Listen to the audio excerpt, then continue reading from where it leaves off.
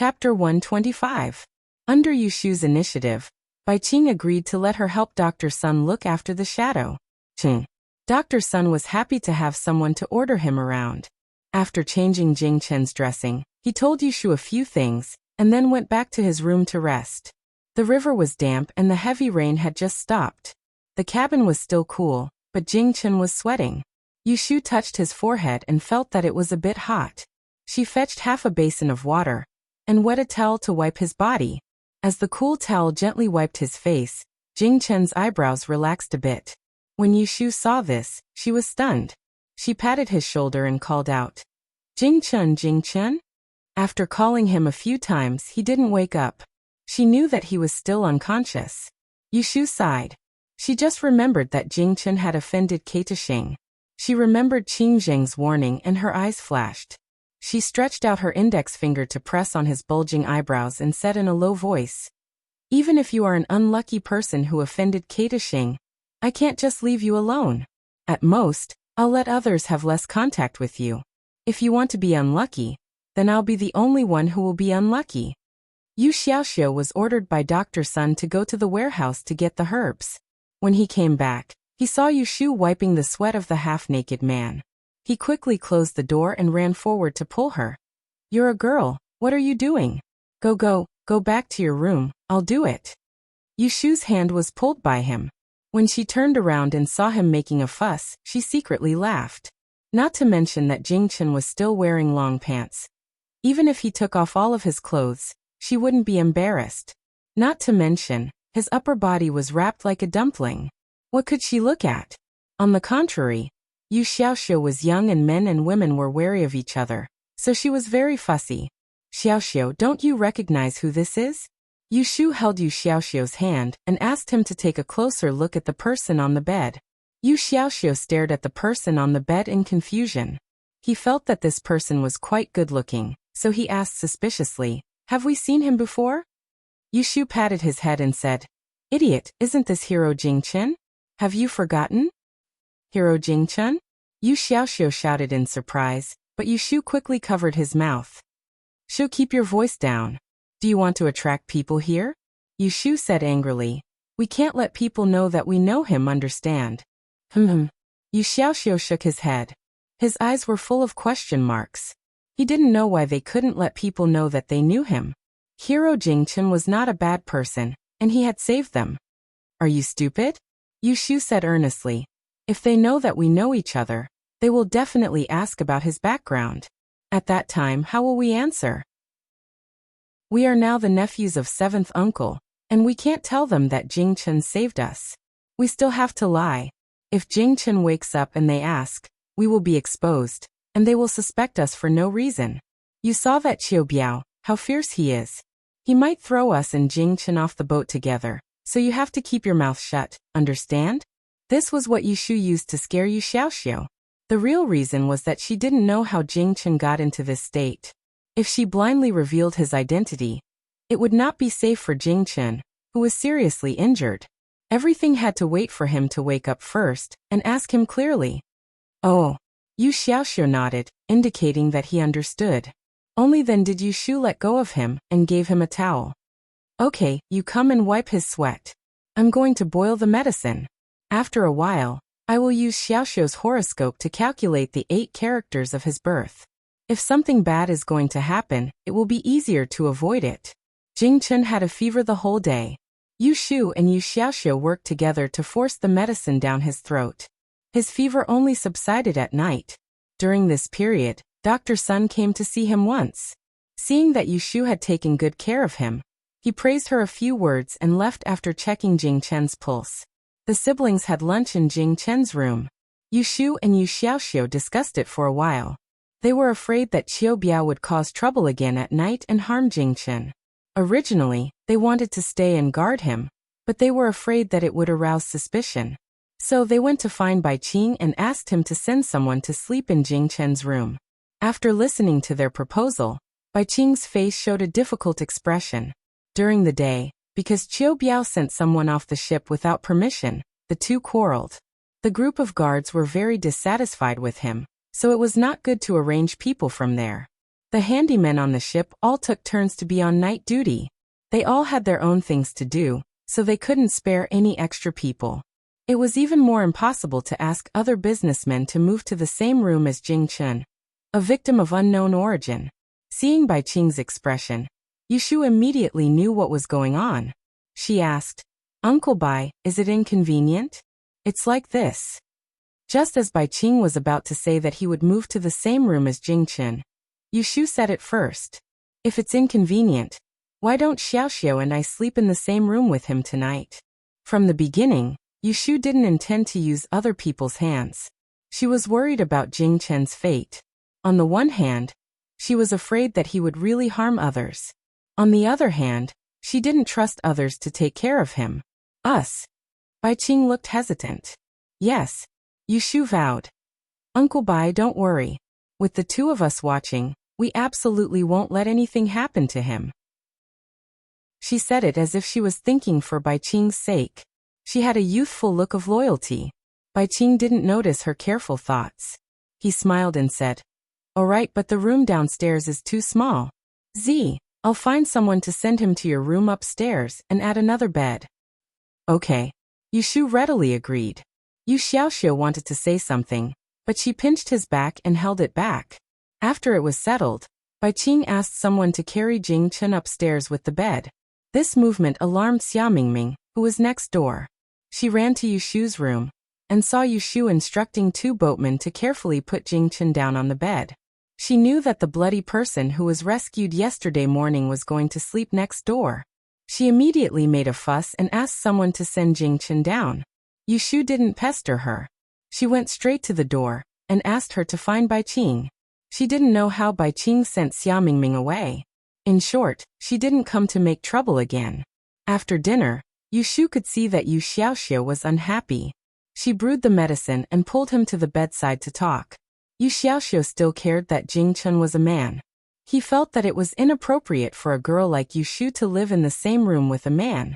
Yushu deliberately used morality to educate him. Only then did Yu Xiaoxiao let go of his grudge and accepted the reality that before Jing Chen's injuries improved, they had to sleep in the same room. Boiling medicine on the ship required a stove. The smell of charcoal smoke was very strong. Yushu placed the stove in the ventilated corridor. She opened the door halfway to let the light from inside the room shine out. She squatted at the door and used a fan to blow air. When Zhao Hui was sick, Dr. He taught her the trick of brewing medicine. Thus, she didn't get smoked. But squatting next to the stove in the summer was another kind of suffering. She hung a wet towel around her neck. When it was warm, she would wipe her sweat. When her feet were numb, she would stand up and stomp. When her back was sore, she would hit it twice. Yu Xiaoxiao finished the math problems that Yushu gave him. He looked up and saw her like this. He hurriedly walked over. "I'll do it. You go in and sit for a while. It's almost done." Yushu waved her hand behind her. She lifted the lid with a cloth and poked it with her chopsticks. When she felt that it was almost done, she asked Yu Xiaoxiao to go in and get a bowl. She slowly poured the medicinal soup out of the small pot. She skimmed off the medicinal dregs and brought it in to feed Jing Chun. It was quite difficult to feed medicine to an unconscious person. Fortunately, they had experience from taking care of Zhao Hui. The siblings helped Jing Chun up from the bed. One opened his mouth and the other filled the bowl. Not a single drop spilled out of the bowl. Jing Chun was fished out of the river yesterday. His bloody clothes had been thrown somewhere. Bai Qing probably found his pants for him. There were no bloodstains. However, there was a sweet and fishy smell in his messy hair. Yushu used a wet towel to wipe his scalp clean. Only then did the smell of blood fade. It was already midnight when they were done. Yu Xiaoxiao was yawning. Yushu urged him to go to bed. She took a pen and paper, sat at the table, lit the oil lamp, and calculated Yu Xiaoxiao's horoscope again. The results made Yushu a little confused. According to Jing Chun and Qing Zheng, anyone who was related to Jing Chun would cause trouble. Now on the whole boat, besides her, Yu Xiaoxiao had the most contact with Jing Chun. However, she used the law of the time of misfortune to calculate that nothing bad would happen to Yu Xiaoxiao in the next half a month. The results of the 6 lines that she gave herself were all empty hexagrams. Could it be that Jing Chun, who was in a coma, would not cause trouble for others? Or could it be that in these 2 months, he had found the person who destroyed his life? Of course, Yushu hoped that it was the latter possibility. That way, she would be able to solve the problem once and for all. However, she always felt that things were not that simple. After thinking about it, she decided to find a way to ask Bai Qing and Dr. Sun about their horoscope tomorrow, so that they would not inadvertently cause trouble for them. After clearing the table, Yushu got up and went to Jing Chen's bedside. She bent down and touched his forehead to confirm that there were no signs of fever. She looked down at his peaceful sleeping face for a while, then brushed away the stray hair on his forehead and said softly, "This time let me protect you." She put down the mosquito net, turned around, walked to the table, and extinguished the oil lamp. The cabin suddenly became dark. The moment the light went out, behind the mosquito net, a pair of lightly closed eyelids moved and quietly opened. Yu Xiaoxiu was already asleep. He was originally sleeping outside, but he probably fell asleep when he was dreaming. Yushu was on the other side of the bed. She lay down on the side of the bed, pulled the thin quilt over her stomach, and closed her eyes. After a long day of tiredness, she soon fell asleep. The wind on the river started to blow, and the cargo ship gently swayed. On the opposite bed, a figure slowly sat up. As he moved, there was a light sound of breathing. He opened the mosquito net, and his slender legs stepped on the ground barefooted under his white pants. He slowly stood up and walked step by step to the other side of the bed. He looked down at Yushu, who was sleeping on the bed. He stretched out his hand and gently brushed aside the hair on the side of her face, revealing a blurry and gentle face in the dark. Yushu was sleeping soundly when she suddenly felt an itch on her face. She thought that a mosquito had sneakily attacked her, so she snorted and frowned. She scratched her face, but she didn't expect to touch a hand. She was startled and immediately woke up. Chapter 126. In the middle of the night, Yushu was startled awake by Jing Chen, who was sitting quietly by her bed. Fortunately, she was mentally strong enough to not scream and wake up everyone on the ship. After the fright, she was happy. Yushu hurriedly sat up and put her legs under the bed. While looking for shoes, she whispered to him, "You're awake. Why did you get up? Go to the bed and lie down." As she said that, she stepped on her shoes and reached out to help him. Jing Chen slowly stood up with her help, but he didn't put all his weight on her. He swayed a little to steady himself, and followed her steps to sit on the opposite bed. Then he was pressed down by her to lie down. Yu Xiaoxiu was snoring and sleeping soundly. There was no sign of him being woken up. Kim Bao was curled up on the side of his pillow. His ears were moving, and his pair of bright eyes were looking at the opposite side. He was gently wagging his tail. Yushu went over to rub the oil lamp and lit it. She brought it back to the bedside and covered Jing Chen with a thin quilt. As soon as she lowered her head, she met his eyes. She had a stomach full of questions waiting for him to answer. When the questions came to her mouth, she asked, "How did you get like this?" Jing Chen's lips slightly opened and moved, but no sound came out. He raised his hand in confusion and touched his neck. He shook his head at Yushu. Looking at his movements, Yushu had a bad premonition. She asked nervously, "Is your throat not feeling well? Can I get you a glass of water?" Jing Chen opened his mouth again, but still no sound came out. Yushu panicked a little. She got up and brought the teapot over. She poured some water for him and helped him up. She fed him the tea and put the cup aside. She stared at him and asked, "How is it? Do you feel better?" Jing Chen's mouth moved, but no sound came out. He shook his head at Yushu, touched his throat, and shook his head again. Yushu would be a fool if she still couldn't understand. Jing Chen didn't have a sore throat, but a mute. She pursed her lips tightly and forced a smile to comfort him. "It's okay. It's probably hurt your throat. I'll ask the doctor to take a look at you at dawn." Jing Chen didn't panic. He just frowned slightly, rubbed his neck, and looked up at Yushu. He reached out and pointed at her, and then at himself, as if he wanted to express something, and he had a questioning look on his face. Yushu thought he was asking why she was here, so she explained softly, "I want to go to the capital, so I found someone I know to go with the caravan. You are now on a cargo ship. Yesterday morning, they fished you out of a small boat in the river. Jing-chun, who hurt you like this? Were they pirates? Enemy? Or did you offend someone on the way? Yushu felt that the possibility of the first two was very small. First, Jing-chun's martial arts weren't bad, so normal pirates couldn't do anything to him. Second, he just left the sect, so what kind of enemy would want his life? When Jing-chun heard her words, he lowered his head and looked at the layers of gauze on his body. He raised his hand to touch the wound on his abdomen, took a light breath, shook his head, and closed his eyes in pain. None of them? Yushu couldn't think of any other possibilities. She turned her head and saw a pen and paper on the table. Her mind moved, and she took it and handed it to Jing-chun. However, she found that his hands were wrapped in gauze, so he couldn't hold the pen. She couldn't help but feel depressed. Seeing him in pain, she could only temporarily suppress her doubts and warmly said, "It's too late. You should sleep first. We'll talk tomorrow." "Oh right, the people on this ship still don't know that we know each other. Do you want to tell them your identity tomorrow?" Hearing this, Jing-chun didn't nod or shake his head. Instead, he opened his mouth, pointed at her again, and patted his chest, doing the same action as before. His eyes were full of doubts. Yushu was confused. "What do you want to say?" Jing-chun looked a little anxious. He reached out and touched Yushu's hand. His index finger that could move gently poked at her finger. Yushu was tickled by his tickling, so she tried to hold back her laughter and dodged twice. However, his other hand held her down, stubbornly trying to push away her bent finger. Yushu seemed to understand what he wanted to do. She opened her palm and saw Jing-chun's index finger pointing at her palm, writing stroke by stroke. She stared at her palm and softly read, "I cannot remember. What anything I can't remember." She was stunned for a moment, and the next moment her eyes widened.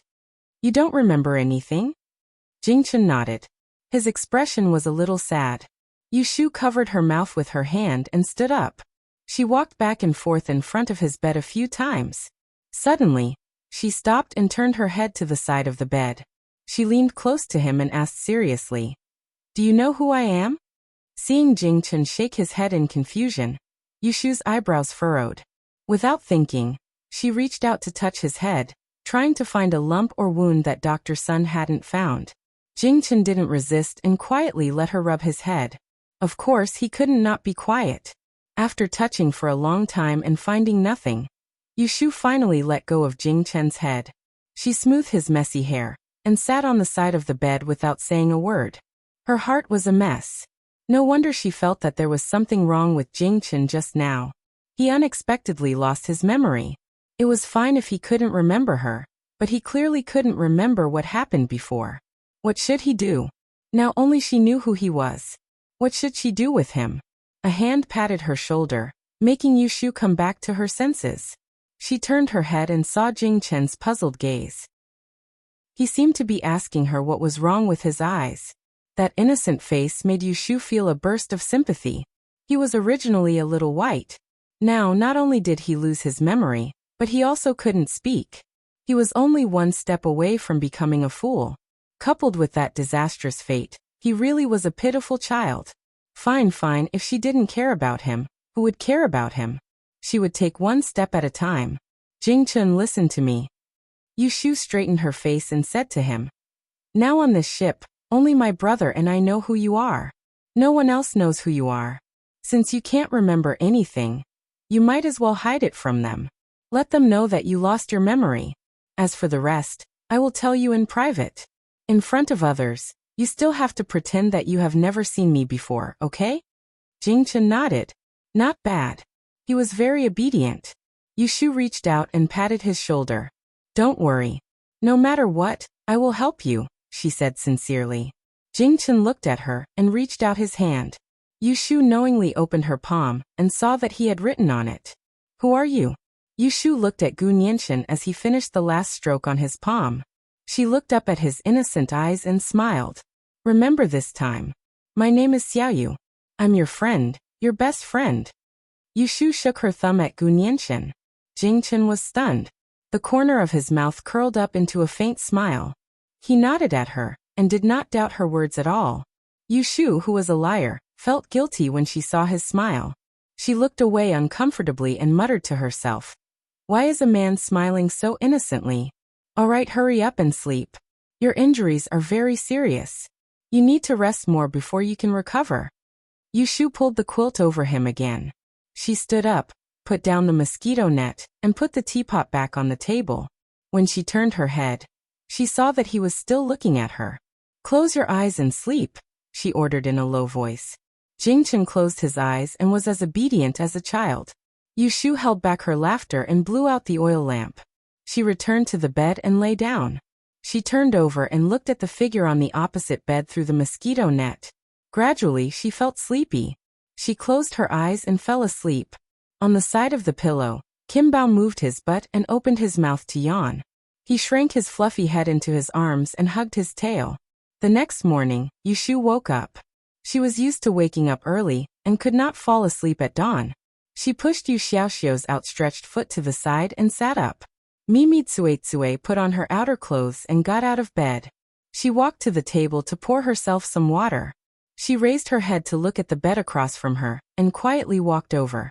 Jingchen was still sleeping. A thin quilt was neatly covering his body. His sleeping posture was so honest that it made people's hair stand on end. It was as if he had not moved all night. Yushu scratched the red patch on her arm that was bitten by a mosquito.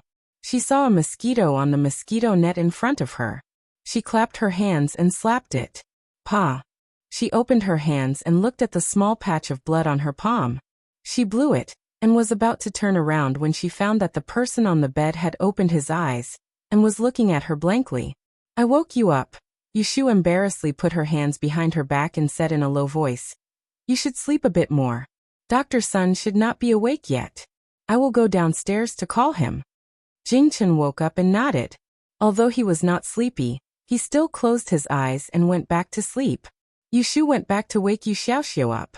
She urged him to put on his clothes and left the room with him. She closed the door and whispered to him in the corridor. She told him about Jingchen's situation, and told him not to expose himself before going downstairs to find Dr. Sunday. When Dr. Sun heard that Jingchen had woken up, he did not wash his face and followed her upstairs. When he found out that Jingchen had lost his memory and could not speak, he carefully examined him. However, he could not find the reason for his loss of memory and voice. Finally, at Yushu's request, he made a prescription for his throat, and had Yu Xiaoxiu take it to the warehouse to get it. When Bai Qing heard the news, he also came over. Jingchen could not speak nor could his hands read. When he asked, he did not know. Bai Qing was dumbfounded. He originally planned to wait for Jingchen to wake up and ask him where his home was. If it was on the way, he would give him a ride. If it was not on the way, he would give him some money and let him go home. Now he did not know how to deal with him.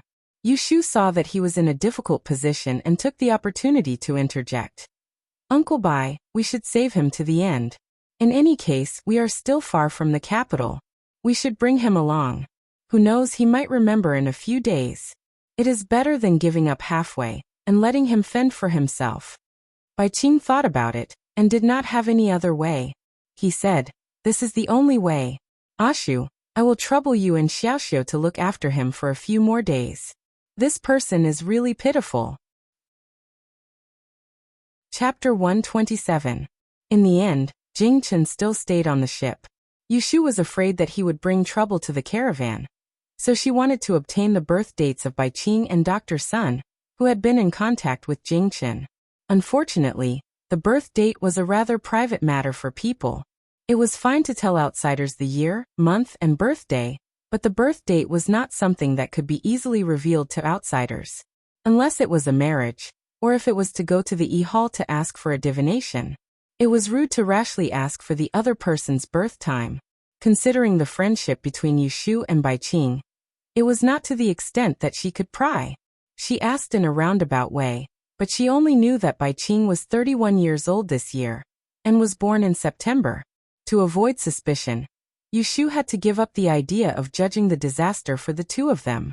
When she concentrated on looking at Yu Xiaoxiu's birth time, she would tell her own divination when she had nothing to do. Anyway, they were all on the same boat, so there should be some signs that something was going to happen.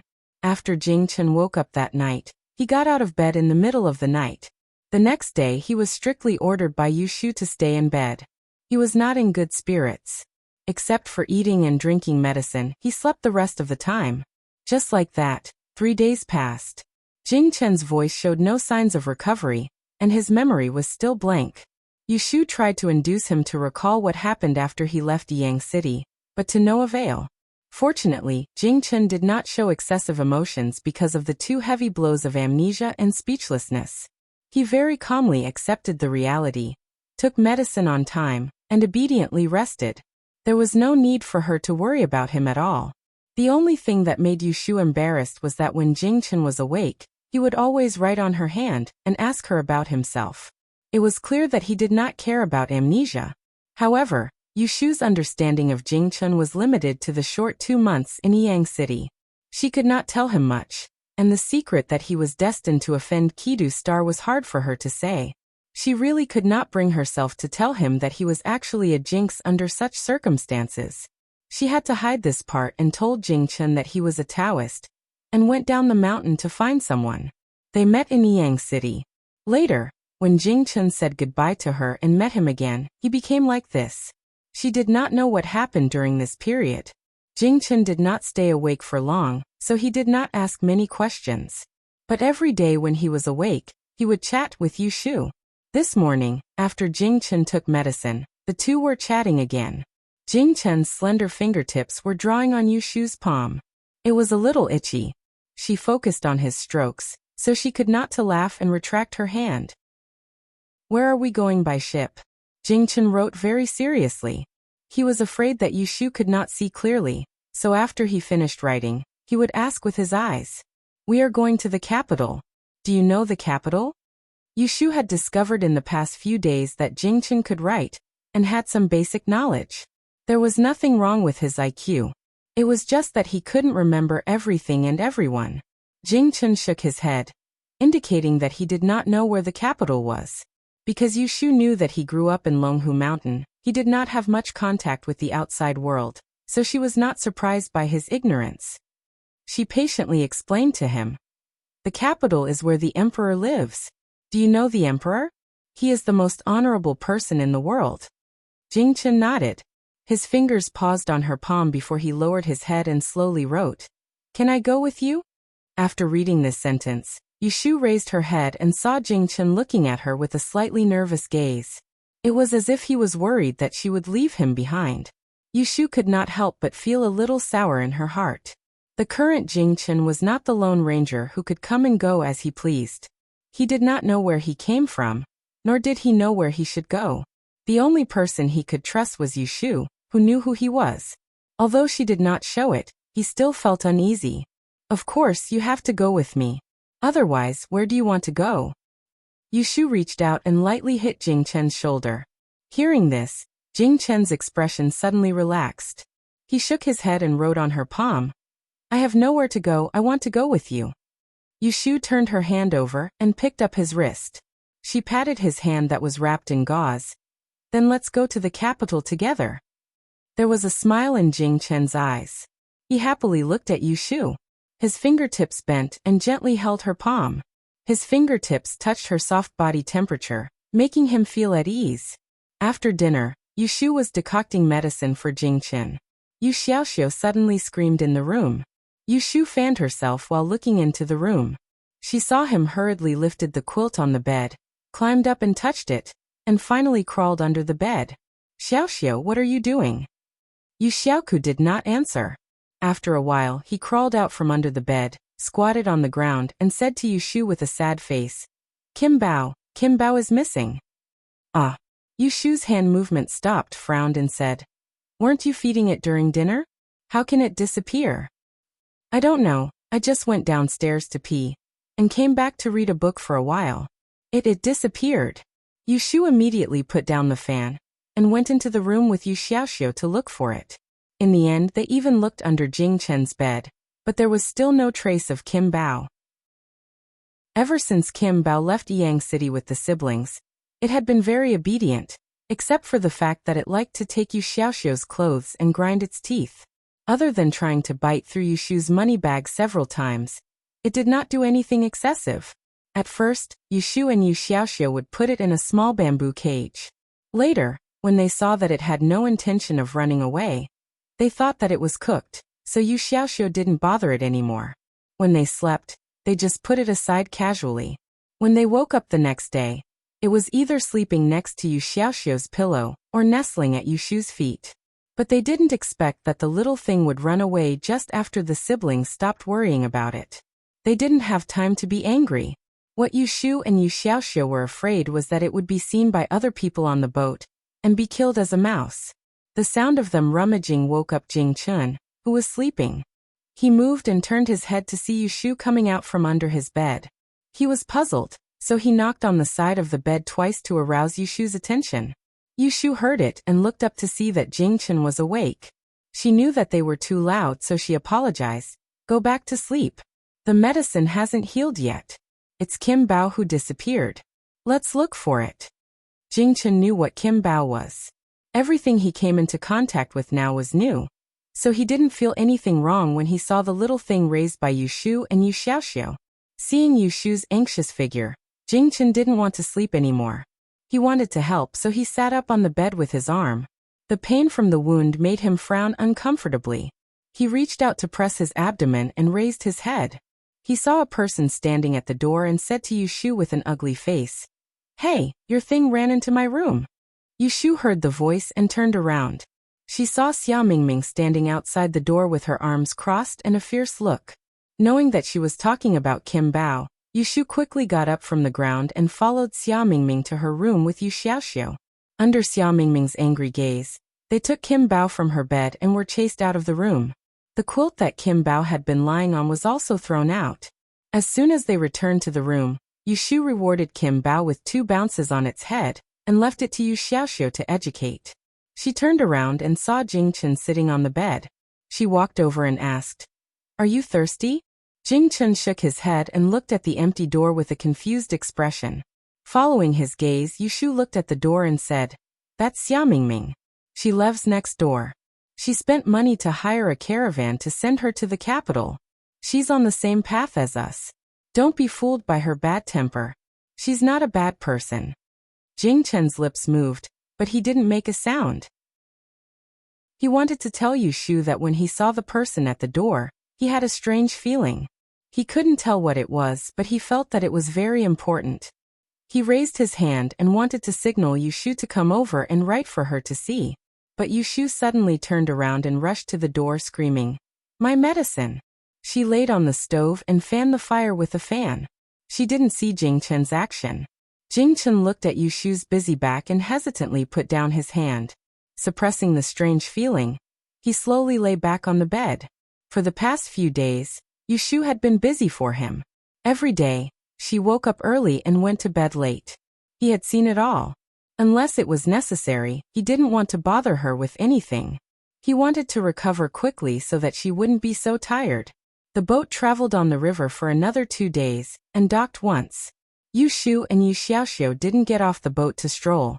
They only asked Bai Qing to bring some fresh fruits back. Jing Chen's wound had scabbed. Dr. Sun allowed him to get off the bed and walk around.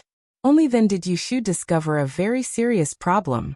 Jing Chen only wore a pair of pants these days. Of course, Jing Chen couldn't wear Yu Xiaoxiu and Yu Shu's clothes. Yu Shu waited for Bai Qing to buy them back on the boat, and then went to borrow clothes from him. Bai Qing readily gave her 2 sets of summer clothes to change into. To change into clean clothes, one must take a bath. These days when Jing Chen was lying on the bed, it was Yu Xiaoxiu who wiped his body. Although his body didn't smell, his hair hadn't been washed once. It was hard for Jing Chen to never say he felt uncomfortable. Yu Shu asked Bai Qing to borrow the wooden bucket for his bath. She spent some money to hire a boatman to carry it upstairs, and had someone boil 2 buckets of hot water to bring up. Jing Chen had Yu Xiaoxiu's sweatshirt draped over him. He obediently sat by the bed and watched as Yu Shu and Yu Xiaoxiu carried buckets of water and poured water into the large wooden bucket. The gauze on his body had just been removed yesterday.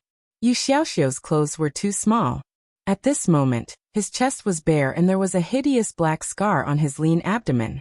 There were 3 more similar wounds on his back that he couldn't see. Yu Shu, who was adjusting the water temperature, raised her head and glanced at him.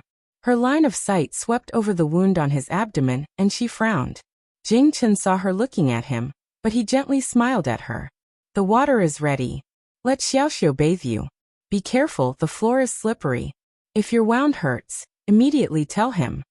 Yushu adjusted the water temperature, wiped her hands and said to Jing Chen. Jing Chen looked at her, then looked at the thin Yu Xiaoxiu.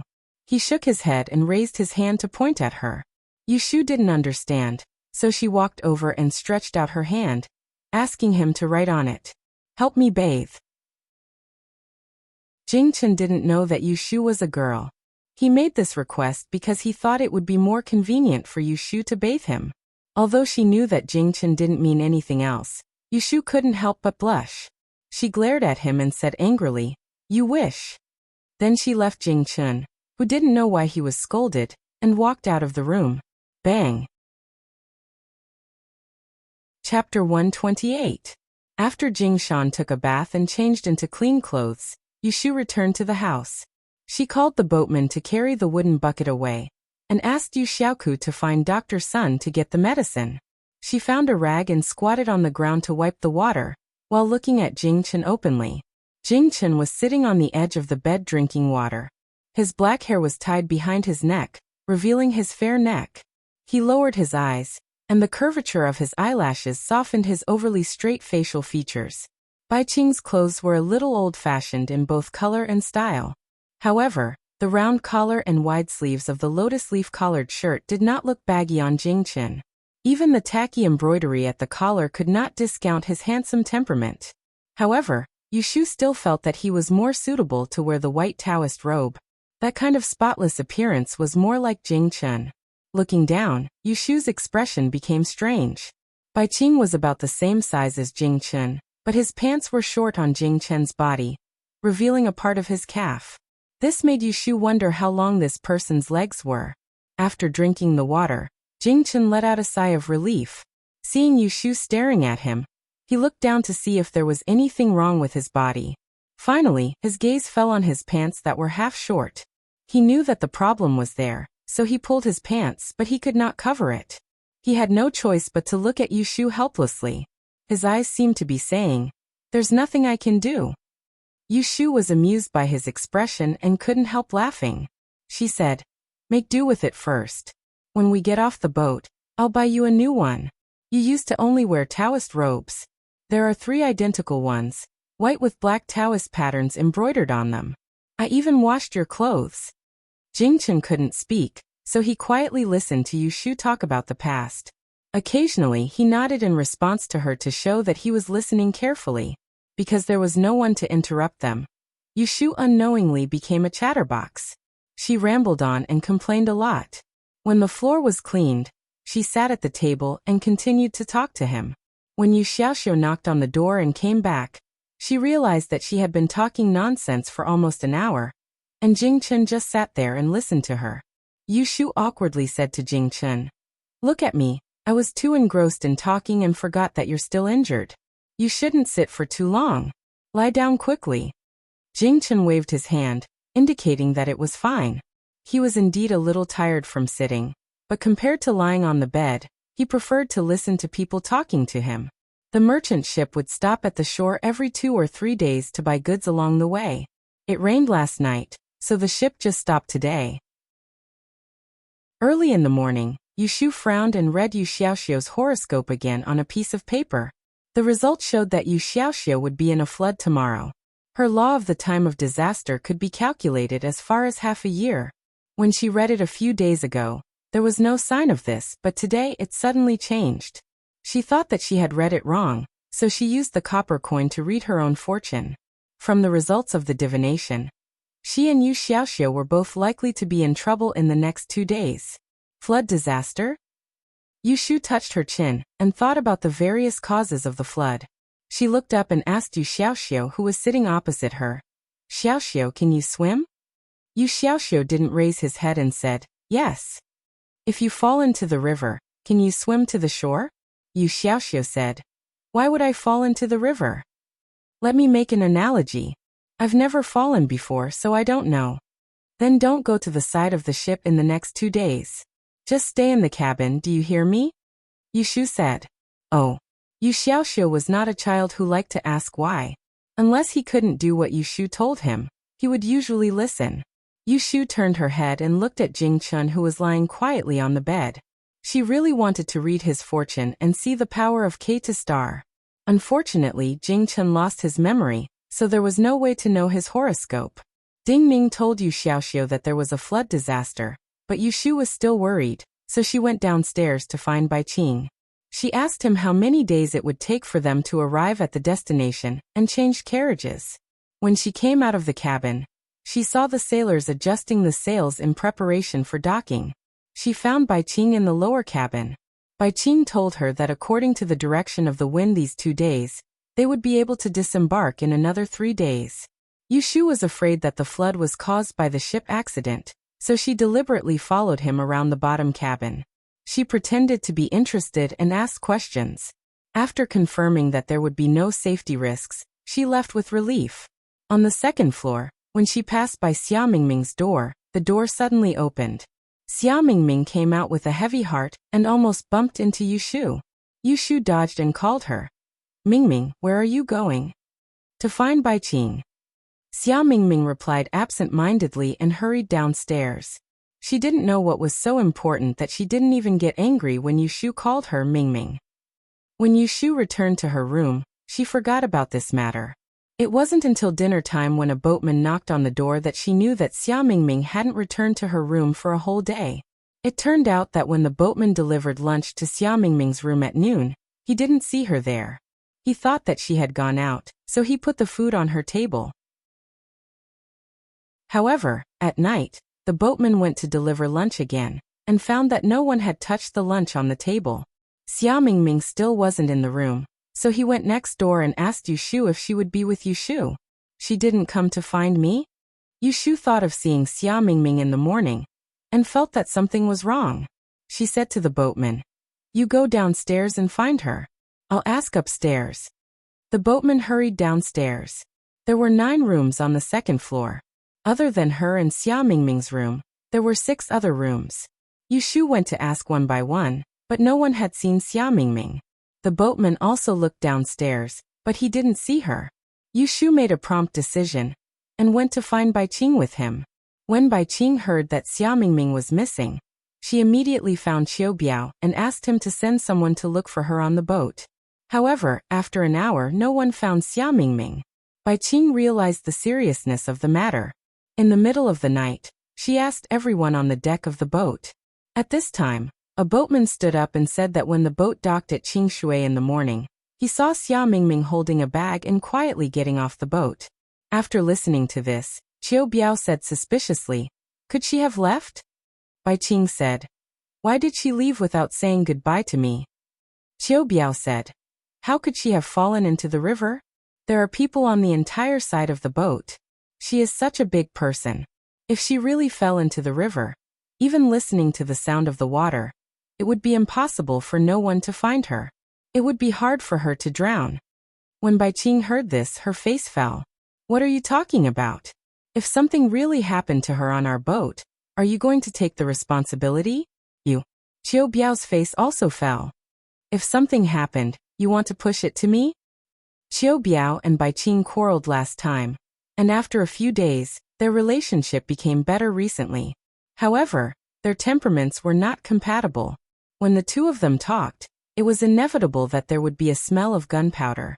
Seeing that they were about to quarrel again, Boss Su quickly came out to be the peacemaker. "All right, both of you, stop talking. Boss Bai is thinking about our Tihan's reputation." But what Ah Biao said makes sense. If someone really fell into the river, it would be impossible for no one to see her. Now that she is missing, she must have left. Didn't someone see her getting off the boat? Qiu Biao said to Bai Qing, "Since Boss Su has said so, why? Do you want something to happen to someone on our boat before you are happy?" Bai Qing did not argue with him. She turned around and asked someone to check Xia Mingming's room. They found that her luggage was also missing. Only then did they confirm that she quietly left when they docked in the morning. Bai Qing dispersed the crowd. Those who should rest rested, and those who should be busy went back to work. Yushu watched from the beginning to the end. She did not mention that she saw Xia Mingming in the morning. She stood alone on the deck for a while. When she saw that the crowd had dispersed, she went to the helm and found the boatman who saw Xia Mingming in the morning. When did young Master Xia leave the boat? The boatman thought for a while and said, after the boat docked for a while. Did she leave before or behind Boss Bai? Yushu knew that every time they arrived at a place, Bai Qing would bring people to disembark and buy some things. Later, the boat didn't stop for long before Boss Bai left early. The boatman looked at Yushu in confusion. Why does young master ask this? Yushu smiled bitterly. I borrowed a tael of silver from young Master Xia. I haven't returned it to him yet. The boatman laughed. Then someone called him to go back to work and he left. Yushu looked at the moonlight that was sinking into the blue waves of the river. She expressionlessly turned around and entered the cabin. As soon as she returned to the room, Yu Xiaoxiu came to welcome her. Jing Chen was also sitting on the bed. You still haven't found her? After being reminded by Yushu several times, Yu Xiaoxiu would only call Yushu's sister when they were alone. She left the boat in the morning. You two should quickly go to sleep. Yushu urged the two to sleep. She sat at the table and poured a cup of water. She held it in her hand and sipped it. Xia Mingming suddenly disappeared. This matter seemed very strange to her. The boatman said that he saw Xia Mingming leave the boat after Bai Qing left. It sounded like Xia Mingming deliberately avoided Bai Qing and left quietly. However, when she saw Xia Mingming in the morning, she clearly said that she was going to find Bai Qing. But looking at Bai Qing, he did not see Xia Mingming in the morning. Looking at the time, when Xia Mingming went to find Bai Qing, she had just seen Bai Qing. The boat had not yet docked. At that time, Bai Qing was still on the boat. Xia Mingming had time to find him. Then why didn't Bai Qing see her? Did Xia Mingming leave without saying goodbye? Or was the boatman lying? Yushu analyzed and felt that the latter was more likely than the former. If the boatman was lying, then his purpose was intriguing. Why would a small boatman lie like this? It did not seem to be beneficial to him, unless someone was instructing him behind the scenes. Thinking of this, Yushu picked up a copper coin from the table with a serious expression. She stared at it, as if she wanted to see something from it. Chapter 129. Because of Xia Mingming's sudden disappearance and the two ominous signs in the morning, Yushu felt uneasy. At night, after Yu Xiaoku and Jing Chen fell asleep, she quietly got up, touched the match on the table, and quietly went out the door. There was a bamboo lantern hanging in the corridor on the second floor. The dim light shone on the place where Yushu left her room. The room she chose was the one in the middle upstairs, and Xia Mingming's room was next to hers. The corridor was very quiet, and the guards who were patrolling at night were all downstairs. Yushu looked outside to make sure there was no one outside, and then she stepped out, closed the door behind her, and walked next door with the help of the wall. She reached out and pushed the door, and with a soft squeak she went next door. The room was dark. Yushu and Yu Xiaoxiu had come to find Kim Bao a few days ago, so she still had some impression of the furnishings in the room. She felt her way to the table, lit the oil lamp on the table, and the room was instantly lit up. She walked around the room with the oil lamp, trying to find some clues, but to her disappointment, the room was very clean. Bai Qing must have asked the boatman to clean the room at night after she confirmed that Xia Mingming had left. The quilt on the bed was neatly folded, and the stool on the table was placed very orderly. There was nothing unusual. She extinguished the oil lamp in disappointment and put it back on the table. She thoughtfully retreated to the door, opened it, and closed it. When she turned around, she bumped into a wall of people. She was so startled that she took a step back and grabbed the door frame in a panic to not fall to the ground. What are you doing here? Yushu looked up and saw Qiu Biao's unfriendly face in front of her. Her mind turned quickly and she giggled. I came out to pee at night, but went to the wrong room. As she said this, she squeezed past him and reached the door of her room in 2 or 3 steps. She looked back at Qiu Biao, and without waiting for him to speak, she shrank back into the room and closed the door with a bang. Qiu Biao frowned as he watched her disappear. He raised his hand to close Xia Mingming's door, and walked to Yushu's room. He stood there for a while, his ears twitching. When he heard that there was no movement in the room, he turned around and went downstairs. On the bed, Yushu watched as the figure outside the door disappeared before she let out a sigh of relief. She covered her nose with her hand and sniffed, recalling the smell she smelled when she bumped into Qiu Biao. After thinking for a moment, her eyes flashed. Qiu Biao's clothes actually had the fragrance of Xia Mingming's powder. The two of them must have been in close contact today. How could a girl like Xia Mingming get so close to a man? Unless it was involuntarily. In this case, Xia Mingming's sudden disappearance made sense. Assuming that the boatman lied and Xia Mingming did not leave without saying goodbye this morning, and did not fall into the river, then there was only one possibility for her disappearance. She was still on the boat and was hidden somewhere. Yushu was very sure that there was something wrong with Qiu Biao. If Xia Mingming was hidden by Qiu Biao, then she must know something. Lying on the bed with her hands behind her head, Yushu frowned. Qiu Biao was the captain of the guards of the caravan. If he had bad intentions, then the people on the boat would be in danger. Maybe the flood mentioned in the divination was this incident. Should she go and discuss it with Bai Qing? No, Bai Qing and Qiu Biao were also a bit impulsive. If she told him now and accidentally caused trouble, then she would beat the grass and alert the snake. Moreover, all of this was just her hypothesis. The probability did not mean that it would definitely happen. It seemed that she still had to find Xia Mingming first. After thinking for a whole night, Yushu woke up early the next morning and woke up Yu Xiaoxiu. She put Kim Bao in a bamboo cage and gave him a few words before leaving. Yushu wanted to find Xia Mingming on the boat. She was afraid that if she made too much noise, it would arouse Qiu Biao's suspicion. So, she used Kim Bao as a cover and searched upstairs and downstairs. If someone asked, she said that her little pet ran away. Just like that, she felt her way from the second floor to the first floor, and wandered around the deck before finally finding the bottom cabin. Yushu met Qiu Biao in the bottom cabin. Qiu Biao had already heard from others that Yushu was looking for something. Seeing her looking around, he did not stop her and asked her. Instead, he gave a look to his men. After a while, Yushu found that no matter where she went, there was someone following her. She sneered in her heart, but on the surface, she pretended not to see it and searched the bottom cabin. Sure enough, she found a suspicious place. In the dark corner of the entrance to the bottom cabin, in an inconspicuous place, there were two round wooden barrels. The height reached Yushu's chest and the lid was sealed. The space inside was enough to fit a person. The reason she was suspicious wasn't because of the barrels themselves, but because as soon as she approached, someone called out to her. That bucket is filled with rancid water. When the boat docks, we have to throw it away. Don't touch it. If your hands get stained, you won't be able to wash it off. Yushu's hand stopped half a foot away from the barrels. She turned her head to look at the guard who had been following her since the beginning, and then looked at the barrels. Her face revealed a look of disgust. When she turned around, she put her hand behind her back. At an angle that the guard couldn't see, she knocked her fingers on the two barrels. From the vibration that came back to her fingers, she immediately found something different. Of the two barrels, one was empty. This discovery immediately made Yushu excited. At this time, the guard suggested that she go to the kitchen to look. She took the opportunity to leave the bottom cabin. Before she left, she didn't forget to glance at the two barrels in the corner to remember which one was empty. After a cursory look around the kitchen, Yushu hurried back upstairs.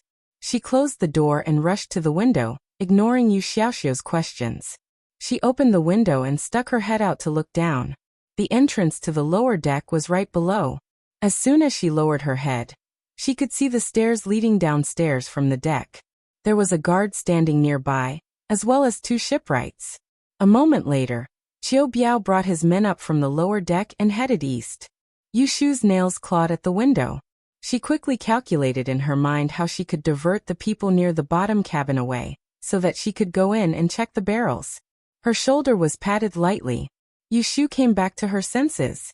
She turned her head and saw Jingchen standing behind her, dressed neatly.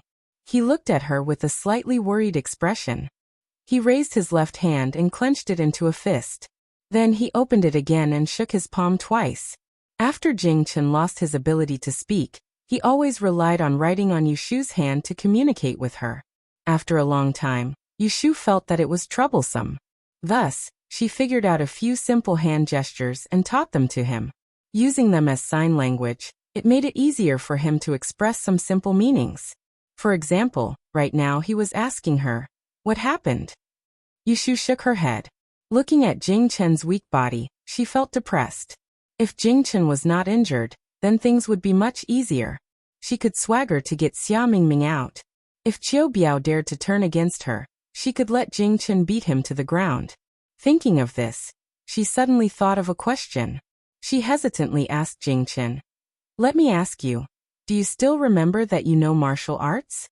Jing Chen tilted his head. His eyes were confused. Yushu understood his expression. Her face fell. Unwilling to give up, she stretched out her hand and gestured. "Martial arts. It's like this. It's used to fight. You were very powerful in the past. You knew Qinggong, you could walk on walls, and you could even use a sword. Do you remember that you have 2 swords?" Jing Chen looked at her expectant eyes. He knew that whether or not he knew martial arts was very important to her. He didn't know why he didn't want to shake his head and tell her that he didn't remember. His lips moved and he lowered his head to avoid her gaze. Seeing this, Yushu understood. Although she was disappointed, she didn't want to see him blaming himself for doing something wrong. She smiled and comforted him. "If you don't remember, then don't remember. You treasure those 2 swords. If you really remember that you lost them, you will definitely be heartbroken. It's better not to remember." Only then did Jing Chen raise his head. Seeing that there was no reproach on her face, the corners of his mouth curled up slightly. He took her hand off his shoulder and wrote in her palm, "I will remember." And, Yu Xiaoxiu was at the side. When he saw Jing Chen holding Yushu's hand, he couldn't stand it anymore. He walked over and forced his way in between them, separating them. He pretended to look outside the window and asked Yushu, "What were you looking at?" Yushu shook her head. She returned to the bed and sat down. After thinking for a long time, she decided to discuss with Bai Qing. Xia Mingming had really been locked in the wooden barrel for a day and a night. If he stayed any longer, she was afraid that his life would be in danger. The most important thing now was to rescue him. "You said that Xia Gongzi is locked in the wooden barrel at the bottom of the cabin?" Bai Qing stood up in astonishment and was about to walk out. "Come, let's go see." Yushu hurriedly pulled him back. "Uncle Bai, wait. I haven't finished speaking. If you go there rashly, won't you alert the enemy?" Alert the butterfly. Yushu was afraid that he would be impulsive, so she simply told him her suspicions about Qiu Biao. "Last night, I saw Captain Qiu. I smelled the fragrance of Xia Gongzi's sachet on him. That's why I suspected him. He must have a reason to lock Xia Gongzi up. I just don't know what he wants." After Bai Qing heard this, he angrily slammed the table. "This Qiu Biao, what is his intention? No, I have to ask him." He was about to walk out again, but Yushu firmly pulled him back. After a lot of persuasion, she made him sit down again. "Uncle Bai, calm down and think about it. If we go to Qiu Biao now, what can we say? If we really fall out with him, he has 20 guards under him. I'm afraid we'll be the ones at a disadvantage. Why don't we first rescue Xia Gongzi and ask him about the situation? He must know some inside information." After listening to her advice, Bai Qing's face darkened. He thought for a moment and said, "How about this? In a moment, I will gather everyone on the ship to the bow. You take the opportunity to go to the bottom of the cabin to rescue him. After you've rescued him, bring him to your room first." "Okay." Yushu readily agreed. Bai Qing stood up and said, "I'll send someone to gather them. You go back to your room first. Come out when you hear something." The 2 of them went out one after another. Yushu went back to her room to wait. After about the time it took to eat a meal, a boatman knocked on the door and said that Boss Bai wanted everyone to go to the bow. He had something to say. After sending the boatman away, Yushu walked to the window and looked down. After seeing that everyone near the bottom of the cabin had left, she quietly led Yu Xiaoxiu downstairs. They went around the back door to the stern, and then from the stern to the bottom of the cabin. They found something to pry open the empty wooden barrel hidden in the corner. Although it was dark, Yushu could still see the figure curled up in the moldy barrel. Chapter 130. Yushu and Yu Xiaoxiu pour Xia Mingming out of the bucket. The sundries in the bucket can be used as a weight. Even if someone touches the bucket, they won't find out that the person inside is gone without opening it. They go back to the second floor. Jing Chun is sitting on the edge of the bed, holding the bamboo cage that Yushu threw to him before leaving. Looking at Kim Bao inside, he grits his teeth. Seeing them carrying a person in, he stands up in surprise. Jing Chun closed the door. Yushu is sweating. Although Xia Mingming is not heavy, it is hard to carry a living person who weighs 70 or 80 kilograms upstairs. Jing Chun puts the bamboo cage on the bed and obediently goes to close the door. Yushu and Yu Xiaoxiu put the smelly Xia Mingming on the bed. They turn their heads and take a few deep breaths before they feel better. Yushu bends down to pull the cloth off Xia Mingming's mouth.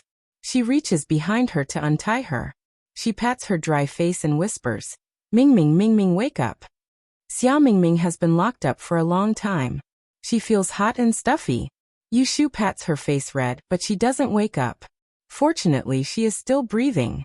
Unable to wake her up, Yushu wrings a wet towel and wipes the dirt on her face so that she can breathe more easily. When she is about to untie her clothes, she looks up and sees Yu Xiaoxiu and Jing Chun staring at her. She says with a straight face, "Turn around. Turn your head away." Yu Xiaoxiu turns around without hesitation. Jing Chun looks at Yushu with confusion and gestures. "What's wrong?" Looking at his innocent face, Yushu explains patiently, "This is a girl, and you are a man. A girl's body can't be seen by a man. I'm going to take off her clothes. You can't see it." Jing Chun looks at her as if he understands. Yushu's face darkened. "You have to marry her after seeing her." Seeing that she was angry, Jing Chun tactfully turned around and did not question her any further. After a while he realized that something was amiss. Why could Xiaoyu watch if they could not? Wasn't Xiaoyu a man like them? Yushu unbuttoned Xia Mingming's shirt, leaving only the undergarment for her to breathe in. She grabbed the fan at the head of the bed and fanned Xia Mingming with all her might, calling her name incessantly. After a while, Xia Mingming's eyelids moved and slowly opened. When Yushu saw that she was awake, she fanned even harder and asked, "Mingming, how are you? Do you recognize who I am?" Yuyuoshu. When Xia Mingming saw the moving faces in front of him, he knew that he was saved. Tears rolled down his cheeks as he raised his trembling hands and grabbed onto Yushu's sleeves tightly. "Yes, it's me. Don't cry, it's okay. You're safe now." Yushu saw that Xia Mingming recognized him and reached out to wipe away her tears. "Did Qiu Biao lock you in the wooden barrel?" "Qiu. Xia Mingming nodded with great effort. Her throat was so hoarse that she could barely make a sound. Yushu quickly poured a glass of water and helped her sit up. She then fed her a few mouthfuls of water. "Why did he lock you up? Do you know anything?" After drinking the water, Xia Mingming could speak again. She leaned in Yushu's arms and said weakly, I know the art of disguise. Yesterday morning, I predicted that the cargo ship would be hijacked tonight. Many people would die, so I went to find Bai Qing. I wanted him to be prepared in advance. I met Qiu Biao downstairs, so I reminded him first. He said that he would bring me to see Bai Qing. He brought me to a place where no one was around and knocked me out." She finished her story intermittently. Yushu's mood was a little complicated. As she expected, Qiu Biao hid Xia Mingming. The boatman must have been instructed by him to lie about seeing Xia Mingming get off the ship. The reason why Qiu Biao did this must be because he was guilty. The hijacking that Xia Mingming predicted must have something to do with him. In other words, Qiu Biao was a traitor. But Xia Mingming not only knew the art of disguise, but also could predict in detail that the cargo ship would be hijacked tonight. Wasn't this too amazing? One must know that her law of time of calamity only predicted that Yu Xiaoxiu would be in a flood today. It was definitely not as accurate as Xia Mingming's prediction. What kind of calculation did she use? How did you predict it? Yushu could not help but ask an off-topic question. She was actually a little shocked that she had encountered a disguise technique that was even more powerful than her law of time of calamity. Xia Mingming looked hesitant, not knowing how to answer. Seeing her troubled expression, Yushu immediately knew that she had asked a stupid question. Powerful disguise techniques were usually not leaked. If it was anyone else who asked her about the law of time of calamity, she would definitely not tell them. Now was not the time to think about this. Since she knew that Qiu Biao was a traitor, she had to think of a way to subdue him and avoid this flood. Xia Mingming saw Yushu's expression change back and forth. Thinking that she did not believe her words, she anxiously grabbed her and said, "What I said is true. This cargo ship will be hijacked tonight, and people will die. That Qiu Biao is not a good person. He must be in cahoots with the pirates. Believe me, I really predicted it." Seeing that she was agitated, Yushu comforted her. "And I believe you. Don't talk for now. Rest for a while. Come, drink another cup of water." Yushu poured another cup of water and slowly fed it to her. Her mind was filled with thoughts of how to avoid this disaster. She did not notice that Xia Mingming's gaze, other than gratitude, also had a strange look on her face. Putting down the cup of water, Yushu helped her lie down. Xia Mingming looked down and saw that her upper body was only left with a thin chest wrap. Her face instantly flushed red, and she raised her hand to cover her chest. When Yushu saw this, she was afraid that this little girl would misunderstand that she was taking advantage of her. She quickly pulled the blanket over her and explained, "Don't misunderstand. I only took off your clothes to let you breathe. You have been stuck in the wooden tub for too long. If I don't do this, I'm afraid something will happen to you." Xia Mingming did not fall out with Yushu. She bit her lips. Her face, which had been wiped clean by Yushu, was now as red as a rose. You know. Know what? Oh. Yushu froze for a moment.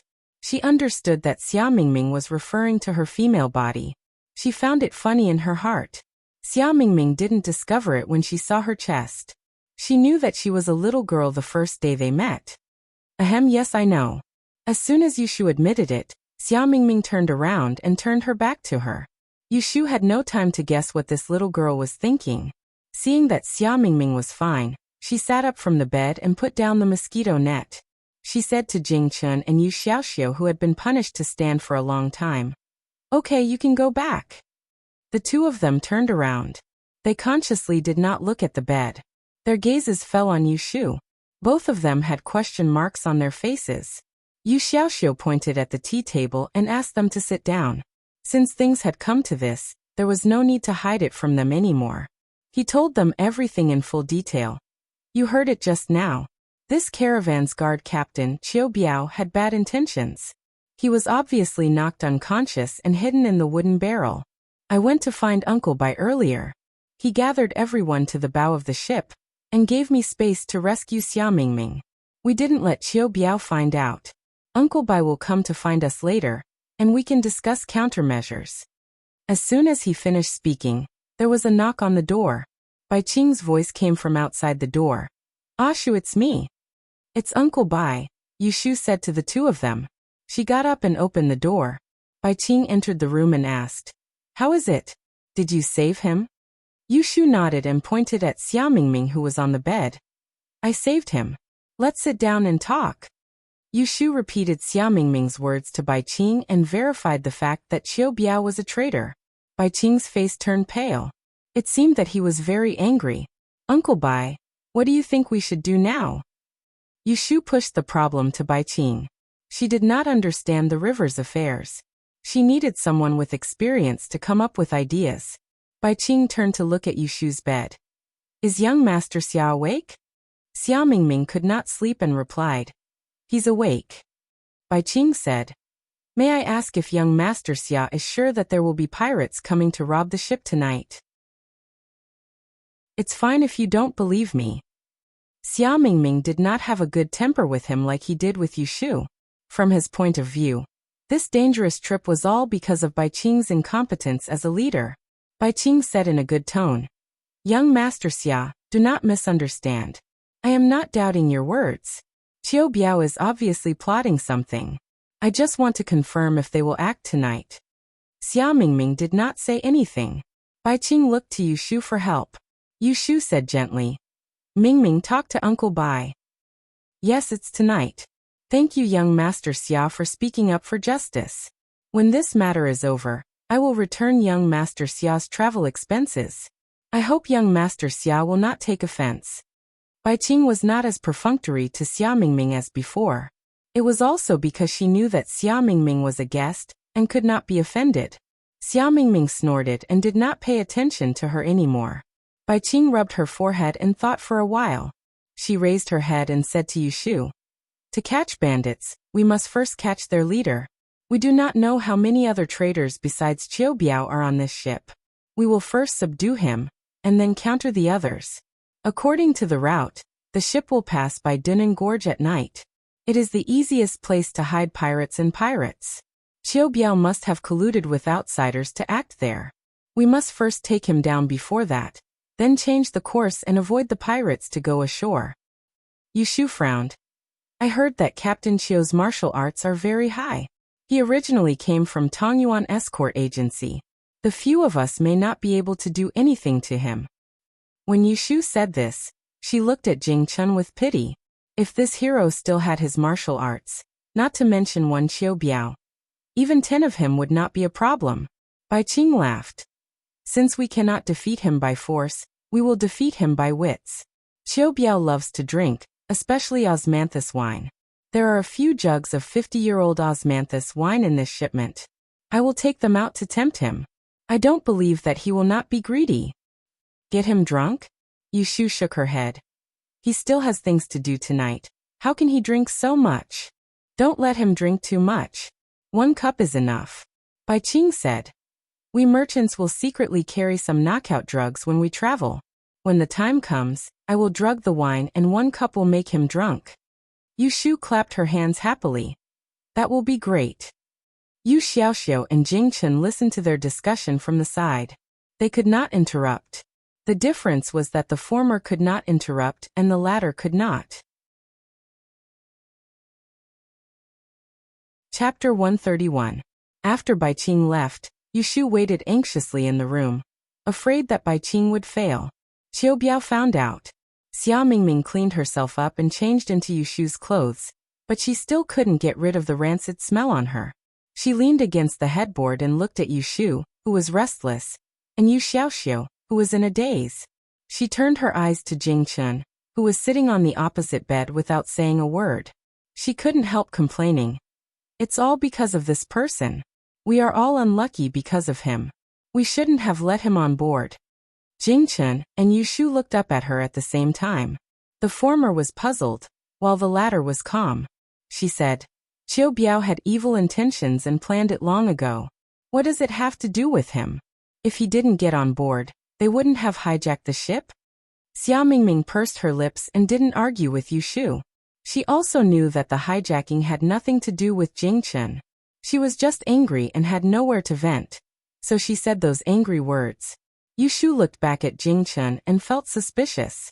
She had predicted that she and Yu Xiaoxiu would be in trouble, and she thought that Jing Chun was the cause of the disaster. But now it seemed that the hijacking had nothing to do with Jing Chun, the bane in terms of time. In this case, Jing Chun had been with them for so many days, but nothing bad happened to them.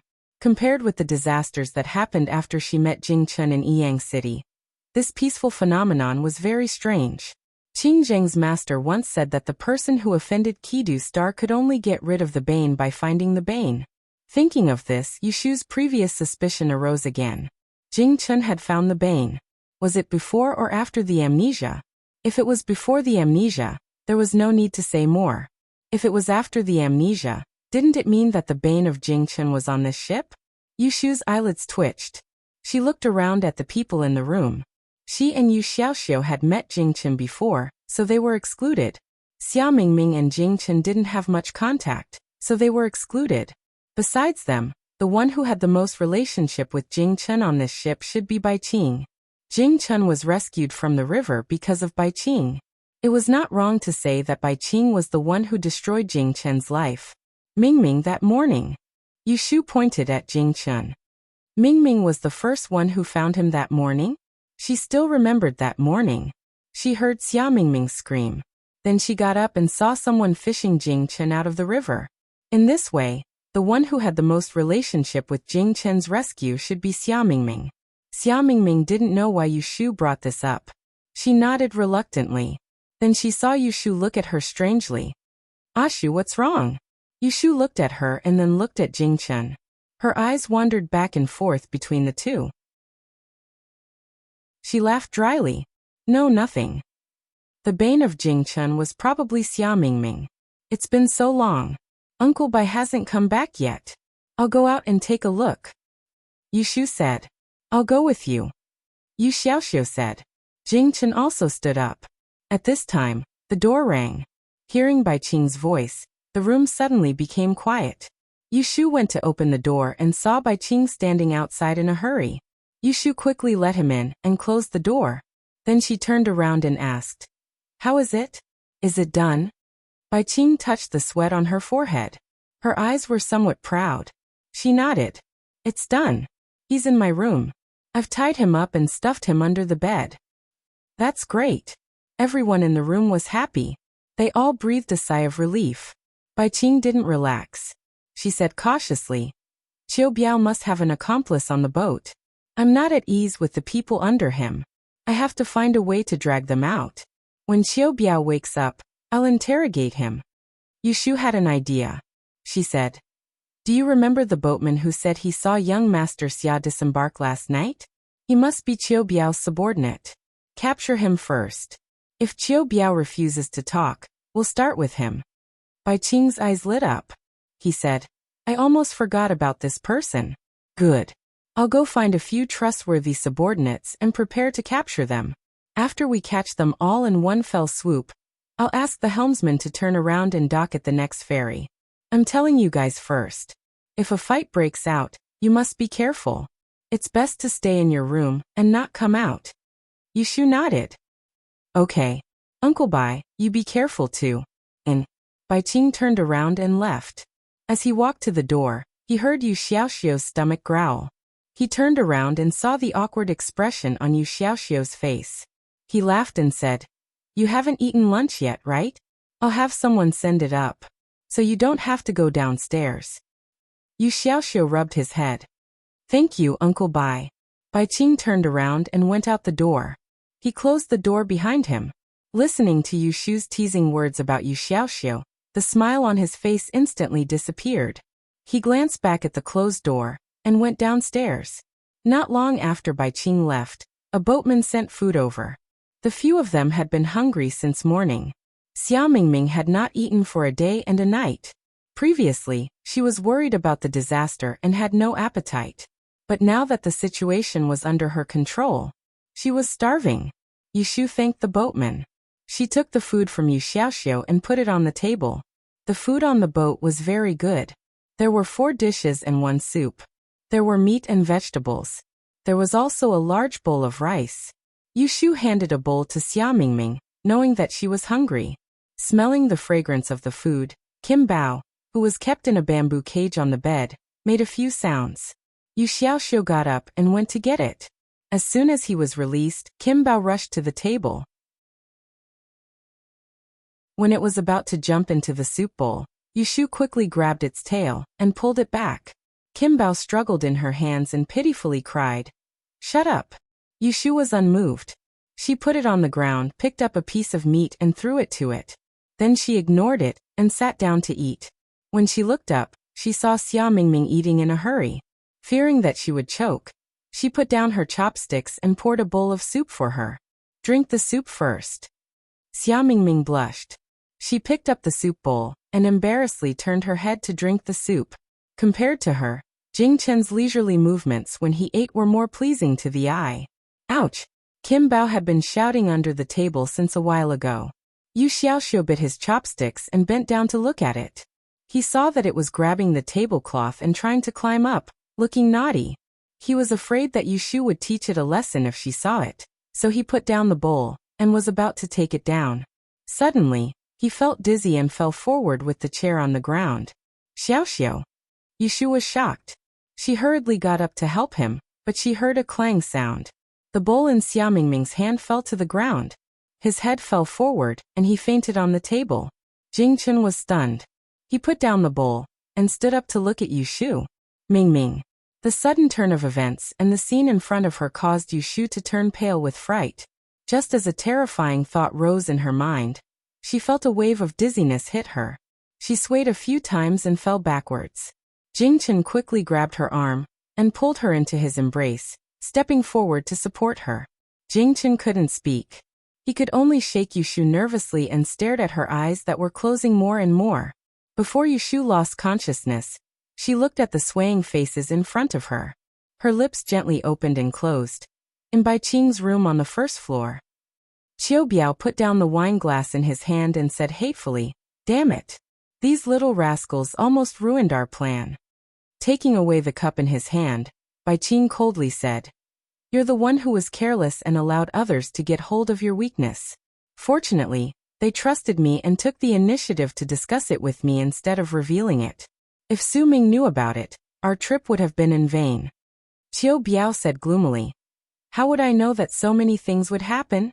First, someone predicted that we were going to rob the ship, and then someone came to catch the thief. If you ask me, you shouldn't have let them follow us. Otherwise there wouldn't be so much trouble." Bai Qing said, "Letting them follow us was a show for Su Ming. Otherwise, why would he be at ease to smuggle the goods in? The more idlers there are, the safer our caravan is. That batch of goods is more than half of Su Ming's wealth. This is a rare opportunity, we can't miss it." As he spoke, he looked at Qiu Biao resentfully. "I saved that person from the river, so that he would be the scapegoat in the end so that we could return cleanly and not arouse suspicion. Who knew that you would throw him off the boat behind my back? Biao, we have known each other for so many years. When can you use your brain?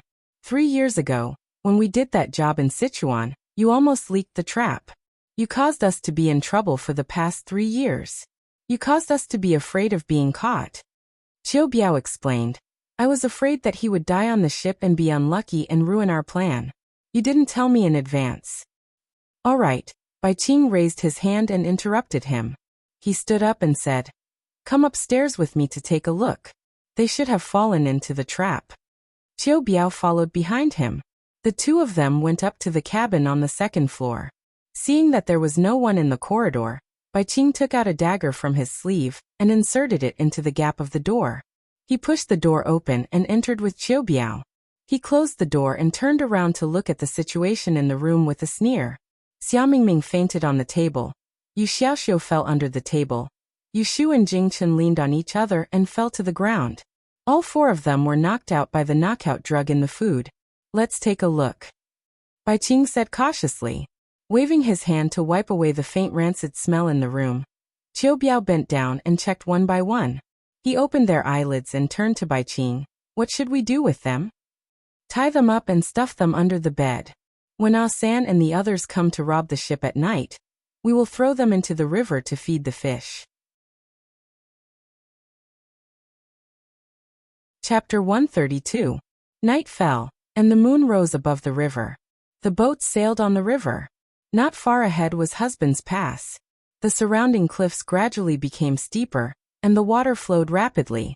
The helmsman at the bow focused all his attention on the gorge in front of him. It was easy for the boat to deviate at night. The gorge was steep, and the current was even faster. It was common for the boat to accidentally brush against the cliffs. Carefully sailing into the gorge, there was a turn in front of them. The wind grew louder, and the boatmen working on the deck all grabbed onto the mast and ropes. A few experienced boatmen even took the opportunity to chat, talking about what they saw when they crossed the river. At that moment, there was a sudden whistle from the bow.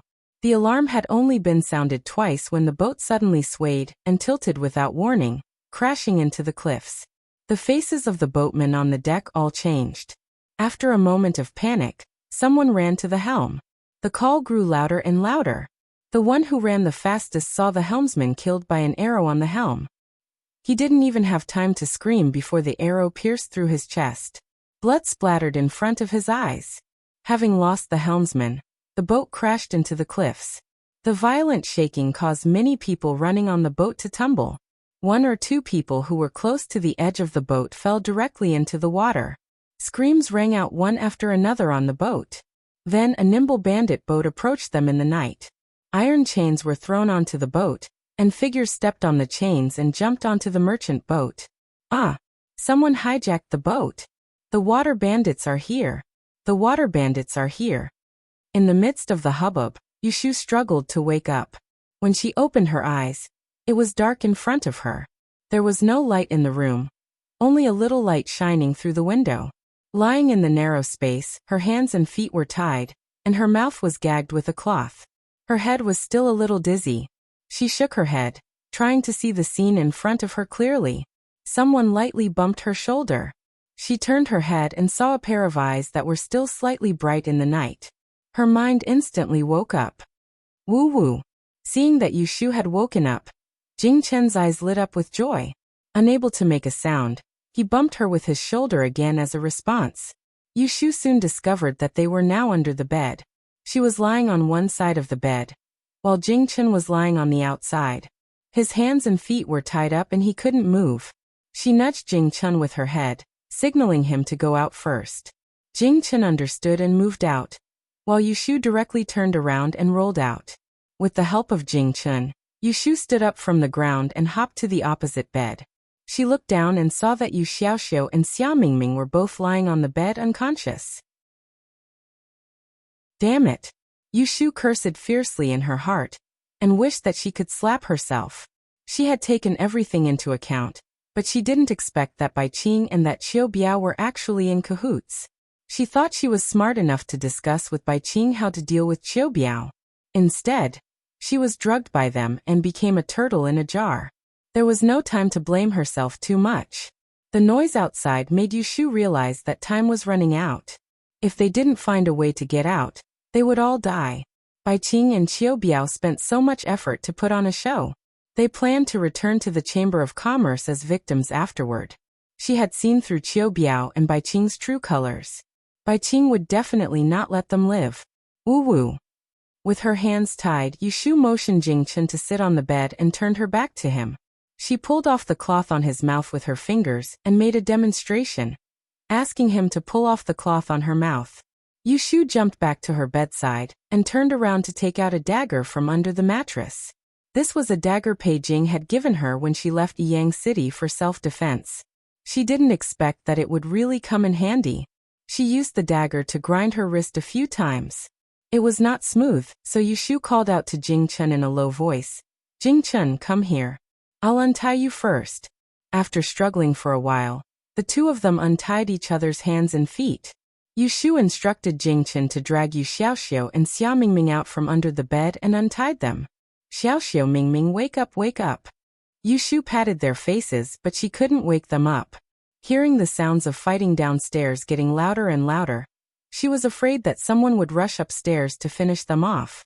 She was burning with anxiety and thought of the plot she had seen on television before. She grabbed the kettle on the table and poured water on their faces. Cough, cough. This method worked. Xia Mingming and Yu Xiaoxiu woke up one after another. Yushu didn't have time to comfort them and hurriedly said, "Wake up, the hijackers are coming. We have to run." As she spoke, she crept back to the bed and stuffed the important items into a waterproof leather bag. She fastened the bag and hung it around her neck. She grabbed the ancient sword under the pillow and pulled off the cloth wrapping it, revealing the sword. It didn't matter if it was sharp or not, it was still a weapon. After quickly packing up, Yushu rushed to the window and opened it. She looked down and was immediately shocked. Under the moonlight, she saw shadows of people moving around, swords and sabers gleaming. Corpses of the shipwrights were strewn across the deck. The sound of sharp weapons piercing into flesh resounded, and the river wind carried the stench of blood into her face. Suppressing the acid in her stomach, Yushu turned around and stuffed the dagger into Jing Chen's hand. She nudged the still stunned Xia Mingming and pulled Yu Xiaoxiu tightly. She urged them, "Jing Chen, look after Mingming and follow me closely." Yushu walked to the door and gently opened it a crack. She looked outside and heard people screaming and running in the corridor. The lights had long been out, so she couldn't see who was who. Chirp, chirp. An ear-piercing chirp awakened Yu Xiaoxiu's attention. He looked down and found Goldie, who had unknowingly run to the edge of his trousers. He quickly bent down to pick it up and stuffed it into his clothes. "Let's go." Yushu dragged Yu Xiaoxiu out and ran in the direction of the rear cabin. When she was looking for Xia Mingming on the bed yesterday, she had checked the inside and outside of the merchant ship. Aside from the cargo room, she was very clear about the structure of the ship. There was a window in the rear cabin, and they could jump to the roof of the first floor. It wasn't too high from the deck, and it was much safer than taking the stairs. The four of them ran to the end of the corridor and found the window. Yushu opened the window and looked down. Seeing that there was no one below, she jumped down first. This floor wasn't high, and the four of them successfully jumped out. Further down was the deck. From Yushu's estimation, this floor was about 2 meters high. She grabbed the sword in her hand and jumped down first. When she landed, her entire calf was numb. She rubbed her ankle and stood up. She looked up at the 3 people on the roof and said, "All of you jump down quick." Yu Xiaoxiu and Jing Chen jumped down without saying a word. However, Xia Mingming stood on the roof and didn't dare to move. Jing Chen landed firmly on the ground. Yushu pulled Yu Xiaoxiu up. Seeing her dawdling and hearing the sounds of fighting coming closer, she anxiously reached out to her and coaxed. "Mingming, quickly jump down. Don't be afraid, I'll catch you." Xia Mingming made up her mind. She squeezed her eyes and jumped down. Yushu reached out to catch her, but she was knocked back by Xia Mingming. She didn't fall down because of Jing Chen's support. Xia Mingming leaned against Yushu's chest and felt soft. She raised her head and looked at Yushu's calm face under the moonlight. She was embarrassed and didn't notice that Yushu's chest was pushed away by Yushu. "There are people over there." A shout was heard. Yushu heard footsteps on the deck. She turned around and saw 2 figures running towards the stern of the ship. They even cut down 2 boatmen on the way. Ah! Xia Mingming also saw the blood and screamed. She trembled and hugged Yushu's arm, hiding behind her. Yushu didn't have the time to comfort her. She quickly looked around and pushed her with one hand and grabbed Yu Xiaoxiu with the other. They ran towards the stern of the ship. Jing Chen followed closely behind them, occasionally turning his head to look at the people chasing them. "Ah-san, kill them. Don't let them get away." An angry roar came from the window on the second floor. Yushu rushed to the stern of the ship and took advantage of the chaos to look back. She saw a figure lying on the window of the rear cabin where they had jumped down from. That voice was a little familiar. It was Bai Qing. Yushu's eyes flashed, and her expression changed drastically. She saw a pirate wielding a longsword and emitting a bloody aura rushing towards them. He came with a menacing aura. Just a dozen steps away, he raised his hand and cut off the head of a shipwright who was lying on the ground. Blood splattered everywhere. "Jump down! Swim to the shore!" Yushu shouted. She pushed the pale-faced Yu Xiaoxiu to the edge of the ship and pushed him down. Plop! Yu Xiaoxiu fell into the river, splashing water all over the surface of the pill layer. Xia Mingming's legs went soft. She flipped twice but couldn't get over. She sat on the ground. Yushu climbed halfway and was about to jump down when she saw Xia Mingming sit down. Hesitation flashed in her eyes. She gritted her teeth and pulled back her legs. She pulled Xia Mingming up from the ground and slapped her face. "Jump down if you don't want to die. Swim to the shore for me." Bang bang. Xia Mingming woke up a little from the slap. She bit her lips and climbed back to the edge of the ship. She was pushed down by Yushu by the leg. There was another splash. At this time, Yushu didn't even dare to turn her head. She was afraid that if she turned her head, her neck would be chopped off. She heard footsteps behind her. The smell of blood in the air thickened. A strong sense of danger assaulted her. The cold wind blew past her ears. She instinctively shrunk her neck and rolled to the side. She bumped into Jing Chen, and the 2 of them rolled into a ball. Jing Chen subconsciously reached out to protect Yushu's head. The 2 of them rolled twice before stopping. Yushu happened to be under his body. When she opened her eyes, she saw a shining longsword on Jing Chen's shoulder. It was stabbing towards Jing Chen's back. This one move would pierce through the 2 of them. Her heart stopped for a moment. Her eyes widened in horror. Her throat rolled and she shouted 2 words. "Dust storm." His ears twitched. Jing Chen, who was lying on top of Yushu, instantly tightened his muscles. His pupils contracted. He clenched his fingers and tightly grabbed Yushu's wrist that was holding the sword. As fast as lightning, his arm bent at an extremely twisted angle. Ding! Bang! The sound of blades colliding was ear-piercing. Yushu widened her eyes and stared at the top of her head in a trance. Jing Chen's hand, which was tightly grasped by Jing Chen, was holding up the prehistoric sword covered in green embroidery and firmly holding the sword that was dripping with blood above her head. Bang! Chapter 133. Clang clang. The weapons clashed, and the sound of weapons clashing echoed in Yushu's ears. In the next moment she felt her wrist, which was being held by Jing Chen, heat up. With a violent jolt, she saw that the fiendish pirate leader was jolted away by an invisible force. The long sword in his hand fell from his hand, and his entire body fell miserably. A San, Bai Qing, who was at the rear window, saw the scene and his expression changed. Jing Chen held Yushu and rolled twice on the ground, crashing into the wall of the ship. This time, it was Yushu who was lying on top of him. She crawled up in shock and knelt on the ground. Turning her head to look at the unconscious pirate on the ground, she turned back to grab Jing Chen with joy and said, "You remember? That's great. If Jing Chen's martial arts recovered, then what did they have to be afraid of?" Jing Chen propped his upper body up and sat up, holding Yushu's hand. Raising his head, half his face was covered by his hair that had been blown about by the wind. His dark pupils reflected Yushu's safe and sound figure, and the sharpness in his eyes disappeared in an instant. Then he became docile again. He shook his head at Yushu, and his lips moved. Dark red blood flowed out from the corner of his mouth. Seeing this, Yushu's heart sank. The joy of escaping from death was instantly washed away.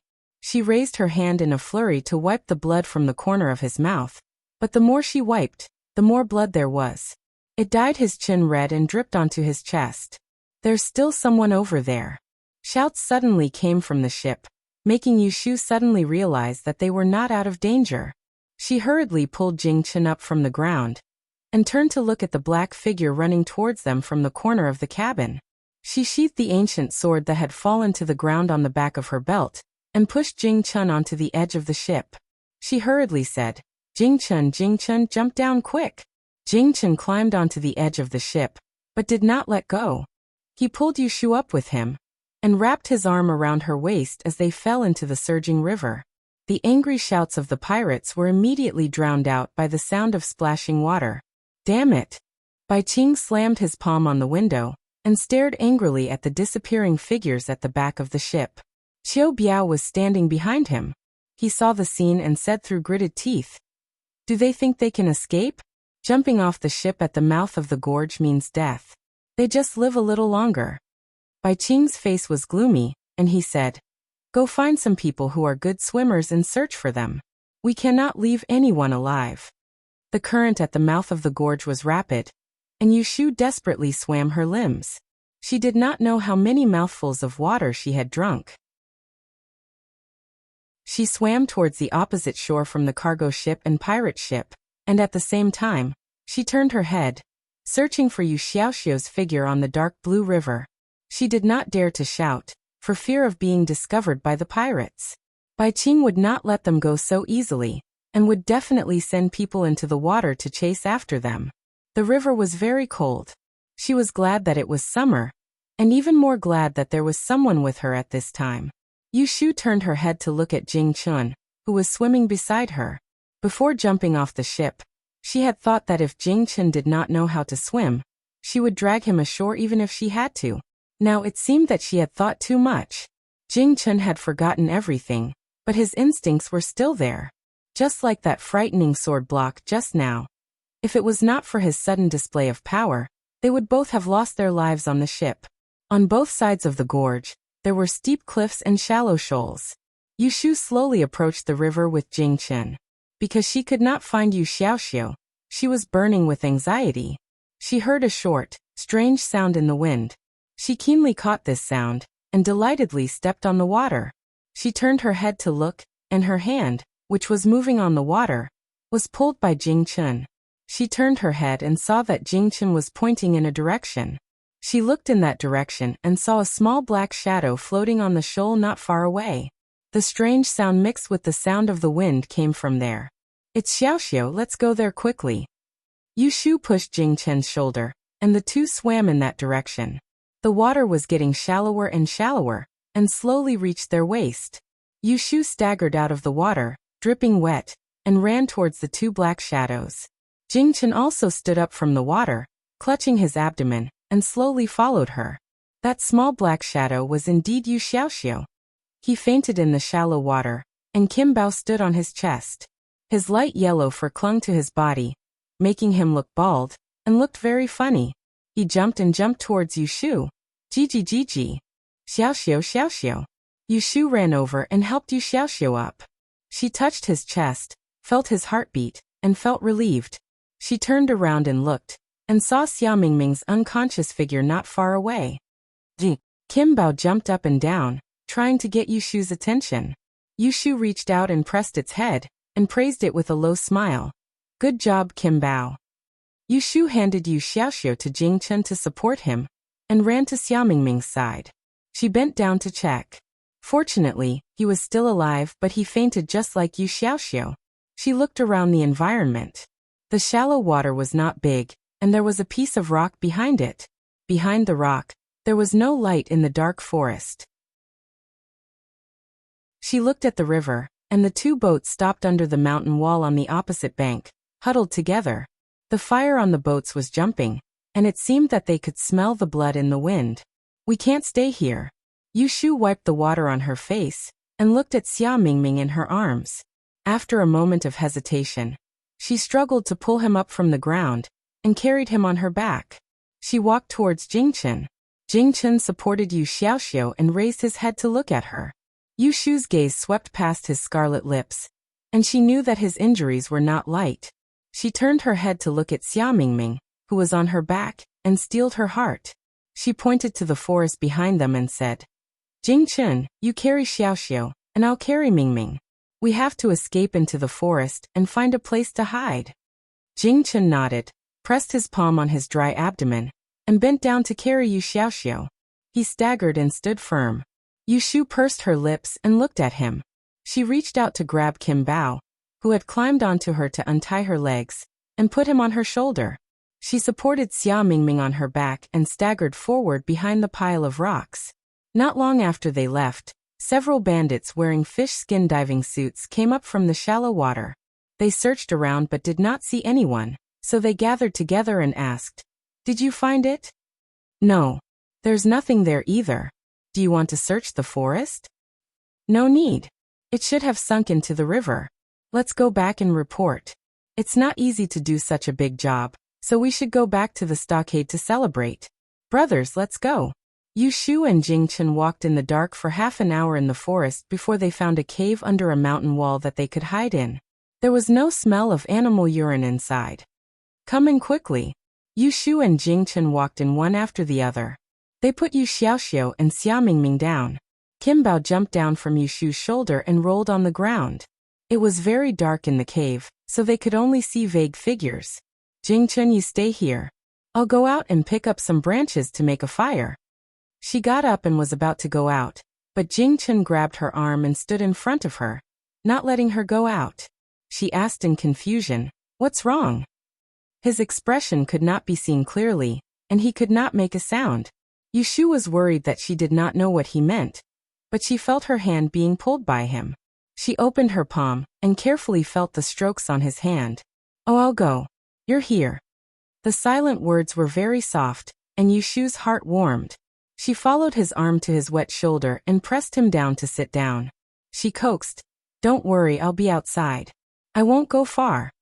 Jing Chen wanted to stand up, but as soon as he moved, he fell back down. He pressed his wet abdomen and watched Yushu come out of the cave. He helplessly leaned against the stone wall and wiped the taste of blood from the corner of his mouth. He slightly gasped for breath. The pain came wave after wave, and his vision became darker. He opened his mouth, wanting to make a sound, but he could not even make a sound. Yushu was outside the cave. She picked up some branches and leaves, and carried them back into the cave. She took off the leather bag around her neck, and rummaged through it for a while. She happily fished out 2 flints. She bought them in a small town by the river when the merchant ship first docked, and spent 5 copper coins. She also learned how to light a fire from the villagers. When she was escaping, she did not forget to pack them up. The flints were not afraid of moisture. Yushu rubbed them a few times and sparks appeared. She spent some effort to light the fire, and the cave was instantly lit up. She excitedly raised her head and said to Jingchen sitting opposite her, "Jingchen, look after the fire. I'll go out and pick some hay." Jingchen sat there motionless and hung his head. His loose hair hung wet on his chest. Under the weak light of the fire, the back of his hand, which was pressed against his abdomen, was glaring to the eye. Yushu was stunned and crawled closer to him. She reached out her hand to take away his withered hand, and what came into view was his abdomen that was dyed deep red. Her eyes became hot, and she fiercely shivered. She could not help but raise her hand to slap herself.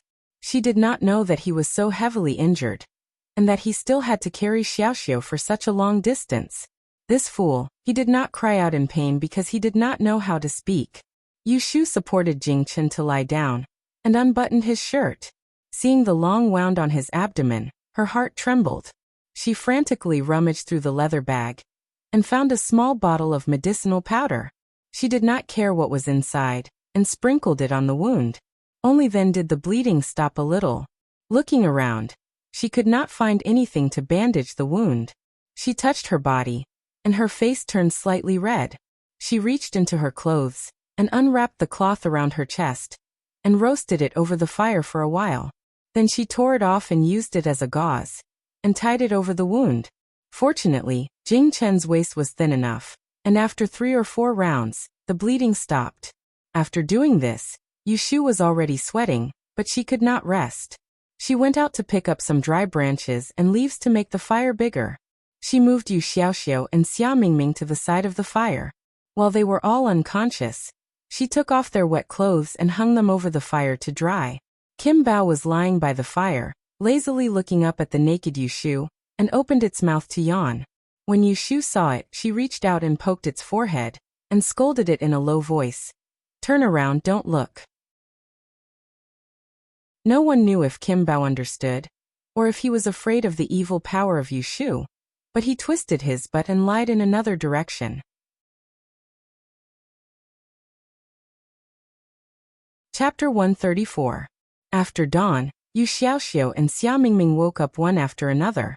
Only Jingchen was still unconscious and had a fever. Yushu roughly told them the truth about Baiqing and Qiubiao robbing the merchant ship. Without giving them time to calm down, she assigned tasks to them. Xia Mingming stayed in the cave to look after Jingchen, while she and Yu Xiaoxiao went out to look for food.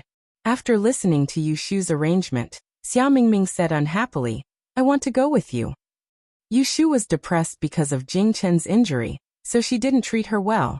"What are you going to do? Do you know how to climb trees? Do you know how to catch fish? Just stay here and look after Jingchen." Xia Mingming glanced at Jingchen, who was lying on the ground with his coat covered. She curled her lips and said, "He's a girl. Why do you want me to stay with him? Anyway, he's unconscious and won't run around. Let him stay here alone." Hearing this, Yushu's face suddenly showed a stern expression. She said coldly, "If you don't want to stay here, then get out of here." Xia Mingming's eyes widened. She couldn't believe that Yushu would speak to her like this. Yu Xiaoxiao was also surprised. His sister rarely spoke with a straight face. Usually, she would smile mischievously. Along the way, she had been nice to Xia Mingming. Why did she suddenly turn hostile? Xia Mingming was a little willful, but fortunately, she knew how to read people's expressions. Seeing that Yushu was really angry, she suppressed her grievances and stomped her feet. She gritted her teeth and said to Yushu, "I'll look after him, okay?" Yushu snorted coldly. She picked up the empty leather bag on the ground and hung the ancient sword on it. Then she dragged Yu Xiaoxiao away. Kim Bao wagged his tail and followed. Xia Mingming angrily sat on the ground. She picked up a tree branch and poked the ground. With a slight cry she cursed, "Smelly Ashu, bad Ashu, idiot fool." Yu Xiaoxiao had lived a hard life since childhood. Climbing trees to fish for bird eggs was nothing to her. Yushu found a few pomegranate trees in the forest. She plucked some and placed them in Yu Xiaoxiao's coat. Then she carried it on her back. Then she found a small stream in the forest. The two drank a few mouthfuls and washed their faces. Then they took a leather bag and filled it with clean water.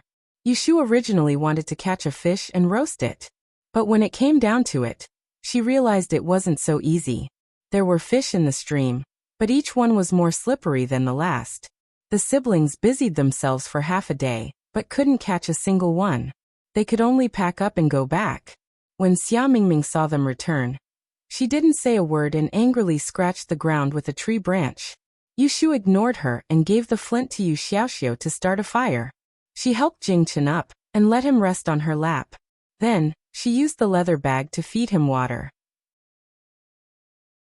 After that, she broke open the pomegranate and washed her fingers. She pinched the pomegranates one by one and dripped them into his mouth. Then, she placed her other hand on his burning forehead, wanting him to feel better. Xia Mingming stole a glance at her and saw how attentively she took care of Jingchen. Thinking of how Yushu scolded her because of Jingchen, she felt upset. She couldn't help but ask, "Why are you so good to him?" Xia Mingming didn't know that Yushu and Jingchen knew each other before. She only thought that he was a passerby who was fished out of the river. He didn't even know her and Yushu for a long time. Yushu broke the pomegranate seed and said without raising her head, "If you have nothing to do, go gather firewood." Xia Mingming broke the tree branch in her hand and stood up to leave. When Yu Xiaoxiu saw her leave, he whispered to Yushu, "Sis, what should we do with our nose?" "Leave this place and find a way to the capital." "We're still going to the capital." "Why not?" Yushu asked. Yu Xiaoxiu said with a righteous face, "Uncle Bai, Boss Bai and Captain Xiu are bad guys. They killed so many people. Mr. Pei and the others don't even know about it. Shouldn't we go back and expose them?" Yushu shook her head and smiled. She raised her head to look at him and lectured. "My silly brother, do you think that right and wrong can be explained with just a few words? We have neither power nor influence, so how can we expose them? That Bai Qing is the younger brother of another deputy manager of Taiheng Commerce. His big brother might be aware of all the bad things he has done. Who knows if there are other people mixed in here? The few of us being able to escape is already very lucky. If we deliver ourselves to their doorstep, won't we just be asking to be silenced?" Yu Xiaoxiu was dumbfounded. Then we let them get away with it?" Yushu said expressionlessly, "They will get what they deserve." She had predicted this calamity beforehand, but she still couldn't avoid it. Now that things had come to this, she had to flee in a sorry state, causing Jingchen to be injured. The reason for this was that her greatest mistake was that she only cared about calculating the calamity, but didn't accurately calculate people's hearts. On this point, Bai Qing had taught her a solid lesson. He let her know what it meant to know a person's heart. Bai Qing had done a good job on the surface. She had never suspected anything wrong with him. Now that she thought about it, it was all because of her first impression. Bai Qing was polite to her, so she thought he was kind. Bai Qing saved Jingchen, so she thought he was a good person. Bai Qing quarreled with Qiu Biao several times, so she thought they were not on good terms. She wanted to use Bai Qing to deal with Qiu Biao, but in the end, she got herself into trouble. Before this, she always thought that she could avoid the disaster by controlling the time of the disaster. Now it seemed that she thought too simply. Qing Zheng and Shi Wen's words were right. Disaster could be avoided but not eliminated. If there was one less disaster today, who knows if there would be a retribution in the future. This time, she wanted to get rid of the disaster instead of avoiding it. That was why she suffered such a big loss. If she found out about Qiu Biao's conspiracy, she decisively chose to avoid it. If he had decisively chosen to avoid him instead of stubbornly staying behind to deal with him, he would be in a different situation now. She thought too highly of herself and the result was a terrible fall. She should lower herself and look up to see what she was going to face. However, it was not for nothing. At least she was able to reunite with Jingchen. Otherwise, with his silly look, if he fell into other people's hands, it would be hard for her to be at ease. Yushu lowered her head and stroked Jingchen's messy hair. She gradually revealed a bitter smile. She could now be sure that Jingchen had not met the person who destroyed his life. This time, the disaster of the hijacking had nothing to do with him. However, This did not mean that he did not destroy others. The first person to bear the brunt should be Xia Mingming. Although she did not want to admit that it was Jing Chen's Kata star that caused mischief, the matter was clear. After Jing Chen boarded the ship, Xia Mingming calculated that the merchant ship was robbed. He looked for Bai Qing but was knocked out by Qiu Biao. He was placed in a wooden barrel with rancid water and almost suffocated to death.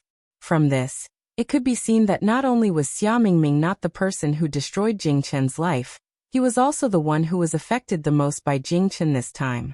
Next, it would be her and Yu Xiaoxiu. If they did not jump off the ship at the last moment to escape, what awaited them would be death. Yu Shu's eyes darkened. Looking at Jing Chen's sleeping face, she felt very complicated. On one hand, she treated Jing Chen as a friend and could not bear to leave him. On the other hand, she clearly knew his fate and was really worried. Emotionally, she really could not bear to leave him in this situation. But rationally, for safety's sake, she should choose to stay away from him. She was not alone. She still had Xiaoxiu to take care of. Thinking back, when Jing Chen told her the secret of him destroying the Kata star in Yiyang City, she still boasted shamelessly that she did not care. It was really ridiculous. How could she know what kind of fate Jing Chen was carrying? The closer he was to someone, the more he would harm that person. He did not do anything wrong, but he had to bear the blame. He was so innocent, but he could not do anything about it. How sad it was. Thinking of that in the alley at dusk, Jing Chen faintly said to her, "This is goodbye." Yu Shu's chest felt stuffy. She thought that perhaps amnesia was a good thing for Jing Chen. Yu Shu's eyes became bright again. She said that she would protect him. How could she go back on her words? At least before he remembered everything, she would not leave him alone. If he was unlucky, then so be it. She had the ability to judge disasters. At worst, she would calculate a few more times every day. She looked at him carefully. Xia Mingming came back from picking up branches outside and found that Yu Shu's mood had improved. This was reflected in a simple address. "Mingming, the things you picked up are not firewood, they are called tree sticks." Although it was a mockery, it sounded much more pleasing to the ear. Xia Mingming put the things in his hands on the ground and said, "Aren't they all wood? What's the difference?"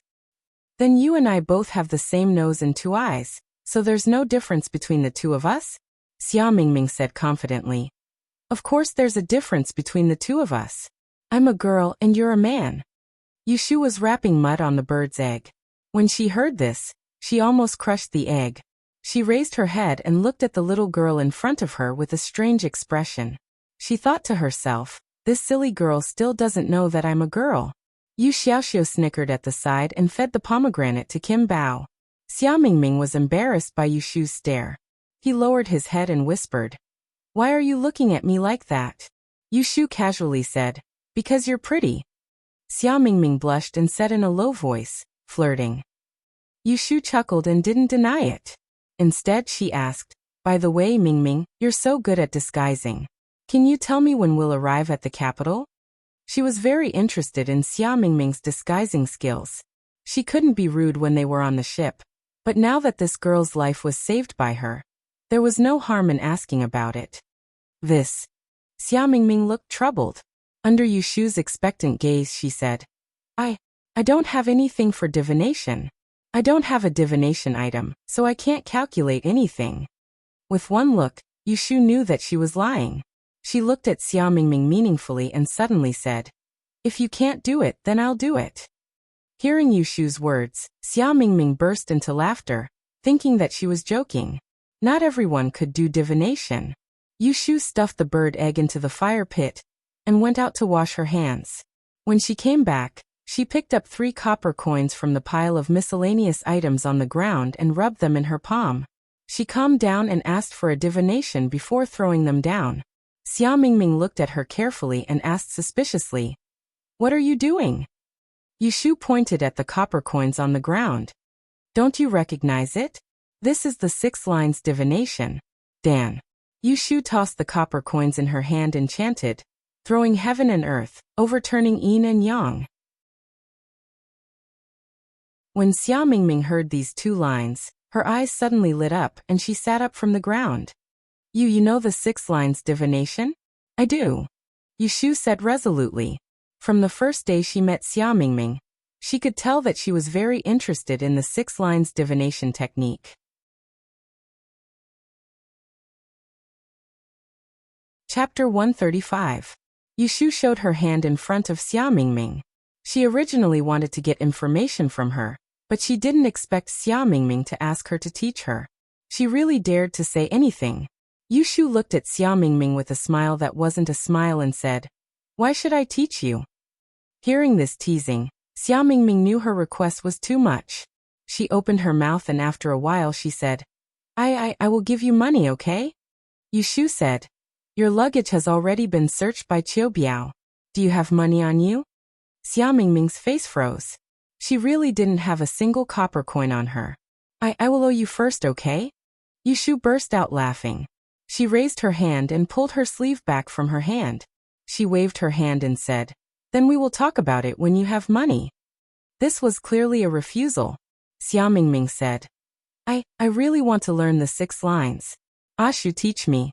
I promise, I won't tell anyone. How about I write you an IOU? No matter how much money you want, I will give it to you in the future. Seeing her persistent attitude, Yushu suddenly became suspicious. She could understand that people would be tempted by the superior art of disguise. But Xia Mingming's behavior was not only tempted but also eager. First, tell me, why do you want to learn the 6 lines? Yushu's question was a little tricky.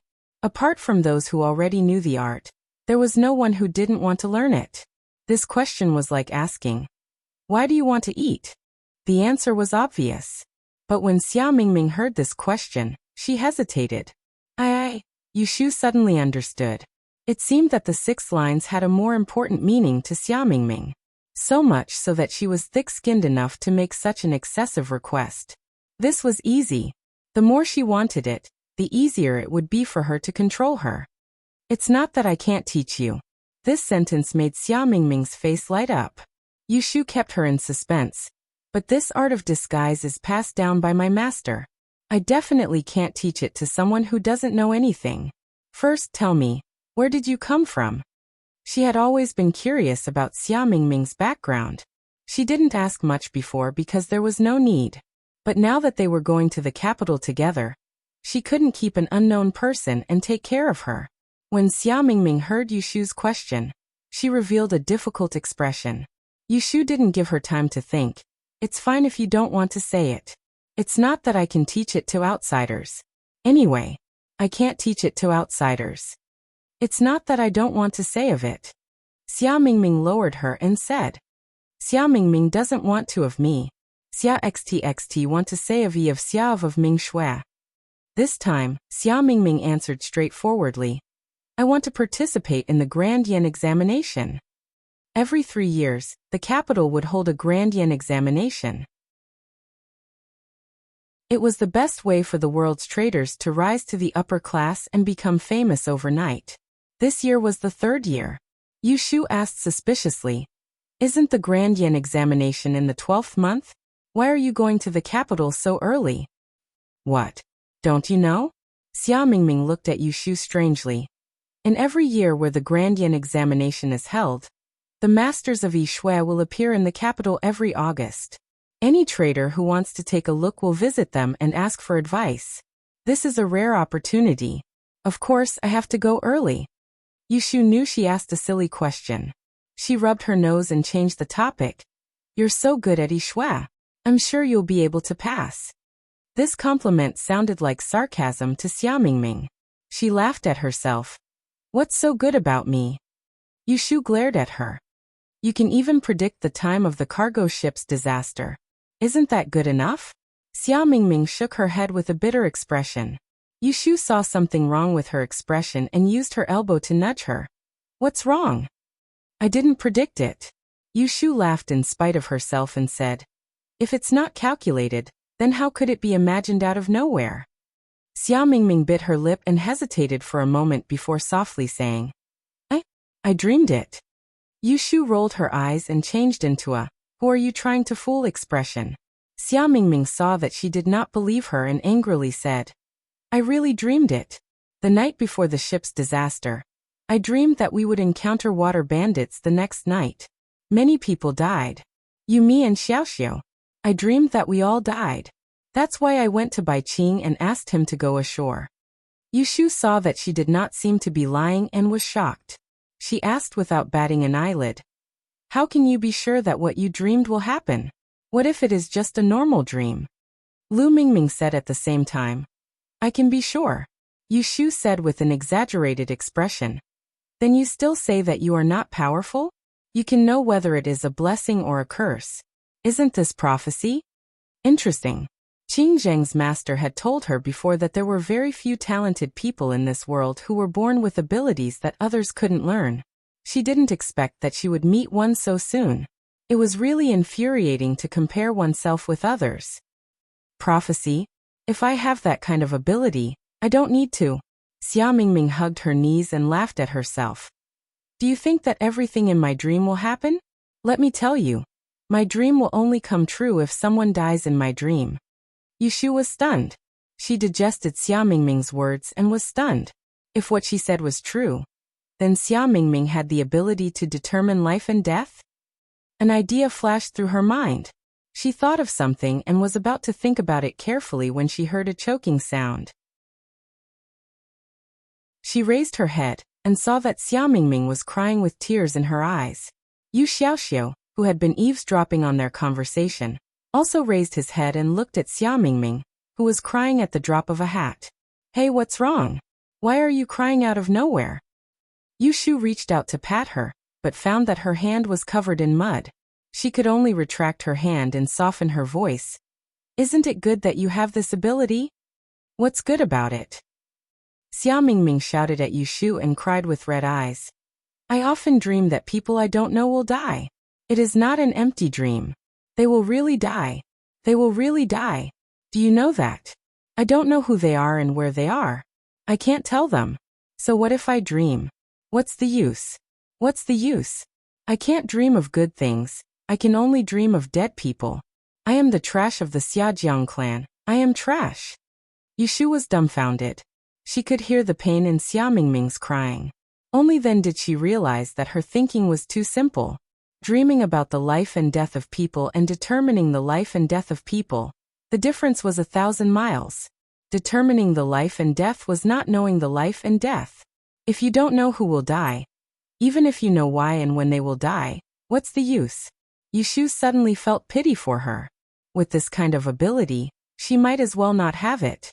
Xia Mingming cried and stood up, wanting to run out. Seeing this, Yushu hurriedly chased after her and pulled her back outside the cave.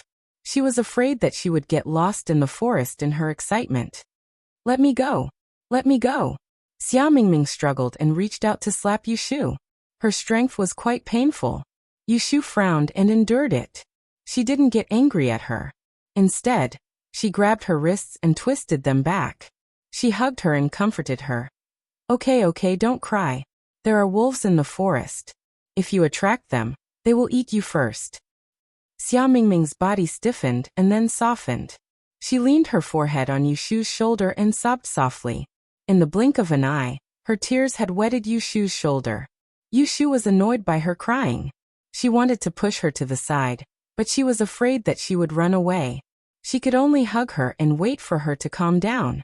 Yu Xiaoxiao and Kim Bao were squatting in the cave, looking at the two of them with their big and small eyes.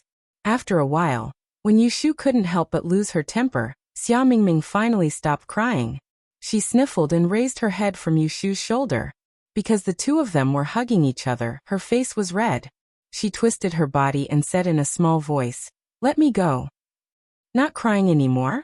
Yushu asked. "Not crying anymore." Xia Mingming bit her lips. Her face was red like blood. Yushu immediately let go of her. She rubbed her ears and took a step back. She looked at her shoulder that was wet with tears and snot. She pointed to it and teased Xia Mingming. "You have to wash my clothes." Xia Mingming raised her head and looked at her. She was born beautiful with a pair of bright eyes. At this time, she was shy and full of tears. Even a woman like Yushu couldn't take her eyes off her. "I'll wash them. Take them off later." After saying this, Xia Mingming turned around and ran into the stone cave. He had completely forgotten about learning the 6 Yao lines. Yushu stood outside the cave with her back turned. She rubbed her chin and whispered, "Xia Zhang's family? What kind of family was that?" It sounded like a very impressive feat. Yu Xiaoxiu and Yushu were busy for the whole morning. They found 2 nests of eggs, which were the size of a crow's egg. They ate 2 eggs each and fed one to Kim Bao. Although it wasn't good, at least it didn't hurt his stomach. Jing Chen's fever didn't subside, and he was still unconscious. In order to cool him down, Yushu tore her clothes into strips and wet them with water. She asked Yu Xiaoxiu to wipe his body. When she cleaned his wounds, she found that pus flowed out of his wounds. This worsening condition made Yushu extremely worried. She handed Jing Chen over to Yu Xiaoxiu to take care of while she took her sword and went out to see if there were any useful herbs in the forest. Xia Mingming could see that Yushu was in a heavy mood. He didn't pester her to learn the 6 lines, but he didn't give up the idea. In her previous life, after Shou Lei had been paralyzed, he had taken a lot of traditional Chinese medicine to nourish his body. Yushu had found a Chinese herbal medicine for him, so she had more or less heard of several kinds of medicinal herbs. At this time, she racked her brains to recall, and wandered around the forest for an hour. As a result, she really did find some wild forget-me-nots near the stream that had fruits growing on them. The flowers were purple. Forget-me-nots were often seen in flower shops. Few people knew the real forget-me-nots.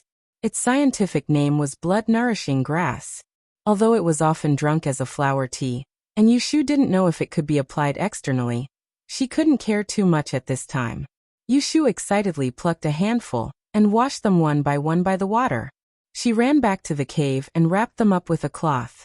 She squeezed them and used the juice to wash away the pus on Jing Chen's wounds. Finally, she pasted the crushed herbs on his wounds and used a dry cloth to wrap it up again. She didn't know if it was the right cooling or the effect of the forget-me-nots.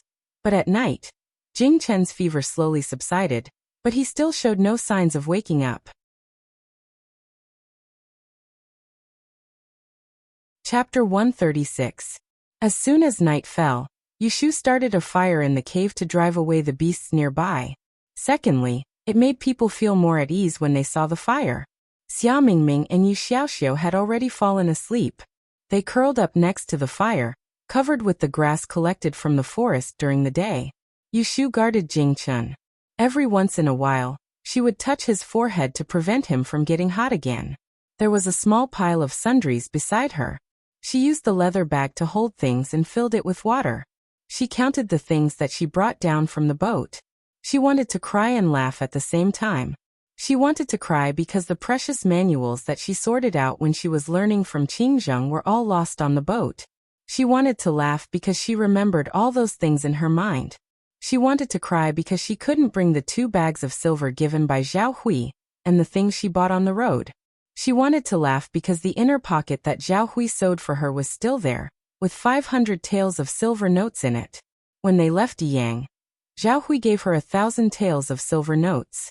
On the day of her wedding, Yushu secretly stuffed half of the notes under the mattress of her wedding bed, and only took the 500 taels of silver she was supposed to get. But the 500 taels of silver were not as useful as a pair of flints for her now. From yesterday to tonight, they almost didn't earn any money. They only ate a few bird eggs to fill their stomachs. They couldn't survive in the forest for more than 2 days. They couldn't leave Jingchen like this. What was the use of having money? 500 taels of silver couldn't even buy half a sesame seed cake. She had to find a way to get something to eat. Yushu touched the bumpy baodong in her hand. She turned over the branches on the side and found a branch in the shape of a girl. She untied the leather band on her hair and tested its elasticity. She tied it to the 2 ends of the branch and made a slingshot. She picked up a stone from the ground and tested its power against the outside of the cave. After adjusting the angle for a long time, she could barely bounce it 10 feet away. Let's go out to hunt birds tomorrow. If we can catch a few sparrows, it'll be good to roast them. Yushu calculated in her heart. She gathered a small pile of stones in the cave and sat down beside Jing Chen. She faced the empty ground and practiced her aim, preparing for the battle. When the stones were emptied, she would pick up some more. She didn't know how much time had passed, but she couldn't stand it anymore and yawned. She looked outside and saw that the sky was about to brighten, so she got up and extinguished the fire. She brushed her messy hair, stretched, and lay down next to Jing Chun. She closed her eyes and fell asleep. Not long after Yushu fell asleep, Jing Chun, who was lying beside her, moved. He raised his hand and slowly touched his abdomen. He pressed lightly, and the intense pain woke him up.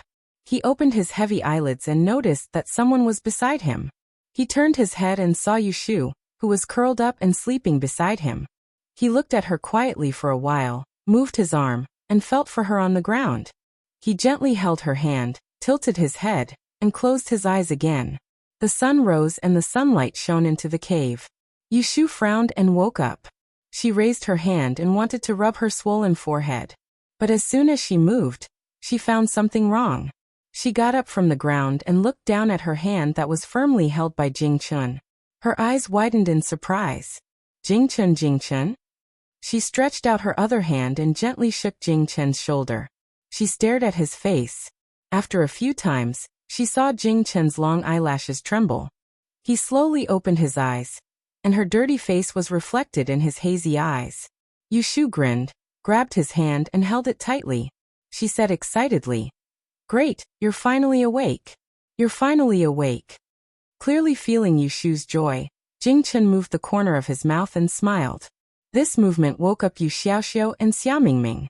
They sat up from the haystack and looked at Yushu. After a while, they realized that Jing Chun had woken up. Yu Xiaoxiu quickly climbed to Yushu's side and happily looked at Jing Chun, who was awake. Xia Mingming was also happy at first, but then he uncomfortably turned around and tidied up his messy hair. Then only Yushu's attentive voice could be heard in the cave. "Jing Chun, are you thirsty? Jing Chun, are you hurt? Jing Chun, does your wound hurt? Jing Chun, do you feel uncomfortable?" Jing Chun could not speak, nor could he move. He could only lie down and let Yushu busy herself around him. Yu Xiaoxiu didn't care at this time. Yesterday he heard from Yushu that it was Jing Chun who carried him all the way from the riverside with his injury. He was only grateful to Jing Chun, and for the time being, he was not in the mood to care about the difference between a man and a woman. However, Xia Mingming, who hadn't heard a word from Yushu and her for the whole morning, was unhappy. Her stomach growled, and she said with grievance, "Ashu, I'm hurt." The remaining 2 bird eggs from yesterday had been fed to Jing Chun by Yushu Sang. Now there were only 2 sour pomegranates left in the cave, and they had been occupied by Jin Bao.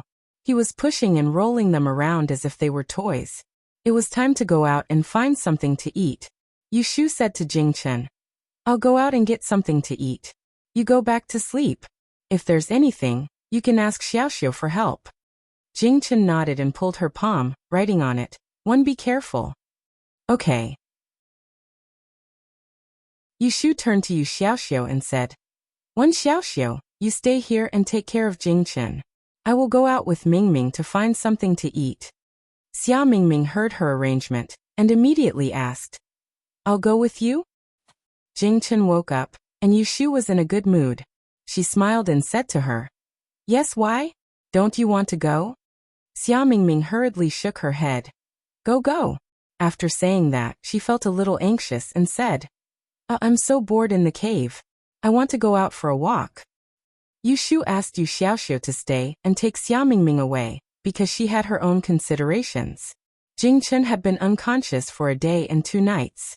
Now that he had woken up, he must have some physiological problems to solve. It was not convenient for her and Xia Mingming to stay here. Yushu quickly packed up. She brought along a change of cloth, a sword for chopping firewood, and the crude slingshot she made last night. Then, she led Xia Mingming out of the cave and into the forest. Although Yushu had no experience in surviving in the wild, she could be considered to be experienced and knowledgeable.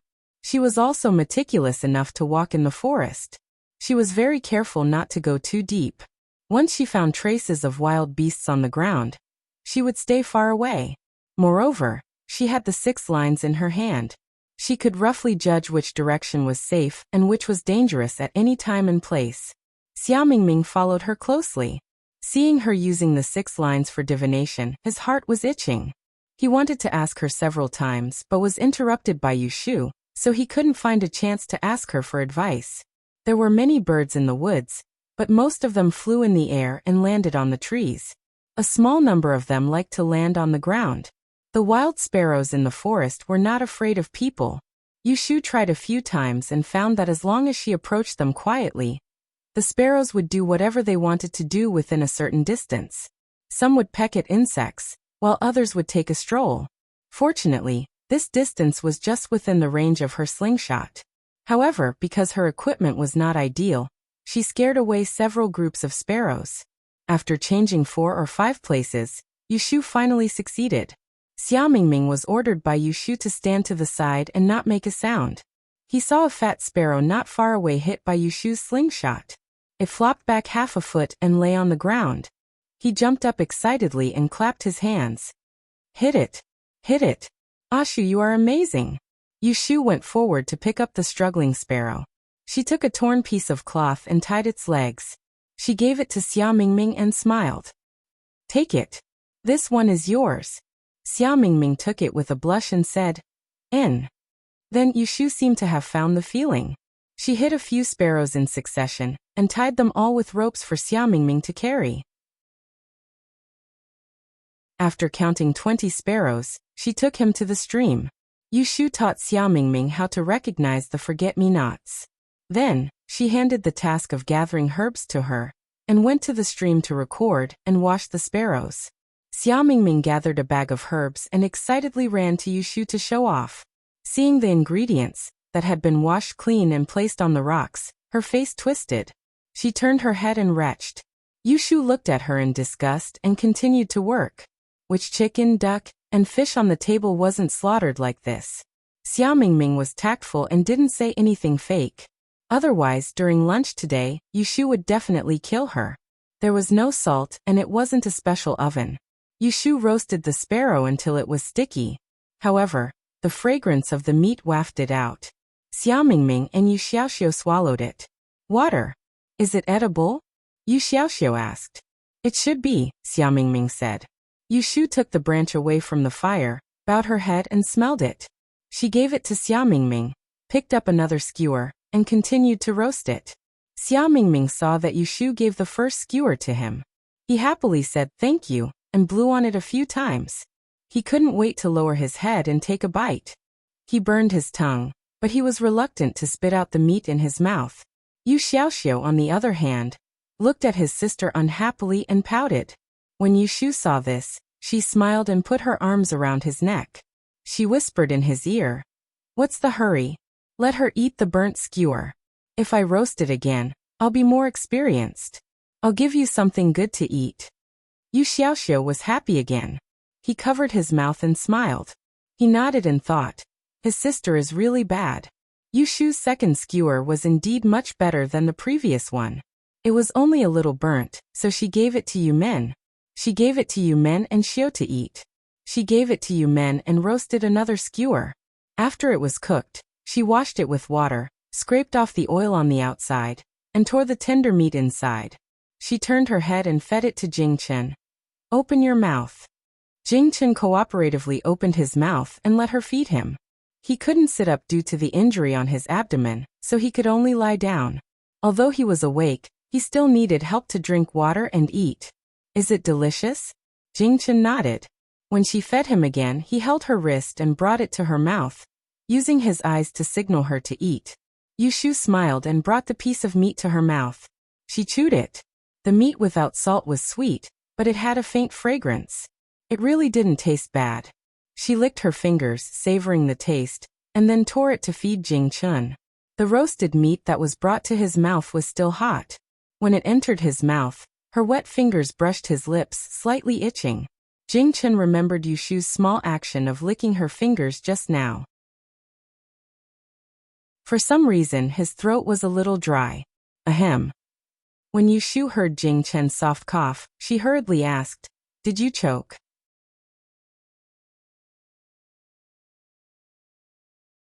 Chapter 137.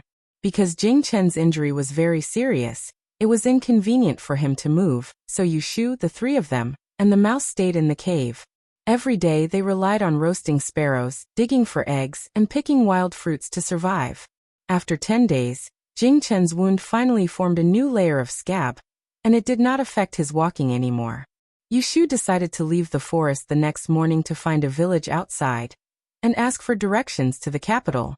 The day before they left, Yushu had made all the necessary preparations.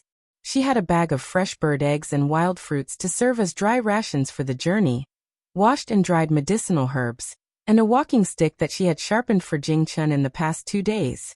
That night, Yushu let Xia Mingming and Yu Xiaoxiu take turns to keep watch, while she slept soundly.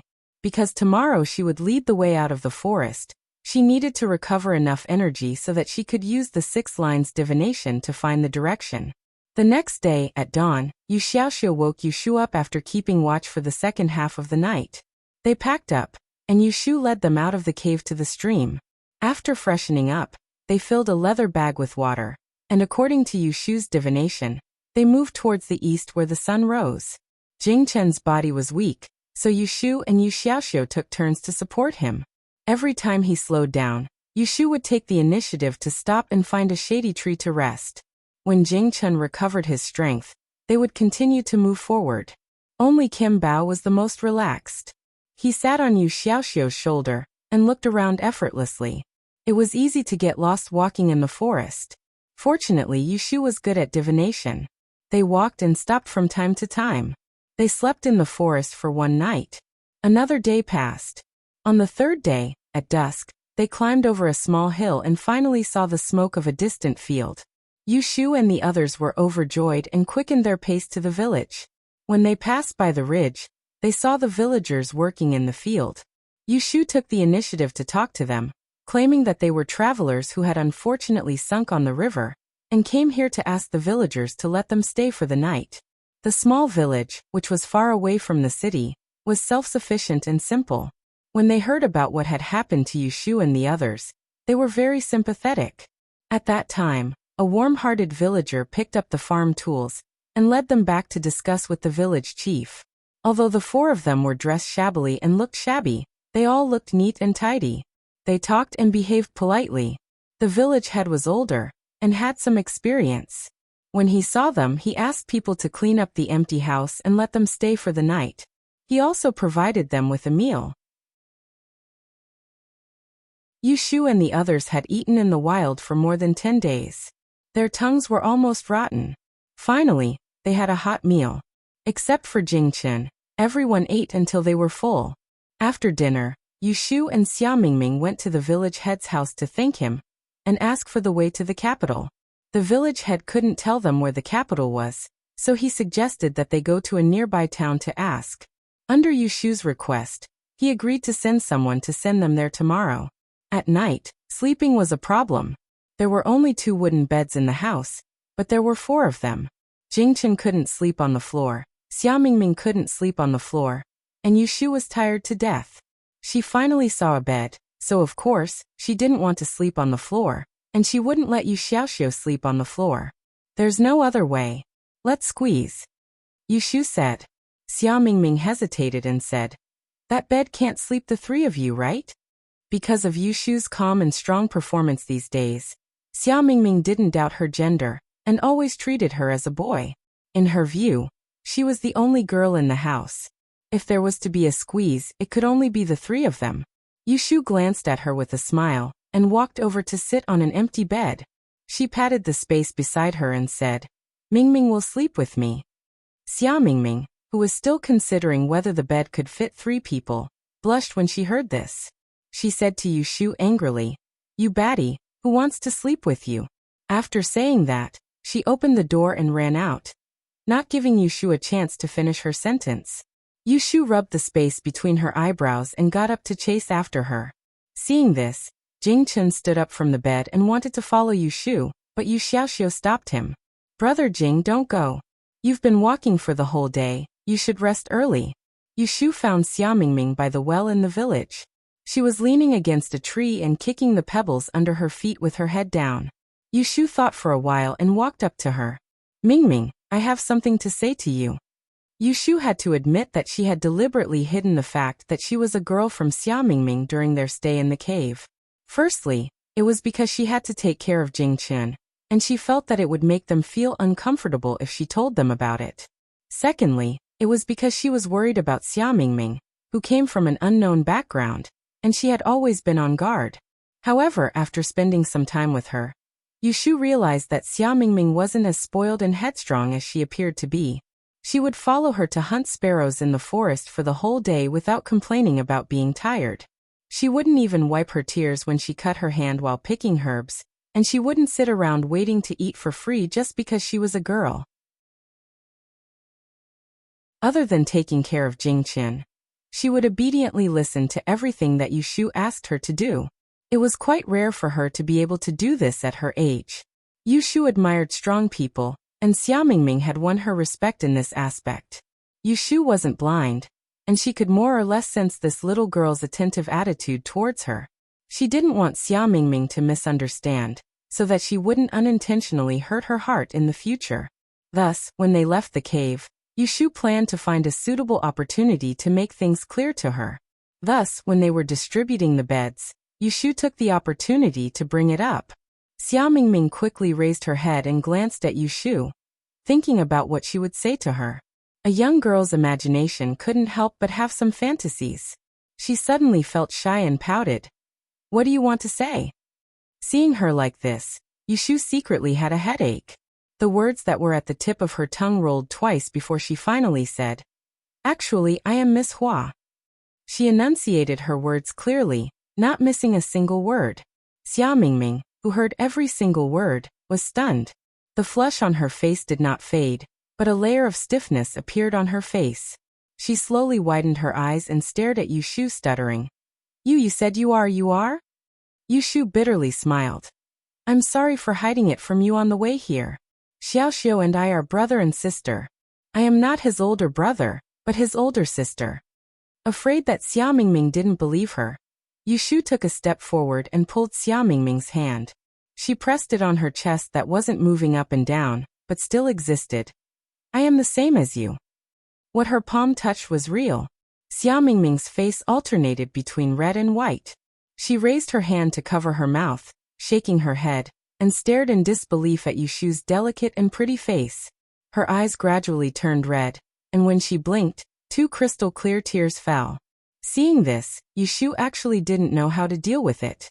She thought that after telling Xiaomingming, she might be angry, or even annoyed, but she didn't expect that she would cry. Mingming. Yushu stretched out her hand, wanting to comfort her, but was slapped away by Xiaomingming. Xiaomingming pushed her away and ran away from her. Yushu turned around and chased a few steps. Watching her rush into the hut where they were staying tonight, she slowed down her pace, walked to the door, and quietly stood for a long time before entering. Inside the hut, Xiaomingming was lying on the bed, with her back facing the direction of the door, motionless, as if she was crying to sleep. Jingchen and Yu Xiaoxiu were looking at her in confusion. When they saw Yushu coming in, they turned their puzzlement to Yushu. Yushu didn't have the energy to explain to them, so she waved her hand and said to them, "Sleep early." After saying that, she went to get the straw mat behind the door and spread it on the floor. She shook off the thin quilt that was piled at Xiaomingming's feet, and gently covered her body with it. She turned around and laid down on the hard mat, using her arm as a pillow, and closed her eyes. After a moment, she heard the sound of footsteps on the floor. She opened her eyes a little, and saw Jingchen spread another mat beside her, slowly sitting down, and slowly lying down. He turned his body to face her and copied her, using his arm as a pillow, and looked at her with his dark and bright eyes. Yushu couldn't help laughing in a low voice. She stretched out her finger and poked his shoulder, whispering, "What are you doing? Quickly go to bed and sleep." Jingchen held her finger, opened her palm and wrote, "I want to sleep with you." Yushu didn't know whether to laugh or cry. She angrily stared at him and sat up from the floor. She rubbed her face, and her mood, which was messed up by Xiaomingming, became better. Yu Xiaoxiu frowned as he looked at Xiaomingming, who was occupying the whole bed. He was about to tell her to get up and move when he saw Yushu get up from the floor and walk to the bed behind him. She rolled up the quilt and urged Jing Chen to get up from the floor. She spread the thin quilt on the 2 straw mats and pointed to the floor. Xiaoxiu will sleep in the middle, Jing Chen will sleep over there, and I will sleep over here. After saying that, she took off her shoes and lay down on the floor. She stretched and yawned at the 2 people. Put out the oil lamp and go to sleep. We have to get up early to go to town tomorrow. Jing Chen obediently lay down, leaving the space in the middle for Yu Xiaoxiu. Yu Xiaoxiu looked at them, touched his head, and went to put out the oil lamp. He held the lazy Kim Bao and lay down between Yu Shu and Jing Chen. He rubbed the fluff on Kim Bao's back and put it on his stomach. Kim Bao swung his tail, rested his chin on his 2 front paws, and blinked his eyes. Soon they fell asleep one after another. This was the first time in more than 10 days that Yu Shu slept with them. She didn't need to stare at the fire, think about what to eat tomorrow, and wait alone until dawn. It was a quiet night. The next day, Yu Shu was the last one to get up. Yu Xiaoxiu, who woke up early, woke up Yu Shu and pushed her up. Sit on the bed over there. I will make the bedding. Oh. Yu Shu walked to the bed in her shoes, sat down next to Jing Chen, and looked around the room. She didn't see Xia Mingming. She frowned and was about to ask Yu Xiaoxiu when she saw Xia Mingming coming in from the door with a basin of water. Xia Mingming looked at Yu Shu and turned his head away awkwardly.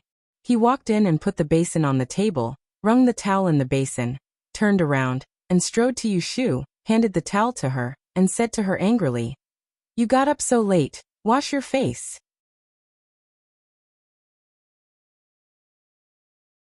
Chapter 138.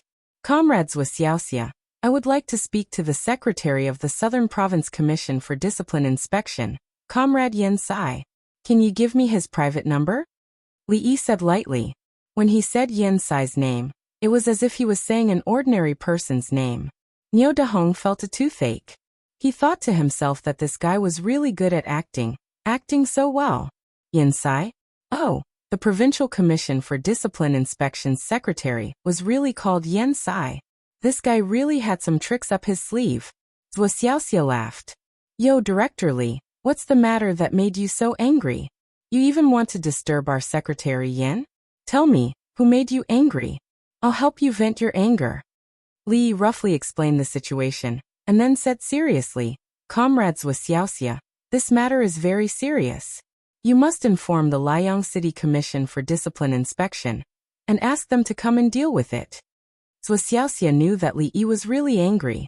He used an official tone throughout the call. Please rest assured, Director. I'll inform the Liang City Commission for Discipline Inspection's Secretary Zhu. Liang City Commission for Discipline Inspection's Secretary Zhu was watching TV with his wife and son at home. His phone suddenly rang. It was another unknown number. It was very strange. Just as he was about to answer, his wife snatched the phone from him. It's so late, who's calling? Zhu Tong said unhappily. What do you mean? This is a work phone. Will you take responsibility if work is delayed? Madam Zhu said. I just want to listen to the other person's voice. If it's a man, I'll leave it to you. Zhu Tong said. We're old married couple, and you still don't trust me. I'm in charge of discipline inspection. How could I do something against the rules? Madam Zhu said. I don't think you're old at all. Men are 41 flowers. The last time I went to your unit, I saw 2 young girls surrounding you. They're colleagues. Zhu Tong waved his hand. Hurry up and answer. Don't delay official business. Madam Zhu pressed the answer button and put the phone to her ear, not saying a word. A sweet female voice came from the phone. May I ask if this is Secretary Zhu of Liang City Commission for Discipline Inspection? Madam Zhu was immediately angry. She threw the phone at Zhu Tong. It's for you. A woman. Zhu Tong smiled awkwardly. He picked up the phone and put it to his ear. The voice on the other end kept ringing. Hello. Hey. Hello, who is this? Zhu Tong pretended to be serious and asked. Madam Zhu held the remote control and kept changing channels. Her mind was preoccupied with Zhu Tong's conversation. Secretary Zhu, I'm Zhuo Xiaoxia from the Provincial Disciplinary Committee. Director Zhuo, hello. Why are you calling so late at night? What's the matter? Zhu Tong's expression was really serious. There's a matter. Li Zhujing is currently in the Qingshan County Public Security Bureau. Please take some time to deal with it. If Jushu is busy, I can come down. I'm free. I'll deal with it right away. When Zhu Tong heard that Li Yi, the deputy director of the 8th Office of the Central Commission for Discipline Inspection, was trapped in the Qingshan County Public Security Bureau, his expression was no longer serious, but dark. After hanging up the phone with Sua Xiaoxia, he said to his wife, "How dare you be jealous of Director Zua of the Provincial Disciplinary Commission? Something big had happened. You bitch, you only know how to be jealous. Isn't it just an excuse to fool around?" Madame Zhu looked at him with disdain. Her meaning was that his lies were too weak to withstand a single blow. Unreasonable. Zhu Tong couldn't be bothered to argue with her. He quickly dialed the number of the municipal committee secretary and reported this matter to the municipal committee. When Zhu Tong reported to the municipal committee secretary, he had already made the situation extremely urgent. It was as if Li Yi was in deep water. If they didn't rescue him, he would be in danger. The municipal committee secretary took it seriously. The deputy director of the 8th Office of the Central Commission for Discipline Inspection was 3 ranks higher than him. Li Yi was 3 ranks higher than him. If that was the case, then Li Yi was much more powerful than him, a city committee secretary. If anything happened to Li Yi in Liang, then his position as the municipal committee secretary would come to an end. He immediately made a call to the leaders of the Qingshan County government. He ordered them to rescue Comrade Li Yi immediately. The people of the Qingshan County government didn't hear the situation clearly from the municipal committee secretary, but they understood a few things. A high-ranking official of the Central Commission for Discipline Inspection was arrested by the Public Security Bureau of Qingshan County. His life was in danger. They must go and rescue him immediately. After putting down the phone, the leaders of the Qingshan County government rushed to the Public Security Bureau. There was no small matter in the government. Li Yi's phone call had turned the Qingshan County upside down. When the number 1 and number 2 cars of the County Party Committee arrived at the Public Security Bureau, Niu Dehong was still arguing with Li Yi. Niu Dehong was surprised to see the secretary of the County Party Committee and the head of the County Party Committee. The secretary of the County Party Committee was a middle-aged man in his 40s with slicked-back hair. He had the dignity of a leader. After he got off the car, he asked in a deep voice, "What's going on?" Niu Dehong replied, "Secretary Jiang, a worker from Mapo Town came to petition and got into a fight. He was brought back by the Public Security Bureau for questioning. It has been handled." Secretary Jiang said, "What about Li Yi from the Central Commission for Discipline Inspection?" Niu Dehong's heart skipped a beat. He said, "Is Li Yi really from the Central Commission for Discipline Inspection? Isn't he a liar?" "Liar your head." Secretary Jiang ignored Niu Dehong and strode towards the crowd. He asked, "Excuse me, may I ask who is Li Yi?" Li Yi replied indifferently, "That's me." Secretary Jiang immediately changed his expression. He smiled and extended his hands towards Li Yi. He said, "Oh Li, nice to meet you. I'm the secretary of the Qingshan County Party Committee, Jiang Fei. Director Li's presence in our county must have startled you." Li Yi stood still and shook hands with him. He laughed and said, "I'm not startled, but I got to watch a good show. Secretary Jiang, do you want to listen?" The head of Qingshan County walked up and shook hands with Li Yi. He smiled and said, "Director Li, nice to meet you. I'm the head of Qingshan County, Gao Jinlong. Nice to meet you." Li Yi replied indifferently, "Hello, head Gao." Gao Jinlong glanced at the scene and asked, "Who can tell me what's going on?" Niu Dehong stepped forward and said, "Secretary Jiang, head Gao, the situation is like this. The workers of Mapo Town are not satisfied with the restructuring of the township enterprises. They came to the county government's residence to cause trouble. They had a conflict with the guards." Gao Jinlong said, "I'm not asking about that. I'm asking you, why is Director Li in the Public Security Bureau? What's going on here?" Niu Dehong said, "I don't know. When I came, he was already here." Li Yi said, "I came with the workers. Head Gao, how can you mess with the restructuring of the township enterprises in your county? If this goes on, there will be a big mess." Gao Jinlong said, the restructuring of the township enterprises, we copied the experience of Lini County in Shizhou City.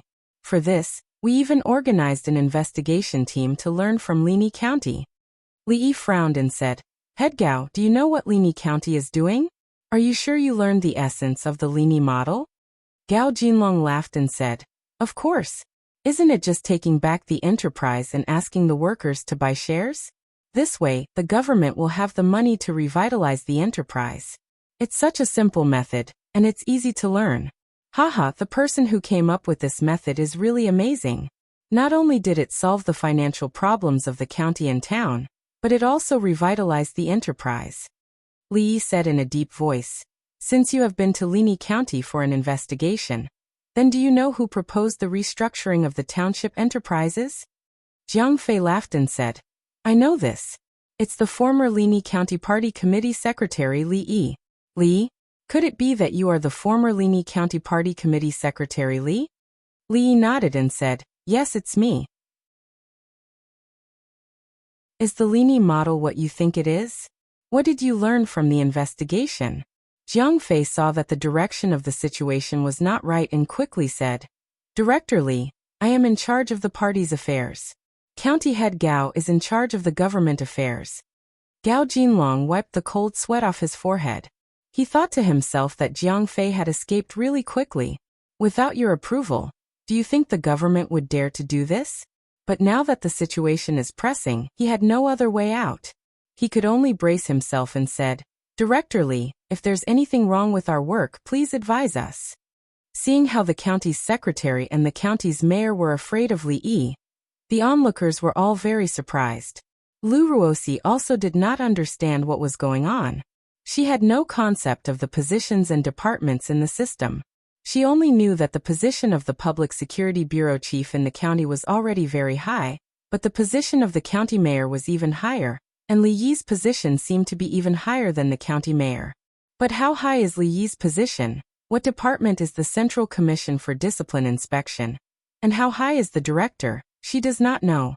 If she does not know, then the rest of the workers are even more confused. But they can see that Li Yi intimidated the county party committee secretary and county head. Cici, didn't you say that he is your boss? Why is he a high-ranking official? Lu's mother asked softly. Lu Ruosi replied, I also do not know. Mom, Li Yi said that he will help us. Lu Qing said, a high-ranking official is good. With a high-ranking official helping us, we will have a chance. Sis, what is brother-in-law's position? You are still hiding it from us. Really, although we are a family, you married a high-ranking official. We should also enjoy our lives. Lu Ruosi said, Don't talk nonsense. I am really not his girlfriend. Lu Qing laughed. I understand. Are you two still in the early stages of love? You two have not entered the real stage of love yet. Lu Ruosi rolled her eyes and ignored him. Li Yi said to Gao Jinlong, County head Gao, let me ask you, what is the purpose of this restructuring?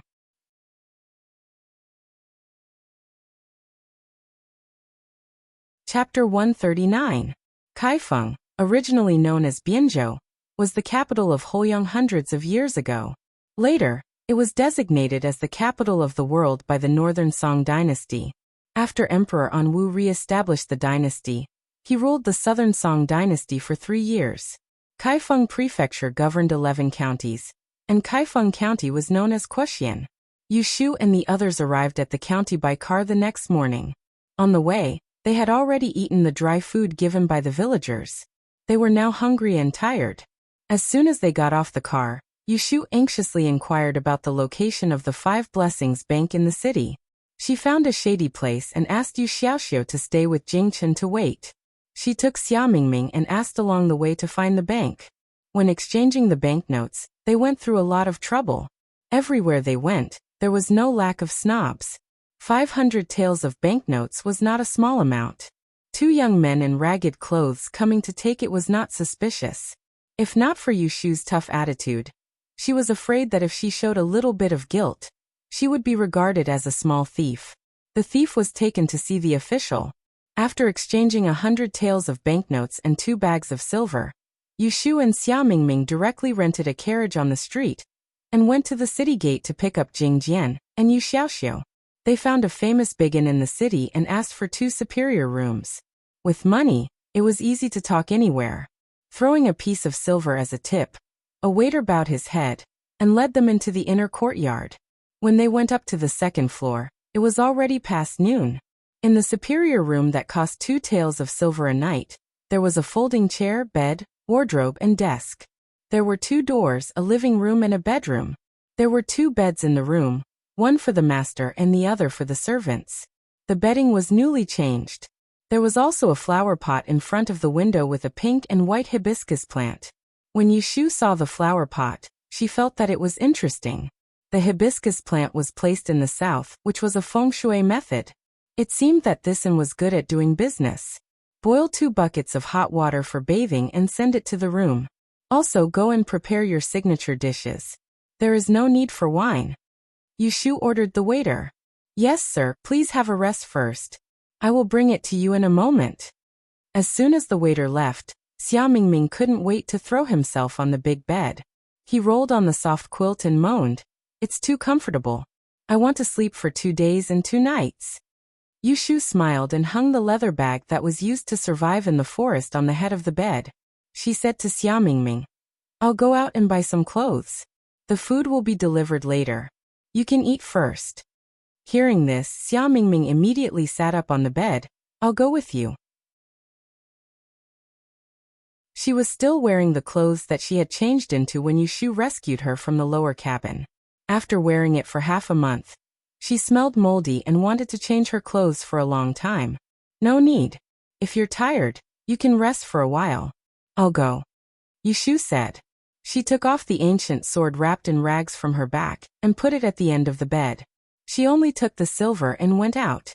Xia Mingming looked at her back until he heard the sound of the door closing. Only then did he reach out to cover his wildly beating heart. He turned around and lay back on the bed, punched the pillow, and whined in a low voice. "Oh, why is she a woman?" Yushu asked the innkeeper of the inn. In an alley across the street, she found a ready-made clothing store. She bought a few sets of new clothes. She didn't even forget her shoes and socks. Under the smiling face of the innkeeper, she carried the big and small bags back to the inn. She kicked the door. The person who opened the door was not Xia Mingming, but Yu Xiaoxiu. Not long after Yushu left, Yu Xiaoxiu came to the next room to find her. The waiter came to deliver the food. He called Jingchen to wait for Yushu to come back. "Quick, quick, help me carry this." Yushu stuffed half of the things in her hands into Yu Xiaoxiu's hands. Xia Mingming also came to help. The 3 of them piled the clothes on the couch in the living room and spread them on the bed. Xia Mingming excitedly rummaged through the clothes, only to find that there wasn't a single skirt. She turned to Yushu with an unfriendly expression and said, "Why didn't you buy my clothes?" Yushu bent down and rummaged through the clothes. She took out 2 pieces of clothing and handed them to her. "Here, they're yours." Xia Mingming frowned. "Why are they men's clothes?" "Of course it's for the convenience of the journey," Yushu said. Xia Mingming pouted. "I don't care. I want to wear a skirt." In the end, she was still a girl. Dressing up as a man was just a novelty. She had no choice but to do so. Now that she had a chance to wear a beautiful skirt, she naturally didn't want to dress up as a man with rough hands and feet. Either you change it or you don't. Yushu didn't want to spoil her. She stuffed the clothes into her hands and took the wet towel that Yu Xiaoxiu handed to her. She wiped the sweat off her face and sat down at the table to eat. The food was a little cold, but it was perfect for summer. Yushu picked up a bowl of plain white rice. Seeing that Jingchen hadn't moved his chopsticks, she tore open a fragrant chicken drumstick and placed it in his bowl. "Hurry up and eat. Once you're done, go take a bath and sleep. I'll find a doctor for you." Jingjian nodded and picked up his chopsticks. He tore open the remaining chicken drumstick and placed it in Yushu's bowl. When Xia Mingming saw this, she hurriedly threw down her clothes and ran over. "I want to eat chicken drumsticks too." "There's no more." Yushu stuffed the chicken drumstick into her mouth and said with a lisp, "Woo, you can have the chicken neck." Xia Mingming turned to look at the chicken drumstick in Jing Chen's bowl. She held out the bowl and threatened, "Give me the drumstick." Jing Chen looked up at her and picked up the chicken drumstick that Yushu had just placed in his bowl. He lowered his head and took a bite of it. Then he looked up at Xia Mingming. His innocent eyes clearly said, "This is mine." Xia Mingming was so angry that her teeth itched. She silently said in her heart, "Don't bother with the mute." She turned around and wanted to tear the chicken wings. However, she found that the two wings had been occupied by Yu Xiaoxiu. In addition to the breast frame, there was only the chicken butt and the chicken neck left on the oily roasted chicken. "You ganged up to bully me." Xia Mingming sat down aggrievedly and picked up the chopsticks to eat the rice. She was full of resentment. Yu Shu and others were not affected by her mood at all. When they were hungry, they didn't talk so much nonsense. They swept up the delicious food on the table and leaned against the back of the chair with their bellies sticking out. Under the table, Kim Bao was lying on an empty plate with his belly sticking out like them. Yu Shu saw Xia Mingming was unhappy because she didn't eat the chicken drumstick, so she said, "Well, it's just a chicken drumstick. I'll buy it for you in the evening." "Who cares?" Xia Mingming snorted softly. But her face was no longer depressed. She didn't care about the chicken drumstick, but wanted someone to care about her. After eating, a waiter in the inn carried hot water upstairs to 2 rooms. Yu Shu urged Yu Xiaoxiu and Jing Chen to go back to their room to take a bath, but she was stopped by Jing Chen at the door. Seeing that he had something to say, Yu Shu stretched out her hand and saw him right. "Do you want to marry Miss Xia?" Cough. Yu Shu almost coughed up blood. "Why would I marry her?" Jing Chen looked serious, lowered his head and continued to write on her hand. "Last time, you said that a girl's body can't be seen by a man, and if you see her, you must marry her. If you take a bath with her and sleep with her, won't you marry her?" On the ship, when Yu Shu rescued Xia Mingming from the bottom of the cabin, in order to let her breathe, she took off her clothes. At that time, she asked Jing Chen and Yu Xiaoxiu to leave. At that time, Jing Chen didn't know what marry meant. Later, after a few days in the forest, he remembered that Yu Shu went out to hunt birds and wasn't in the cave, so he asked Yu Xiaoxiu. Yu Xiaoxiu was only a child, so how could he explain it clearly? He told him that marry meant that a man and a woman got married, and the man would support the woman. They would eat together, sleep in the same bed, and sleep under the same quilt. They would have children and live together for the rest of their lives. After Jing Chen lost his memory, although he didn't understand the affairs of the world, he roughly understood from what Yu Xiaoxiu said. Marry was a very important matter. It was a very important matter.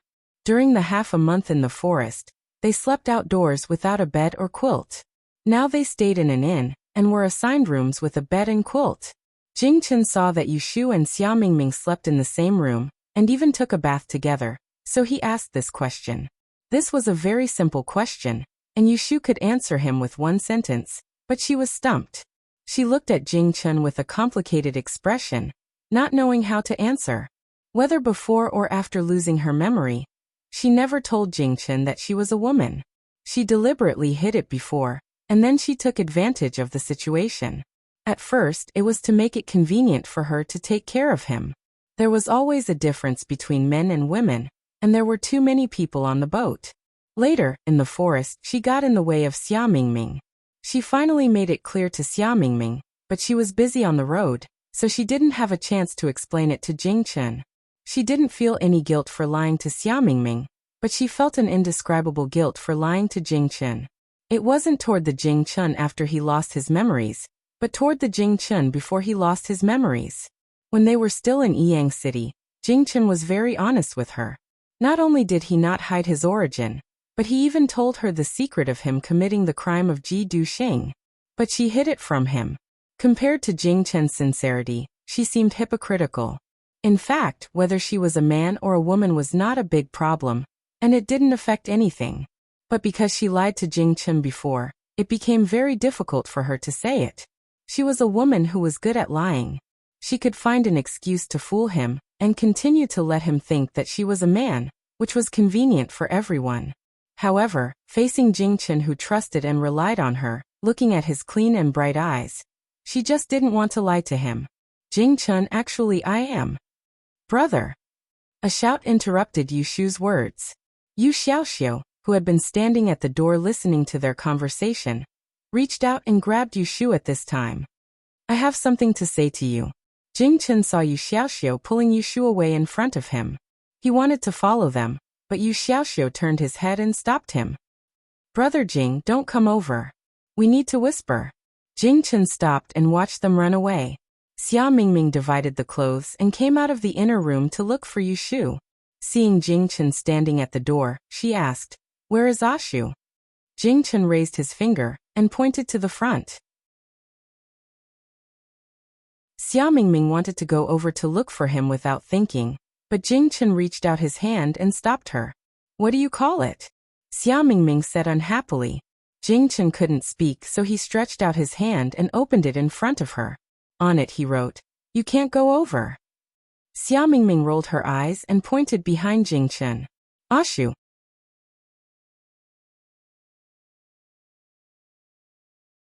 Chapter 140.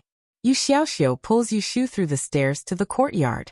He looks around and sees no one.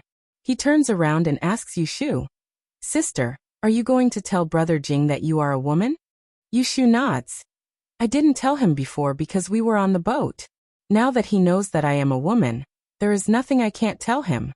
Yu Xiaoxiu braces himself and says, I think you'd better not tell him first. Yu Shu asks in surprise, why? Yu Xiaoxiu bows his head guiltily and picks his fingers.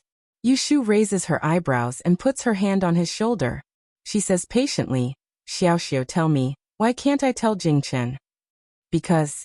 Yu Xiaoxiu whispers. Yu Shu leaned forward and tilted her ear. What did he say? Because I'm afraid that he'll pester you. Yu Xiaoxiu put down her hand resentfully and said, I've told Big Brother Jing before that when a man and a woman have physical contact, they have to get married. Big Brother Jing is a stubborn person now. He'll believe whatever you say. You've been taking care of him these past few days, and if he finds out that you're a woman, he'll definitely think too much. I'm afraid that he'll pester you then. Yu Shu straightens up and looks at her brother strangely. She begins to blame herself. Did she not pay enough attention to Yu Xiaoxiu's education recently? Otherwise, how could he have the time to think about these adult things? Is this something he should worry about at his age? Listen carefully, Xiaoxiu. Listen up, little Xiao. I'm taking care of Jing Chen for two reasons. Firstly, it's out of righteousness, and secondly, it's out of friendship. A person should know how to repay a debt of gratitude. Jing Chen saved us once in Yang City, and later on he did me a huge favor. He treats me with sincerity, and I view him as a friend. Even if I overstep my boundaries when he's heavily injured, it's only a matter of convenience. Just like what you said about skin contact, we can't talk without consent. As for what you said about being afraid that he'll pester me, do you think Jing Chen is that kind of person? Yu Shu explains to Yu Xiaoxiu seriously. Yu Xiaoxiu blushes and feels that what he said just now is too much. When he is about to admit his mistake, Jing Chen changes the topic and continues. However, you are right about one thing. Jing Chen is a little stubborn now. He believes whatever you say. What I said to you just now is reasonable, and he may not understand it. Well, just hide it from him for now. When he knows more about the world, then tell him. Yu Xiaoxiu raises his head and says in a daze, So you don't want to tell him first? Yu Shu nods.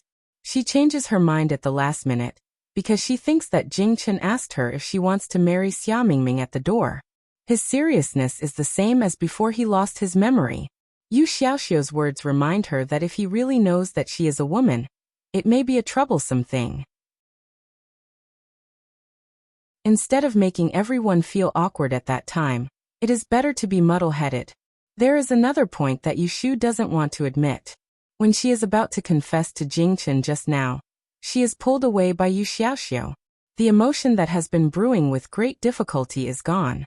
It is really not easy to ask her to speak again. Thinking about how she will explain to Jing Chen that she has changed from a man to a woman, she has a headache. After the discussion, the sister and brother are about to go back to the room. When they turn their faces, they see Xia Mingming showing half of his body in the corner of the wall. They don't know where she heard so much. Yu Shu frowns while Yu Xiaoxiu says angrily, You eavesdropped on our conversation.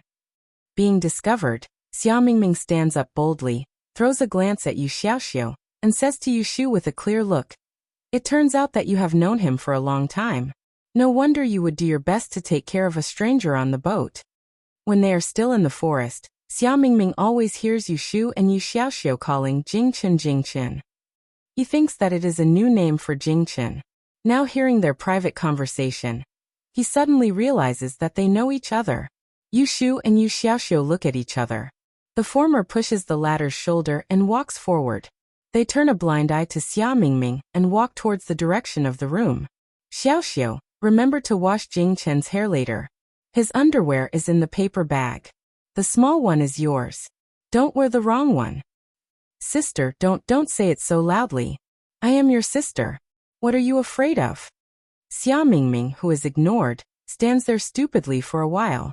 Seeing the sister and brother go far away and enter their respective rooms, she suddenly comes to herself and chases after them. "Ashu, didn't you hear me? Why are you ignoring me?" Yu Shu is tidying up the new clothes on the couch. She turns her head and looks at Xia Mingming, who rushes in to question her. She says calmly, "Close the door." "Oh." Xia Mingming closed the door and bolted it. Only then did he realize why he was so obedient. He stomped over and said angrily, "I'm talking to you. Don't try to play dumb with me. You guys knew Jingchen from before, right? What exactly happened? Come and take a bath." Yu Shu picks up the underwear for washing. She grabs Xia Mingming's wrist with one hand and pulls her into the inner room. When he entered the room, he saw the large bathtub behind the screen that was emitting hot steam. When he turned his head, he saw that Yu Shu had already begun to undress. Xia Mingming immediately forgot what he wanted to say just now and stammered, You and I are bathing together?" Yu Shu rolls her eyes at her. "What else? Are you going to use the water that I have washed? Hurry up.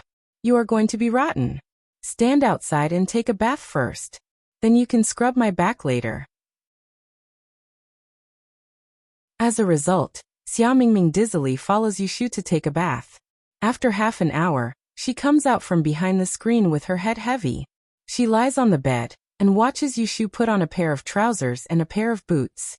She coils up her hair and walks out the door in a refreshed manner. In the end, she still can't get an answer. Yu Shu invites an old doctor to a large medical center a little further away from the inn. She directly uses a carriage to bring people back to the inn. She leads them to the inner courtyard and diagnoses Jingchen. As for Jingchen's injury, Yu Shu makes up a story to deal with the old doctor's bewilderment. "Your brother was not treated in time when he was injured and lost his essence qi. Right now, his qi and blood are insufficient and his meridians are cold.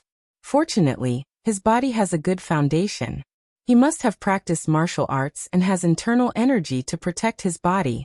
Otherwise, his internal organs and meridians will be damaged. As for this internal injury, this old man is powerless.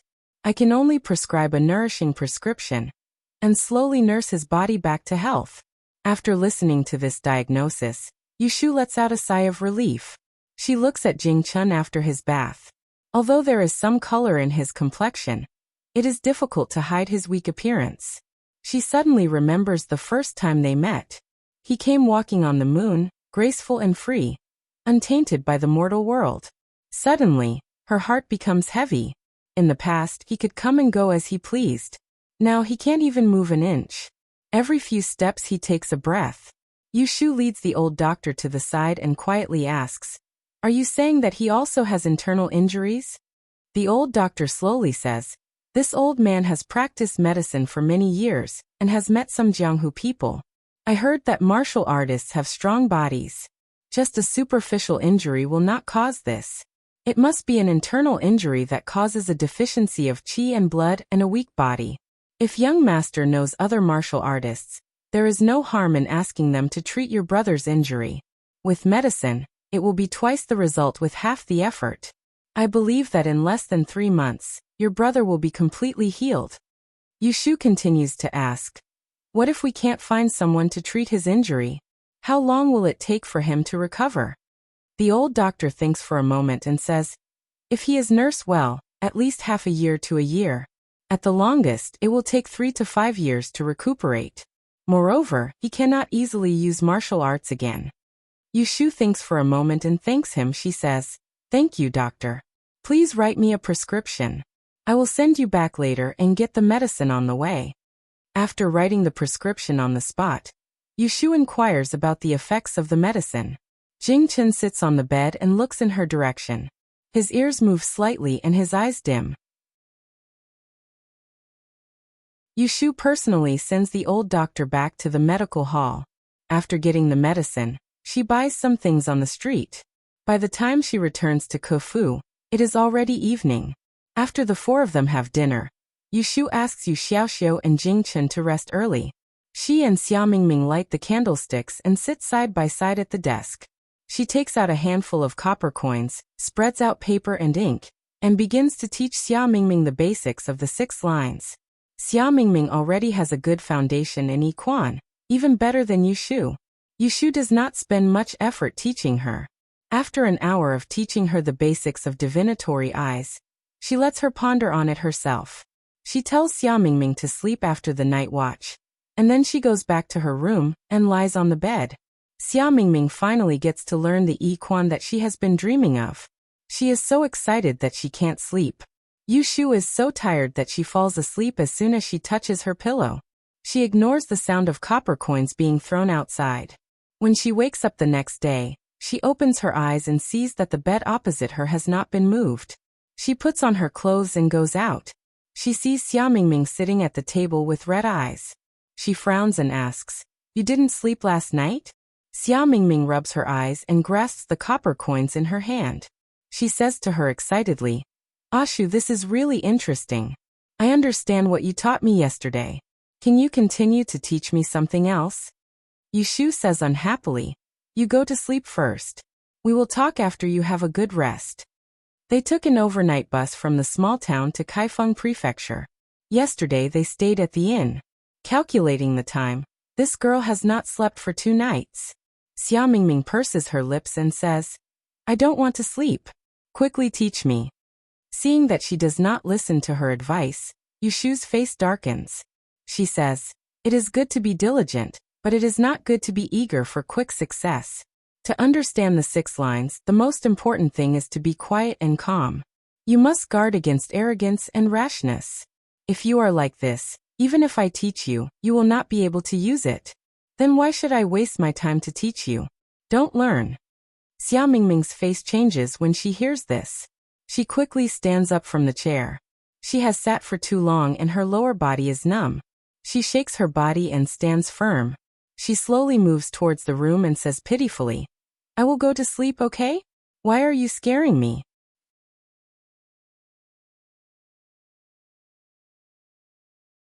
Chapter 141. After breakfast, Yushu asked the waiter to bring her to the kitchen at the back. She found a waiter who was free to boil the medicine she had bought for Jingchen yesterday. After it was done, she brought it back upstairs. Jingchen was lying on the couch in the living room. When he saw Yushu enter the door, he sat up. Yushu gave him a steaming bowl of medicine and asked Yu Xiaoxiu to move a chair to sit next to him and watch him drink the medicine. "Drink it while it's hot. Be careful not to burn your mouth." Nodding his head, Jingchen stirred the soup in the bowl with the spoon and drank it in one gulp. The strong taste of the medicine rushed into his mouth. "Is it bitter?" Yushu took the empty bowl and handed a towel to him to wipe his mouth. Jingchen shook his head. Yushu sniffed and smiled. "Liar, the smell of this medicine is bitter. Yesterday I saw a watermelon on the street. I will go out and buy one and we can eat it. Do you know what a watermelon is? It's this big. It has green skin and green clothes. The inside is red and there are black seeds. It tastes sweet." She turned her head to ask Yu Xiaoxiu, "Has Xiaoxiu eaten watermelon?" "No." Yu Xiaoxiu listened to Yushu's story and felt his mouth was dry. He scratched his head and said, "I have only seen people eat it." Yushu said, "Then I will go buy one now and ask the waiter to put it in the well. We can eat it when Mingming wakes up." Jingchen's eyes moved as he thought of something. He reached out and pulled Yushu's sleeve. Yushu habitually reached out and asked him with her eyes. Jingchen wrote on her palm, "You want to marry Miss Xia, right?" It was the same question from yesterday. After a night, it was brought up again by Jingchen. Yushu had a headache. She worded her words in her heart and said to Jing Chen, "Did Xiaoxiu tell you that a man and a woman must marry after they have had physical contact?" Jing Chen looked at Yu Xiaoxiu, who was standing awkwardly at the side, and nodded hesitantly. Yu Shu put on a straight face and lectured him in a serious manner. "Let me tell you, what he said is wrong. For a man and a woman to get married, they must first be in love with each other, and both parties must be willing. Only then can we talk about marriage. Mingming and I don't have any feelings between a man and a woman, and neither do we have a matchmaker, so of course we can't get married. Now that I'm in the same room with her, it's because of the situation. The two of us are innocent. Even if there are some disrespectful actions, it's not because we're in love." Jing Chen was confused for a moment and nodded. He did not really understand what Xiaoyu said, but he knew that she would not marry Miss Xia. Yu Shu saw Jing Chen's eyebrows move and he smiled. He had delicate features and was so handsome that it dazzled people's eyes. She asked inexplicably, "What are you smiling at?" Jing Chen's face was blank for a moment. Did he smile? "Oh, that's right." Yu Shu suddenly remembered and pointed a finger at Jing Chen seriously. "In the future, other than my words, no matter what anyone else says to you, you must not believe them easily, lest you get deceived. Do you understand?" Jing Chen looked at her without blinking and confirmed the meaning of her words. He nodded obediently. Yu Xiaoxiu, who was hugging Kim Bao, secretly rolled his eyes. Don't think that he did not know that the someone else his sister was talking about was not him. Looking at Jing Chen's docile look, Yu Shu felt an itch in her heart. She reached out and wanted to rub his head. Halfway through, she felt that it was inappropriate. No matter what, they were of the same generation. If Jing Chen were to remember this, he would definitely fall out with her. Thus she landed on his shoulder and patted. "It's good that you remember. You lie down and rest, I will go out and buy you good food." The four of them stayed in the inn for 5 days. After recovering their energy, Yu Shu found an escort agency in the city and inquired about the route to the capital. She paid 30 taels of silver as a deposit and hired a horse carriage to send them to the capital. After preparing their rations and clothes, they divined their fortune before leaving. The next morning, they set off for the capital of the Dun dynasty, Enling City. Because of the trauma from their previous trip with the caravan, Yu Shu specially found an escort agency and paid a high price to escort them. The four of them set off, pretending to be close friends and family. There were 3 escorts with them, each carrying a sword on their back. One of them drove the carriage while the other 2 followed on horseback. Along the way, food and lodging, as well as other expenses, were all paid for by Yu Shu. The escorts of the escort agency were very experienced. Not only did they recognize the route, they were also able to find good restaurants and inns along the way. Yu Shu wanted to settle down in the capital as soon as possible, so they did not stop along the way. They traveled during the day and stayed at the inn at dusk. Finally, after half a month, they arrived at the capital region. Near the capital, there were many cities and farms. On the way, the people they met were dressed differently from the people in the south. Their accents were straight and more lively than the Wu language. After traveling for half a day, they finally arrived outside the capital. It was the middle of August and it was scorching noon. As soon as the curtains were lifted, a gust of hot air rushed in. Yu Shu looked at the line of travelers and horses waiting to enter the city. She heard the escort say, "Mr. Yu, we have to get off the carriage before we can enter the city. Do you think you should get off first?" "All right." Yu Shu and Xia Mingming each carried their luggage, and let Yu Xiaoxiu help Jing Chen get off the carriage. The escort who was driving the carriage drove to another place and parked the carriage. The remaining 2 followed behind Yu Shu and the rest, sending them into the city. Only then would their escort mission be considered complete, and they would be able to collect the money. In front of the city gate, there was a 10-foot-long line. There was a hubbub of voices. Yu Shu looked up and saw a magnificent scene. The 3-foot-high wall was like a dragon lying on the ground. You could not see the head or the tail of the thing. On the top of the gate, there were 3 large red words, Wan Xing Men. "It's so hot." Xia Mingming used one hand to fan her ear, and the other to wipe the sweat off her forehead. She complained. Yu Shu took off the bamboo hat on her back and put it on her head. "Drink some water when it's hot." On the other side, Yu Xiaoxiu opened the water bag and gave it to Jingchen. Seeing Jingchen wave his hand, she took 2 big gulps to quench her thirst. Didn't they say that carriages are not allowed? Then how can they enter in a carriage? Xiao Mingming pointed to the front and asked. Yu Shu looked in the direction she was pointing and saw that the city guards had opened up a path for a carriage to pass. They were not afraid at all. There were people with special privileges everywhere, not to mention a place like the capital that was full of riches and honor. As expected, the escort said. That must be the carriage of an official in Enling. They come and go frequently. The guards all recognized them and would not dare to obstruct them. Xiao Mingming put down her hand resentfully and whispered. Their group of people queued for almost half an hour before they reached the front. The guards questioned them one by one about where they came from and why they came to the capital. When they heard that Yu Shu and the others said that they came to study the Dian dynasty, their attitude became better. They did not check their luggage and allowed them to pass. After walking a dozen steps forward and exiting the city gate, they suddenly saw a wide road from south to north. The road was wide enough for 3 carriages to travel side by side. The stone slabs were flat, and there were no bumps under their feet. On both sides of the road, there were neatly erected buildings with double eaves and spikes. Most of them were shops of various colors. Their signboards fluttered in the wind, black, red, brown, and green. There were also restaurants with pots hanging down. The fragrance of the wine wafted through the streets. People came and went on the road. Their clothes were neat, and their hair was neat. They looked generous and did not look like a dirty village. Standing at the foot of the emperor, if someone from a small city came, they would shrink back for no reason. Yu Xiaoxiu's eyes were wide open. He looked curiously left and right, his mouth slightly open. He was a complete country bumpkin.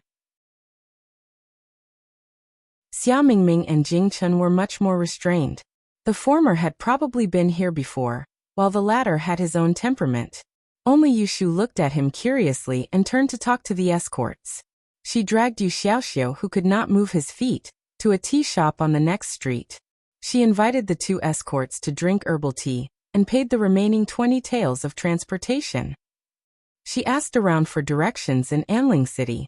Second brother Lu, we want to find a place to stay. Where can we find a good and cheap shop in this city? Along the way, Yu Shu calculated. After eating and drinking at Kaifeng Prefecture, plus the travel expenses, her 500 taels had almost been used up by half. The remaining 300 taels could be spent carefully. It would be best if she could use the money to buy a house. I remember there is a Yun Lion on West 4th Street. It has food and accommodation, but the cheapest one night costs 1 tael of silver. The head of the escort who was asked by Yu Shu sighed. Even the cheapest one costs 1 tael of silver? Yu Xiaoxiu said with a distressed expression. Xiao Mingming laughed at the side. Where do you think this is? Can Anling City be compared to other places? A casual meal in a restaurant costs 20 to 30 taels of silver. A night stay only costs 1 tael of silver. Is that considered expensive? Yu Xiaoxiu glanced at her. It's not like I'm spending your money. Probably because the first impression was too bad. Yu Xiaoxiu could not see Xiao Mingming as a girl. Thus he did not have much tolerance. You. Luo. Xiao Mingming turned her head away in embarrassment. If she did not have an accident on the ship and lost her belongings, this 1 tael would not be enough for her to give out as a reward. Jingchen looked at the 2 of them. He picked up the teapot and refilled Yu Shu's cup with water. Yu Shu pretended not to hear Yu Xiaoxiu and Xiao Mingming bickering. After chatting with the escort for a while, they got up to leave and went to meet up with the brothers who drove the carriage outside the city. Yu Shu and the others sat in the tea house and chatted. Mingming, what do you plan to do next? Yu Shu asked. Hearing this, Xiao Mingming sat up straight and said defensively, Of course I'm going with you guys. What, are you trying to get rid of me here? Yu Shu said. I mean, aren't you here for the examination? Don't you need to find a place to ask around? Yu Shu didn't understand the process of the Great Yen examination, but she thought that this kind of examination was similar to the imperial examinations, and there should be procedures. Xiao Mingming's luggage was lost on the way, so it was impossible for him to wait empty-handed for the examination. Seeing that Yu Shu had no intention of abandoning her, Xia Mingming's expression softened a little. Then she frowned and said, I've lost my recommendation letter. I need to find a teacher to get it before I can register my name in the Directorate of Astronomy. If I don't get it before October, this trip will be in vain. Tomorrow, we will go to the Purin Training Hall in the east of the city to ask around, and see if we are going to visit the teacher's house in the city. Yushu pursed her lips. I have something to do tomorrow and can't accompany you. Lu Mingming was surprised and said, Do you still have your recommendation letter? Lu Mingming was taken aback. Do you still have your recommendation letter? Not lost. Xia Mingming stared at her. Then why don't you come with me? Xia Mingming glared at him. Then why don't you come with me? Are you not going to take the examination?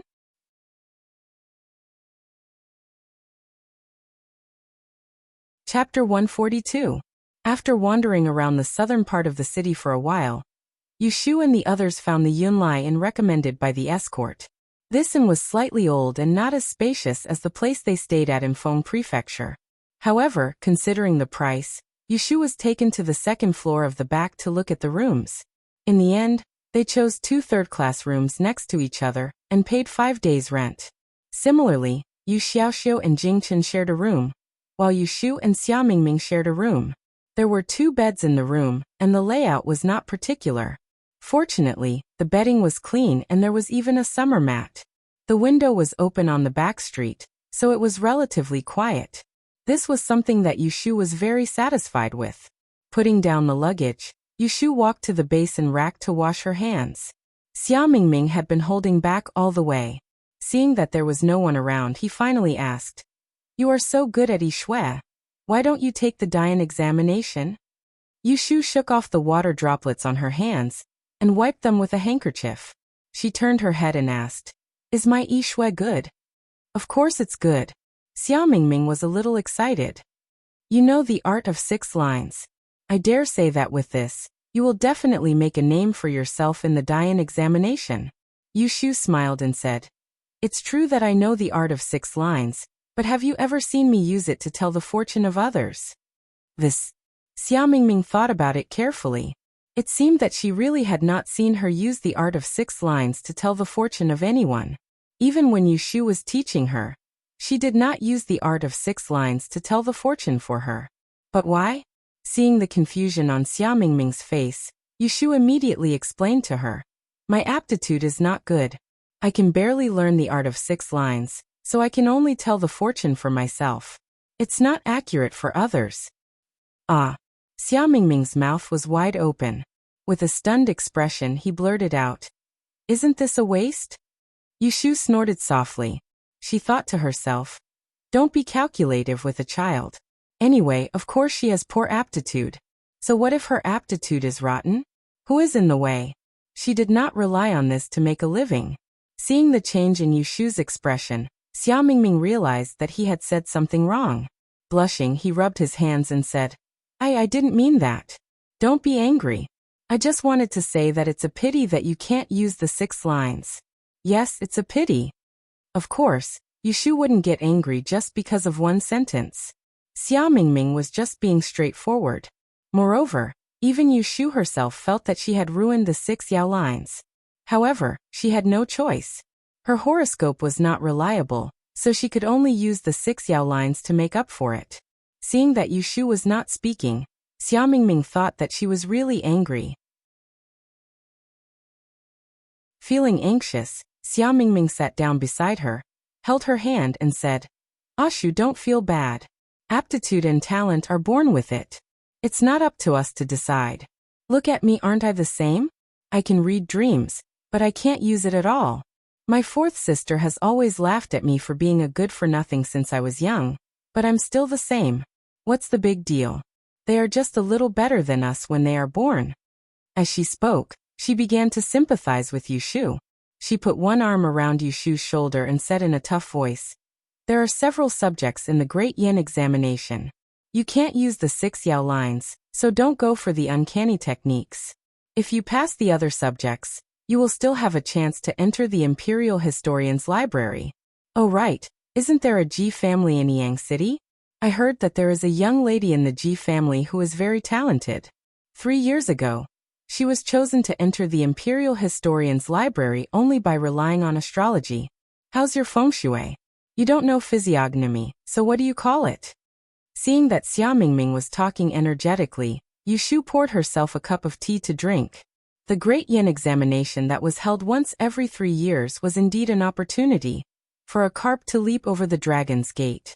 At first she had thought of taking the exam, but on second thought, she felt that it would be inappropriate. The Great Yin examination was organized by the Celestial Commissioner under the Imperial Decree and was linked to the Imperial Historian's Library. The top students of each subject would definitely be reviewed by the Celestial Commissioner before being selected to study in the Imperial Historian's Library. If she remembered correctly, the old master of the Ji family was currently holding a position in the Celestial Commissioner's office, and it wasn't a low position either. That Ji Xingxuan was a famous top student in the Imperial Historian's Library. As for her, her predecessor was a pitiful person who died in the Ji family's household. She had been chased out of the Ji family twice, and had almost replaced Ji Xingxuan as someone's concubine. It could be said that she and the Ji family had a deep hatred for each other. If she were to participate in the Great Yin examination, she would definitely spare no effort to fight for a ranking. She didn't dare to guarantee anything else, but at least in feng shui, she would definitely enter the top 3. But what would happen after that? If the Ji family didn't find out, then it would be fine. But if they did, based on the Ji family's character, she didn't believe that they would let her wander. If they found out that something was wrong, they would definitely crush her to death in her infancy. She was afraid that when the time came, she would be too busy supporting the Ji family. Not to mention studying. Even finding a place to live would be a problem. Success wasn't something that could be achieved overnight. She was still too inexperienced. The Great Yin examination was a shortcut, but it wasn't suitable for her. Or rather, it wasn't suitable for her right now. In a situation where she couldn't protect herself, exposing herself prematurely would only bring her danger and obstacles. In comparison, the temptation of leaping through the dragon's gate wasn't enough for her to gamble. As a reference for this year's Great Yin examination, she had previously used the 6 lines to make a divination for herself several times. Each time, there was danger hidden within the good fortune. This made her even more determined to not advance rashly. Mingming, you don't need to comfort me. I won't go to this year's Great Yin examination. Yu Shu interrupted Xia Mingming's words. Her attitude was very firm. She removed the hand that was on her shoulder and placed it on the table. She patted it and said, "Prepare yourself well." Yu Shu got up and left the excited Xia Mingming behind. She went to her bag and took out a small abacus, a stack of banknotes and half a bag of silver fragments. She sat on the edge of the bed and calculated. The more she calculated, the more worried she became. Right now, she only had about 310 taels of silver left. 2 rooms in the inn cost 2 taels a day. The food expenses for the 4 of them would be 200 taels a day. 10 days of food and lodging would be 22 taels. In addition to the money for Jing Chen's medicine, they would have to live on the streets in 2 months. Xia Mingming followed Yu Shu to sit on the bed. After a moment of silence, she couldn't help but ask, "Ashu, can you accompany me to Perrin Hall tomorrow?" Yu Shu fiddled with her abacus. Without raising her head, she said, "Didn't I say that I have something to do tomorrow? You can go by yourself. You're already a grown man. How can you get lost? Don't you dare to go to the capital alone? How come you've become a coward here?" She could take care of Xia Mingming and help him, but she didn't want to spoil and protect him. She didn't have the leisure and obligation to do so. "Who's a coward?" Xia Mingming was dissatisfied and said, "I want to bring you to see the world. Perrin Hall is a must-visit place for those who come to the capital. If you're lucky, you can meet a great master there. What urgent matter do you have to do?"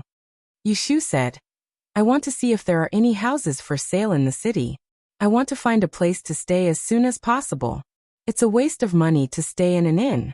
It's not cheap to eat outside." Xia Mingming was surprised. "You want to buy a house?" "Yes, it's not a big one. 2 rooms are enough." There were 4 of them, and the place was too small. just like the small courtyard where Chao Zixin lived in Yang City. Inadvertently thinking of that person, Yushu was slightly absent-minded. She only responded after Xia Mingming called her several times. Ashu? Ah, what did you just say? Yushu lowered her head and cleared the messy abacus in her hand. She thought that he had already returned to the Shui family, and should be in the capital now. You just said that it's expensive to eat outside. Are you going to cook after buying a house? Let me tell you first, I don't know how to cook. I don't expect you to. Anling City was so big. They shouldn't be able to meet each other. Even if they met, there was nothing to say. After all, that day Yushu sighed. She would rather not see him again than feel awkward when they met again. Whether it was her brother Chao or Master Shui, she didn't know how to face him. Why are you sighing? Do you not have enough money? Xia Mingming asked with concern. After several times of Yu Xiaoxiu's unintentional ridicule, she was now very self-aware. She knew that she had to rely on Yushu to support her. Just save some money. Wait for me to think of a way to make money. Yushu sorted out the scattered banknotes. She took out the top banknote with a denomination of 10 taels. She took out a few pieces of silver and handed it to Xia Mingming. What is this for? Xia Mingming looked at it but didn't take it. Yushu smiled and said, Aren't you going out tomorrow? Are you going to walk? If it's too far, you can rent a carriage. But don't waste it. Buy some tools with the remaining money. You don't even have a compass now. Hearing that Yushu was so considerate of her, Xia Mingming's eyes became wet. She took the thin banknote. She wanted to say thank you, but she was afraid that it would be unreasonable.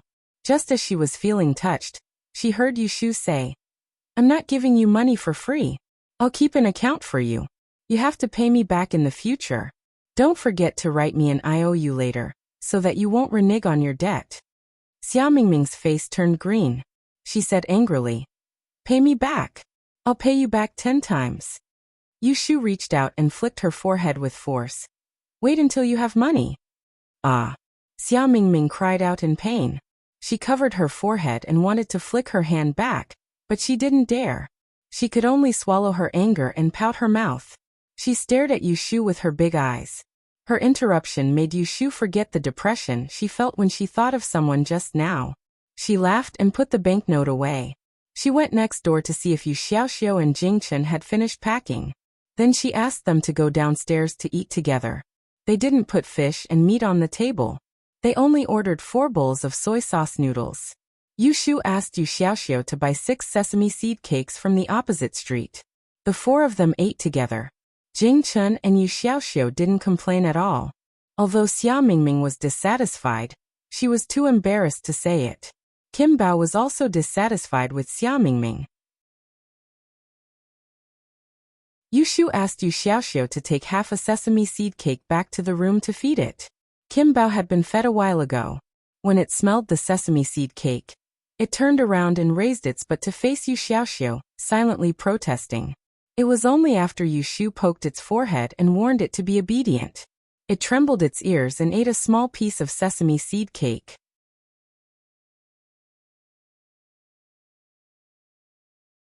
Chapter 143. After a night of rest, early the next morning, Yushu woke up Xia Mingming and took Yu Xiaoxiu out of the house, leaving Jingchen to rest in the inn. They separated at the street corner. Xia Mingming rented a car and went to the east of the city to find the Perrin Hall, while Yushu led Yu Xiaoxiu to wander around the unfamiliar streets. Sister, where can we find information about the house? Let's look around first. In ancient times, there were no real estate agents to find. They were unfamiliar with the people and the place in the capital. If they wanted to buy a house, they had to ask around first to avoid being cheated. The siblings walked around the nearby streets and found a tea house. They ordered 2 plates of snacks and a pot of iced chrysanthemum. The first floor of the tea house was crowded. A storyteller was telling a story with a big folding fan. The second floor was a private room, and there were only a few people going in and out of the stairs. After listening for a while, Yushu used the storyteller to talk to an old man at the next table. She went out this morning and deliberately combed her hair until it was smooth. There was no hair on her forehead, so she looked more mature. The older generation always liked mature young people. The old man heard that she was polite and looked kind, so he was happy to talk to her. After the time it took to drink a cup of tea, Yushu naturally led the topic to the houses. The old man's surname was Bai, and he was a local in the capital. When he heard that Yushu wanted to settle down here, he enthusiastically helped to give her advice. He told her about the prices of the land in the south and north of the city. Finally, he pointed her to Huixing Street in the west to ask around. There were many houses there, and many people were renting and selling them. Yushu thanked him and immediately led Yu Xiaoxiu to Huixing Street. It went smoothly. After asking around on the street, she heard that there were several houses renting and selling houses. She was also led to those houses by a warm-hearted aunt. There were more than a dozen alleys on Huixing Street, and most of the alleys were residential houses with single doors and courtyards. The houses were old, and many of the courtyard walls had traces of being rebuilt. Yushu originally thought that the price would be cheaper, but she didn't expect that after asking a few houses, the cheapest one would cost 150 taels of silver to obtain the title deed. The two houses that Yushu was interested in only rented and didn't sell, and it cost 8 taels of silver a month.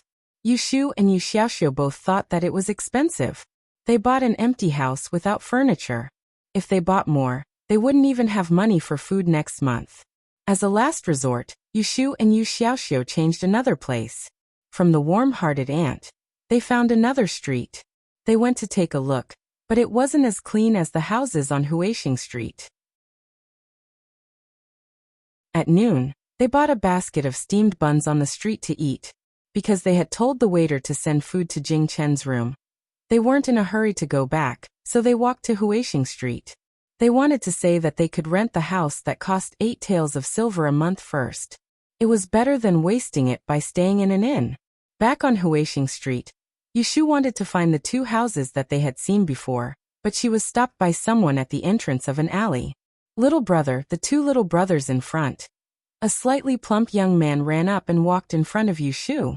He said with a smile, "You were looking for a house to buy this morning, right?" Yushu nodded. They had wandered around this street for half a day in the morning, so it wasn't strange for people to hear that they were buying a house. "That's good. I have a courtyard here that was built just a few years ago. The place is quiet, and there are plants in the courtyard. I think little brother looks like a scholar, so this house is perfect for you to live in." The man opened his mouth and praised himself. He wanted to entice Yushu to follow him to see the house. Yushu asked and found that it was on the street behind. Seeing that it was broad daylight, she wasn't afraid that he would do something bad, so she went with him. When they arrived, they knew that the fat man wasn't lying. This small house with a sihiyuan was indeed not bad.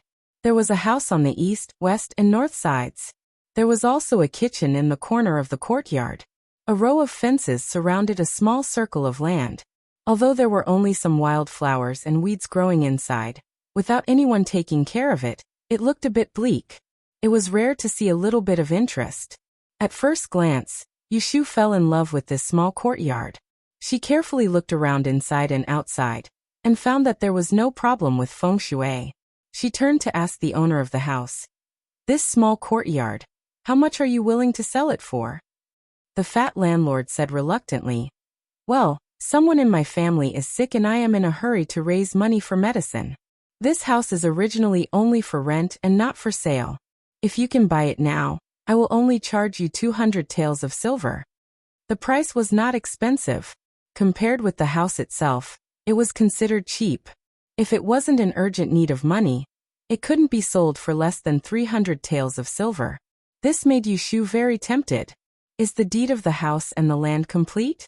In the morning at the tea house, Yushu asked Mr. Bai about the procedures of buying a house in Enling City.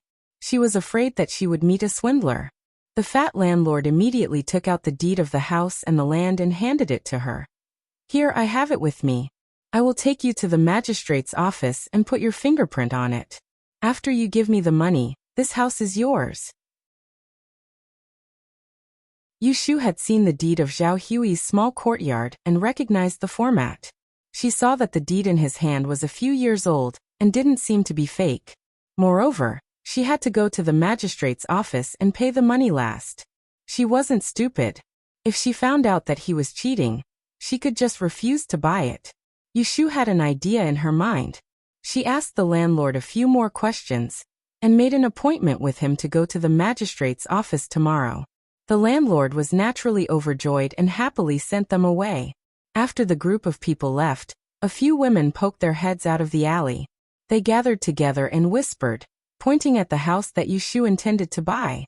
Their voices could be faintly heard. Su Laolu has found a sucker this time. Yes, that haunted house is full of ghosts. No one would want it even if it was free. Those two foreigners. Su Laolu lost money in gambling again. Yushu and Yu Xiaoxiu went to a nearby pharmacy to buy some medicine, and then returned to the inn. The sky was still bright, and Xia Mingming had not returned. In the guest room, Jing Chen sat in front of the window and watched Kim Bao licking his claws and combing his hair.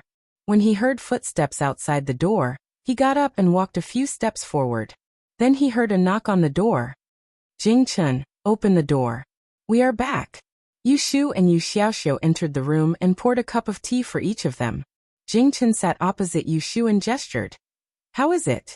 Yushu said, once I've chosen a place, I'll bring the money to the magistrate's office tomorrow to transfer the ownership.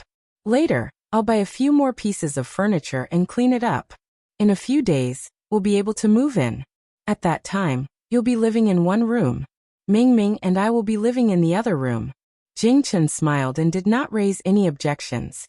When he saw that Yushu's cup was empty, he took the initiative to refill the teapot for her. It wasn't time to eat yet, so the three of them sat in the room and busied themselves with their own things. Yu Xiaoxiu and Jin Bao hadn't seen each other for a day, so they were getting intimate with each other. Yushu took out an abacus, a pen and paper, and did some calculations for herself. She didn't find anything unusual. To be on the safe side, she used the 6 lines to do a divination for the purchase of a house. Jing Chen sat quietly and watched Yushu do the abacus. In the evening, Xia Mingming finally came back. She went to the room next door and looked gloomy the moment she entered. Yushu guessed that she must have had a bad start, so she teased her on purpose. Did you see any De master? She had heard from Xia Mingming that the Perrin Tea House was a tea house for the traders who had come to the capital to take part in the Great Yin examination to exchange knowledge.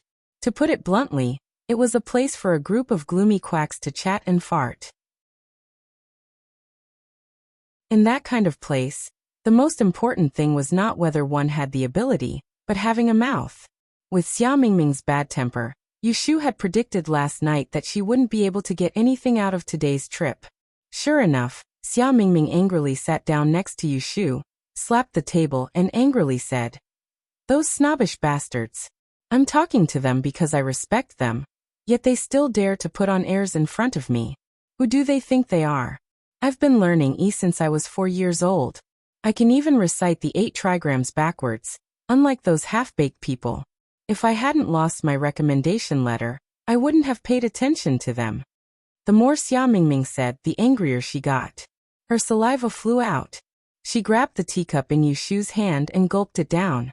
Then she slammed the teacup on the table, making a loud noise. Yu Xiaoxiu looked at Yushu. Jing Chen looked at Yushu. Yushu held back her laughter.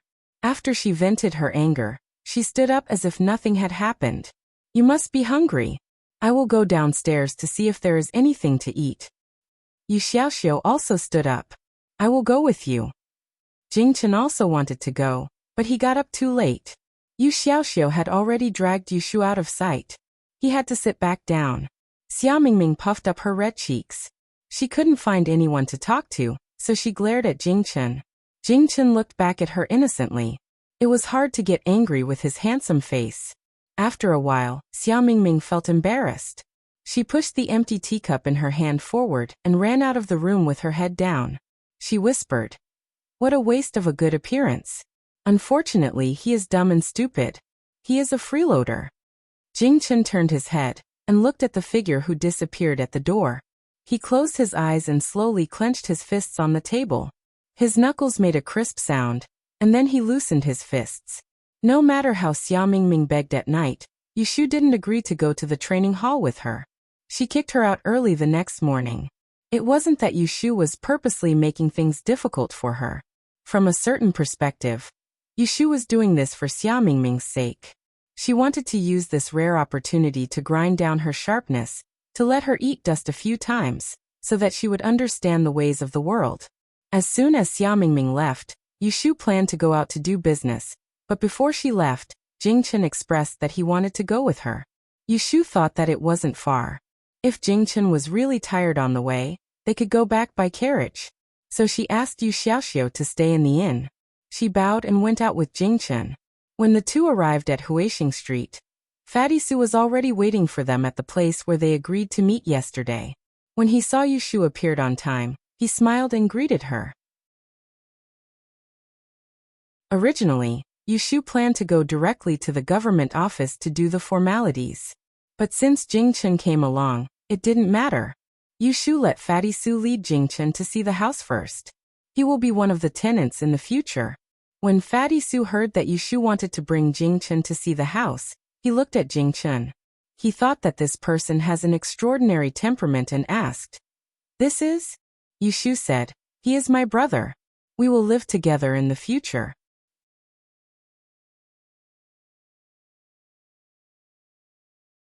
Chapter 144. It was the same house as yesterday. Fatty Su unlocked the door and stepped aside to let Yushu and Jingyu in. "Let's go in first." Jingyu followed behind them. Yushu led Jingchen around the small courtyard. She pointed at the small fence against the wall and told him in a low voice that he could plant some peppers and coriander at the back of the fence. Jingchen did not know what peppers and coriander were, but he was happy that Yushu was willing to discuss it with him. The layout of the house was similar to that of a Sihiyuan. There were 3 rooms in the house. The one in the north was large, with a living room and a bedroom. The other 2 rooms were about the same size. One faced the sun, while the other faced the shade. There was a flight of steps in front of each door. Yushu tugged at Jingchen's sleeve and led him to the room facing the east. As she pushed the door open, she said to him, "You can stay in this room. Get some sun." As soon as the door opened, Yushu took a step in.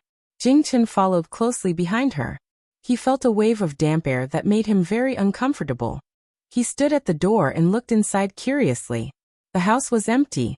Apart from a table by the window, there was nothing else. He looked up and saw that the house was 80% new. Jingchen frowned when his gaze fell on the beam of the house. "What's wrong? It's not a small place, is it?" Yushu turned around to ask Jingchen. However, he grabbed her hand and wrote on her palm with his back facing Fatty Su, "Suyu, this house isn't good." Looking at her palm, Yushu looked at him suspiciously. "What's not good? I've seen it before. There's nothing wrong with this house." Jingchen hesitated for a moment before writing on her palm. "I can't say. I just feel that this house is not good. It makes me uncomfortable." "What kind of reason was that?" Yushu was about to laugh, but when she saw Jingchen's serious expression, a thought flashed through her mind. She suddenly remembered that when Jingchen had parted with her in Yang City, he had once said that he had been sensitive since he was young and could sense that others had caused trouble because of him. In other words, Jingchen's sixth sense was extremely accurate. Even if he had lost his memories, his instincts were still there.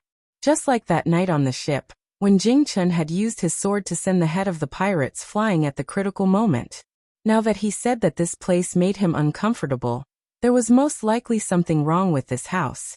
The expression on Yushu's face changed slightly as she felt suspicious. Then, she heard Fatty Su's urging voice from the courtyard.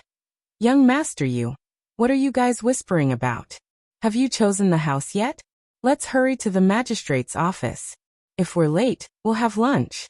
We'll have to wait until the afternoon." Yushu's mind spun a few times.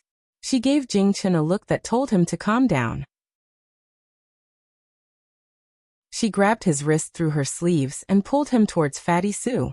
She frowned and said coldly, "I'm not buying any more." After saying that, he pulled Jingchen and walked out. Fatty Su was stunned for a moment and hurriedly said, "Wait." Crimson 3 steps appeared in front of them and blocked their way. He said angrily, "Didn't we already agree? Why did you change your mind at the last minute? I've already shown you my house. Little brother, you shouldn't go back on your word, right?" He was angry, but Yushu was even fiercer. She pointed at him and said, "There's a killer in your house and you lied to me first. I'm already forgiving you by not reporting you to the authorities." Fatty Sue's expression immediately became weak. He rolled his eyes and forced himself to maintain his imposing manner.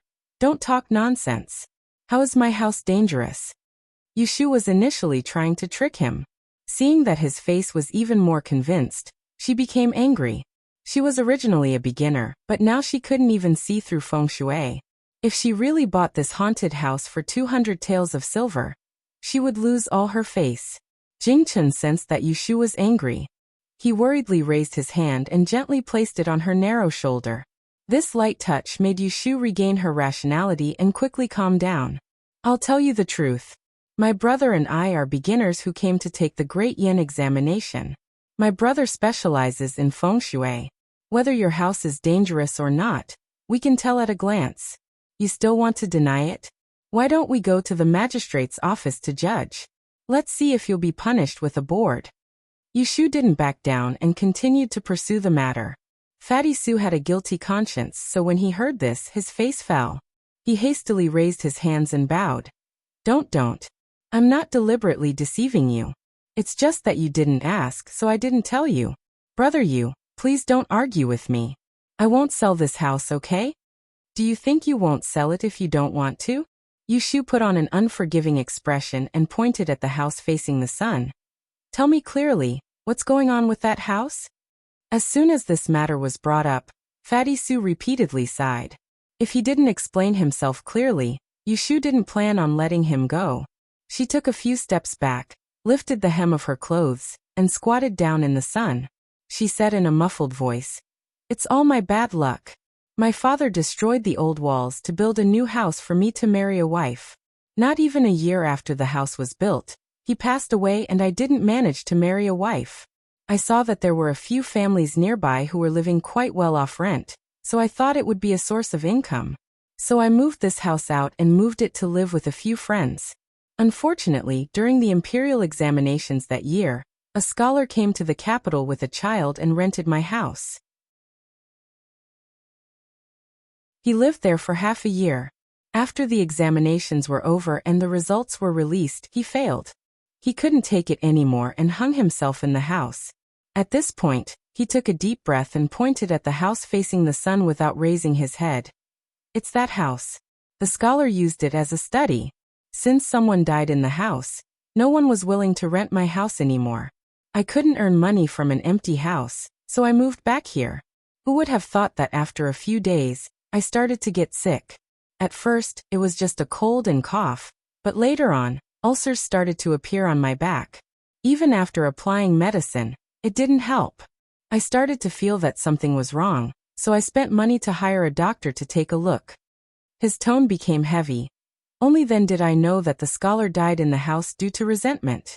The yin qi was too strong, and my small courtyard didn't have a foundation, so it couldn't contain the resentment. Naturally, it was reflected on me. Yushu suddenly felt a chill at the back of her neck, and her shoulder was grabbed. She turned around and saw Jing Chen's worried gaze. She calmed herself down and shook her head, indicating that she was fine. She had heard about this haunted house from Taoist Qingzheng. She wasn't sure if it was related to ghosts or gods, but the key was that the yin and yang qi were not in harmony, so there was evil energy that hindered the feng shui. If that's the case, why didn't you find a feng shui master to help you? Instead, you built a house and harmed others. Yushu asked. Fatty Sue smiled bitterly. Do you think I didn't want to? I originally wanted to ask the feng shui master to remove the yin qi in the house and change the feng shui so that it would be easier to rent in the future. But he asked for 100 taels. I didn't have that much money, so I looked for a few more feng shui masters, but they couldn't pay less than this amount. I had to give up. I also don't want to harm others, so in the past few years, my house has been left empty.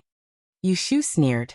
I'm afraid it's not that you don't want to harm others, but because of your haunted house's reputation, no one is willing to rent it. Now that she thought about it, yesterday the enthusiastic auntie brought her around Huixing Street. When they passed by this alley, she didn't even mention that this house was for sale. She probably knew that this was a haunted house, so she deliberately avoided it. Fatty Sue dryly laughed and said, Younger brother you, I really didn't mean to lie to you.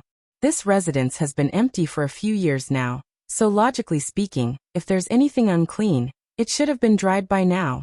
Who would have thought that this younger brother of yours is an expert, and was able to see through it with a single glance? I deserve my bad luck for getting involved in this matter. Yushu glanced at him and pulled Jingchen over. She tiptoed and whispered a few words in his ear, telling him to go to the other 2 rooms to see if there was anything wrong. Jingchen went in one by one to take a look, and when he came out, he shook his head at Yushu, indicating that there was no problem. Yushu calculated in her heart, and after a moment of silence, she said to the dejected Fatty Sue, "How about this? I'll still buy your house, but the price will be lowered." Fatty Sue was surprised. "You still want to buy it?" Yushu said, "That's right, I'll buy it."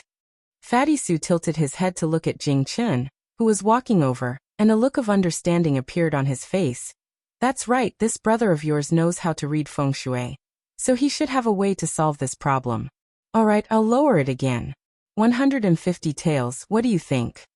Yushu shook her head and expressionlessly stretched out a palm. 50 taels. This was already the price she was willing to pay. If it wasn't for the fact that she was afraid of taking advantage of someone when they were down, she wouldn't have offered so much. Fatty Sue cried out, 50 taels. No, that's too little. This house of mine has 3 rooms. It's a new house. And it's a haunted house. It's uninhabitable. Yushu coldly added, then waved at Jingchen. "If you don't want to sell it, then you can keep it for yourself. Don't blame me for not warning you. If this house is left empty, it will only become more and more sinister. Later on, people won't even be able to enter the door. Let's see how you can lie then." After saying that, she turned to leave with Jingchen. Fatty Sue's face alternated between white and red, and just as Yushu and the others reached the door, he shouted, I'll sell it, but I have to go to the government office to complete the paperwork. You can't go back on your word." Yushu turned around and pointed her chin at him. "Then let's go." When Jingchen saw that Yushu wanted to buy this haunted house, although he didn't understand, he didn't question her. He followed her to the magistrate's office with Fatty Sue. After the transfer procedures were completed, they signed and received the deed of the house, the land and the lock. Only then did he give the 50 taels of silver to Fatty Sue. At this time, it was already noon. Yushu and Jingchen found a restaurant on the nearby street and ordered a few side dishes to eat plain rice. At the dining table, Yushu poured tea for the 2 of them. She handed 1 cup to Jingchen and raised the other cup to toast him. She laughed and said, "Let's use tea in place of wine to celebrate." Jingchen saw that she was happy, so he cooperated and clinked his cup with hers. He dipped his finger in the water and wrote on the table, "Celebrate what?" Yushu winked at him, then lowered her voice and said, "I have a way to exorcise the evil spirits in this haunted house. When the time comes, we won't have any problems staying there." "Doesn't this mean that we've earned 150 taels? Isn't it worth celebrating?" Jingchen nodded, then wrote on the table, "Xiaoyu is very capable." "You're the capable one," Yushu purposely said in a sour tone. "One look and you can tell that there's a problem. For a mediocre person like me, I'll never have this kind of ability." "Jingchen, did you know that you were amazing in the past? You're skilled in martial arts, and you know how to use formations. You can tell who's going to be in trouble with just one look. If I didn't have a master, I would definitely ask you to teach me. I would ask you to teach me."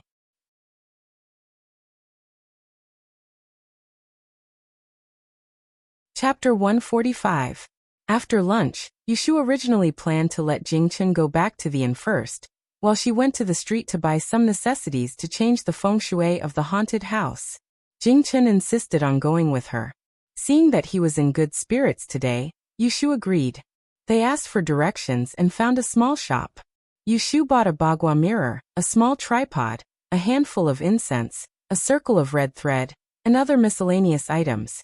She also found a small bag of old glutinous rice in a grain shop. The total cost was less than 20 taels of silver. Back to the haunted house, Yushu took the small bag of glutinous rice and sprinkled it in front of the doors and windows of the 3 rooms. She tied the bagua mirror with a red string, and hung it in front of the door of the east room, which was the room where the scholar was hanged. She dug half a cauldron of soil in the corner of the yard, and added a handful of incense. She smoked the incense and only placed it in front of the door of the west room. Qing Zheng told her many ways to deal with a haunted house. It was not difficult to deal with a house like this that was only full of yin qi and had no bloody light. The old glutinous rice could drive away evil spirits, and the bagua mirror could eliminate yin. As for the incense, it was not for the dead, but for the Lord of the earth. Tomorrow, she would add a bath of Yuanyang boy's urine, and bury the tripod under the house. It could be used to guard the house and restore the previous feng shui. Although this was the first time she changed the feng shui of a house, she was very sure that it would succeed. Otherwise, she would not have bought it in one go. It was not because she was confident in herself, but in Qing Zheng. Basically, everything the old man taught her was reliable. Moreover, there was Jing Chun as a censor. She would know whether it was successful or not. Yushu was very relieved. After finishing all this, she packed up and was about to leave with Jing Chun. Jing Chun gestured with his hand. Is this enough? Yushu smiled. Not yet. I have to bring Xiaoxiu here tomorrow. Jing Chun was confused. Yushu didn't want to tell him that Yu Xiaoxiu had soaked in virgin urine, so she just laughed it off and didn't explain. The two of them returned to the inn. When Yu Xiaoxiu heard that Yushu had bought a new house, he couldn't wait to see it. However, it was already late, so he could only wait until the next day. Xia Mingming came back late, just like yesterday. She didn't throw a tantrum like yesterday, but her complexion was even worse than yesterday. She silently ate her dinner, and went next door alone. Xiaoxiu Jingchen, go to bed early. I'll wake you up early tomorrow. Yushu followed Xia Mingming back to the room. As soon as she entered the room, she heard the sound of crying. She closed the door behind her and walked into the cubicle. She saw Xia Mingming lying on the bed crying. Yushu got closer and clearly heard his choked sobs. Dad. I want to go home. In fact, the fact that Xia Mingming could hold it in until now to act up had already exceeded Yushu's expectations. As a delicate young lady who had traveled to the capital alone, she had experienced many life and death situations along the way and suffered many hardships, but she had never regretted leaving home. She was determined to achieve her goals, and it was quite unexpected that she could do this. However, it was funny. Compared to physical suffering and mental shock, what could destroy a person's ambition was often a sneer, a taunt, or a supercilious look. Yushu could roughly imagine how Xia Mingming was treated at home. Although she called herself a waste, she had a pampered body and a naive and willful temper. How could she not be pampered and raised without anyone's care? In a place like Perrin Training Hall, there were many people who stepped on the high and flattered the low. Xia Mingming had no one to rely on and refused to submit, so how could she not be looked down upon and not be pushed aside? The fickleness of human nature. This was the first time this young lady had personally experienced it. Yushu secretly sighed and sat next to her. She patted her back and said, "Today I got a bargain and saved some money. If you want to go home, I'll find an escort agency to send you back." Xia Mingming's crying suddenly stopped. She took a deep breath and turned her head. Her red eyes looked at Yushu pitifully. "Why are you so good to me?" "How have I been good to you?" Yushu asked back. Xia Mingming wiped her tears and sat up. She stretched out her fingers and counted. "You saved me on the boat. You didn't leave me behind when we were escaping. You took care of me in the forest. You even took me to the capital and taught me the art of 6 lines. Now you're even willing to pay to send me home. Aren't you good enough to me?" Xia Mingming's beautiful little face was full of gratitude, dependence, and even a trace of admiration. Yushu looked at her for a while and suddenly said, "Do you want to hear the truth?" "The truth?" Yushu got up from the bed and crossed her arms. She looked down at her with a slightly cold expression. "On the boat, I did it to protect myself and saved your life. I took care of you in the forest and took you with me because I pitied you. I taught you the art of 6 lines on a whim. As for sending you home now, it's because I feel that you won't be able to pass the Dian exam. How many good people do you think there are in this world? If it weren't for the fact that you're a young lady from a big family and can repay me in the future, Why should I help you when you're not related to me? Hearing Yushu's cold words, Xia Mingming's beautiful eyes were instantly filled with tears again. She looked at Yushu in disbelief and her teeth were about to break her lips. What, you can't stand this little bit of harsh words? Yushu sneered. I despise girls like you who only know how to cry the most. If you can't stand being wronged, you learn to be successful. You can't even get a recommendation letter, and you still dare to talk nonsense about passing the Dian exam. How ridiculous. If I were you, I would have gone home with my tail between my legs. How could I stay here so shamelessly? You. Xia Mingming was so angry at Yushu that her whole body was trembling. Seeing her disdainful eyes, her face turned green and red, and her heart suddenly burst into flames. Forgetting her sadness, she gritted her teeth and sat up from the bed. Stiffening her neck, she growled at Yushu. If you want to force me to leave, then I won't leave. I will get a recommendation letter and pass the Dian exam. At that time, let's see if you still dare to look down on me. Just you wait. Yushu raised her hand to wipe the spittle off her face and calmly said, Then I'll wait and see. Humph. Xia Mingming sat back on the bed and turned his head away from Yushu to sulk by himself. Yushu pursed her lips and turned to go to sleep. The next morning at breakfast, Yu Xiaoxiu and Jingchen noticed something was wrong. Xia Mingming, who usually liked to sit next to Yushu, was sitting furthest from Yushu today. During breakfast, not only did he not attentively put food or soup for Yushu, he did not even take the initiative to say a word. After eating, he put his bowl down on the table. I'm full, I'm leaving. Be careful on the road. Yushu unhurriedly reminded him. Walking to the door, Yan Mingming paused and quickened his pace to leave. Yu Xiaoxiu was puzzled and nudged Yushu with his elbow. What's wrong with her? Did you sleep well last night? Yushu made up a story. Hurry up and eat. Let's leave early. It's going to rain at noon. Yu Xiaoxiu was concerned about his new home, so he did not ask any more questions. Jingchen followed Yushu for the whole day yesterday. Yushu was afraid that he would be tired, so she did not want him to go with her. Jingchen did not object and stayed with Kim Bao at the inn. Yushu walked with Yu Xiaoxiu to the haunted house on Huixing Street. There were people in the alley during the day. Some of them saw her buying the house 2 days ago. When they saw Yushu unlocking the door, they knew that the haunted house had been sold. Only then did someone come up to talk to them. Yushu greeted them generously and said that the house would be moved after a while. The aunties in the neighborhood were busybodies. After a few words, they vaguely mentioned that the house was not good. Although it was hindsight, Yushu still thanked them and let them go.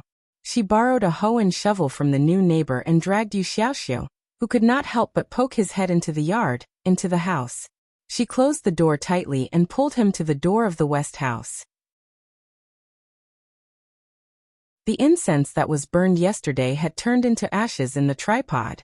Yushu picked up the small tripod and handed it to Yu Xiaoxiu. She asked him to take it to the corner of the wall and urinate in it. Yu Xiaoxiu blushed and stared blankly. What are you doing? Don't be shy. I told you to go. I won't look. Go. Yushu slapped him on the back. Yu Xiaoxiu reluctantly took the tripod and left. The yard was made of rammed earth, but it was firm and flat. Yushu chose a position with a southwest wind. She used a hoe to dig a hole in the corner of the wall, and asked Yu Xiaoxiu to put the tripod with the boy's urine in it. She used a shovel to fill the hole, and covered it with the sack of rice from yesterday. The job was done. The house would be empty for 3 days. After dispelling the evil spirits, they could add more furniture. Older sister, are you creating feng shui? Yu Xiaoxiu had learned Yi before. Although he didn't understand feng shui, he could see some of the tricks. As for Yushu's remarkable abilities, he was not surprised at all. Yushu was worried that if she told him that someone had died in this house, the child would be afraid. If he moved in and couldn't sleep at night, it would be bad, so she lied and said yes. Yushu led Yu Xiaoxiu to look at each room. The glutinous rice that was taken away yesterday was not touched, and was waiting for Yu Xiaoxiu. When Xiu felt that it was fresh enough, she took him away and returned the hoe and shovel to the neighbor. While the sky was not overcast, they strolled around Huixing Street to familiarize themselves with the environment. Then they returned to Yunlin. Xia Mingming did not come back for lunch. Yu Xiaoxiu, and Jing Chen ate mixed biscuits downstairs. Halfway through the meal, it began to rain outside.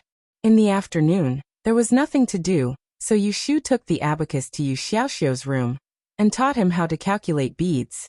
Jing Chen watched from the side. Yu Xiaoxiu had some talent in learning. Yu Shu taught him step by step how to calculate 3 times 9 twice, and he was able to calculate it. Yu Shu firmly believed that practice makes perfect, and only then can one be flexible. She did not let him memorize the formula of calculation by the abacus. However, under Yu Xiaoxiu's request, she still found a pen and paper to write it down for him. Yu Xiaoxiu looked at Yu Shu's dog crawl on the paper, which was even worse than when she was in Yiyang City. He said with a face full of disgust, "Can't you write it more neatly?" Yu Shu stretched out her hand and knocked his head. "It's good enough that I wrote it for you. Who can read what you write clearly? Open your eyes wider and look at it." The siblings bickered. Jing Chen silently picked up the brush that Yu Shu had thrown aside. He dipped it in ink, rolled up his sleeves, and lowered his head to write on a clean piece of paper. Yu Xiaoxiu was the first to notice Jing Chen's action. He leaned over the table and looked at the paper. He saw that half of the paper was black and white, with a silkworm's head and a goose's tail. It was straight and elegant. It did not look like a regular script, nor did it look like a song. Instead, it looked simple and elegant. He couldn't help but exclaim, "Brother Jing, your handwriting is really beautiful. What style is this?" Jing Chen's brush stopped, shook his head, and continued to write. "What nonsense are you asking?" Yu Shu knocked Yu Xiaoxiu's head again. She rested her chin on her hand and admired Jing Chen's handwriting. When he passed the formula to her, she checked that there was no mistake. She found a problem. The ugly character that she had written was still in Yu Xiaoxiu's hand. How did Jing Chen memorize it? "Jing Chen, do you also know how to use the abacus?" Did he remember something? Jing Chen shook his head. Yu Shu said, "Then how did you memorize it?" She paused and said with a strange expression, "Did you memorize it after listening to me teach Xiaoxiu?" Jing Chen tilted his head and looked at her. His expression seemed to say, "Is there something wrong?" Yu Shu's eyes were red with jealousy. Although the formula was not difficult, there were a lot of numbers in it. For a person who did not know how to use the abacus, it was not something that could be memorized in a short period of time, unless he understood it thoroughly. This guy's comprehension was too good. Yu Shu sighed. For the first time in a long time, she clearly realized that Jing Chen had only lost his memory and not become stupid.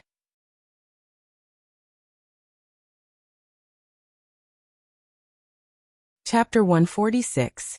Because of Jing Chen's performance, Yu Shu was too embarrassed to ask him to sit in again, so she taught him and Yu Xiaoxiu together.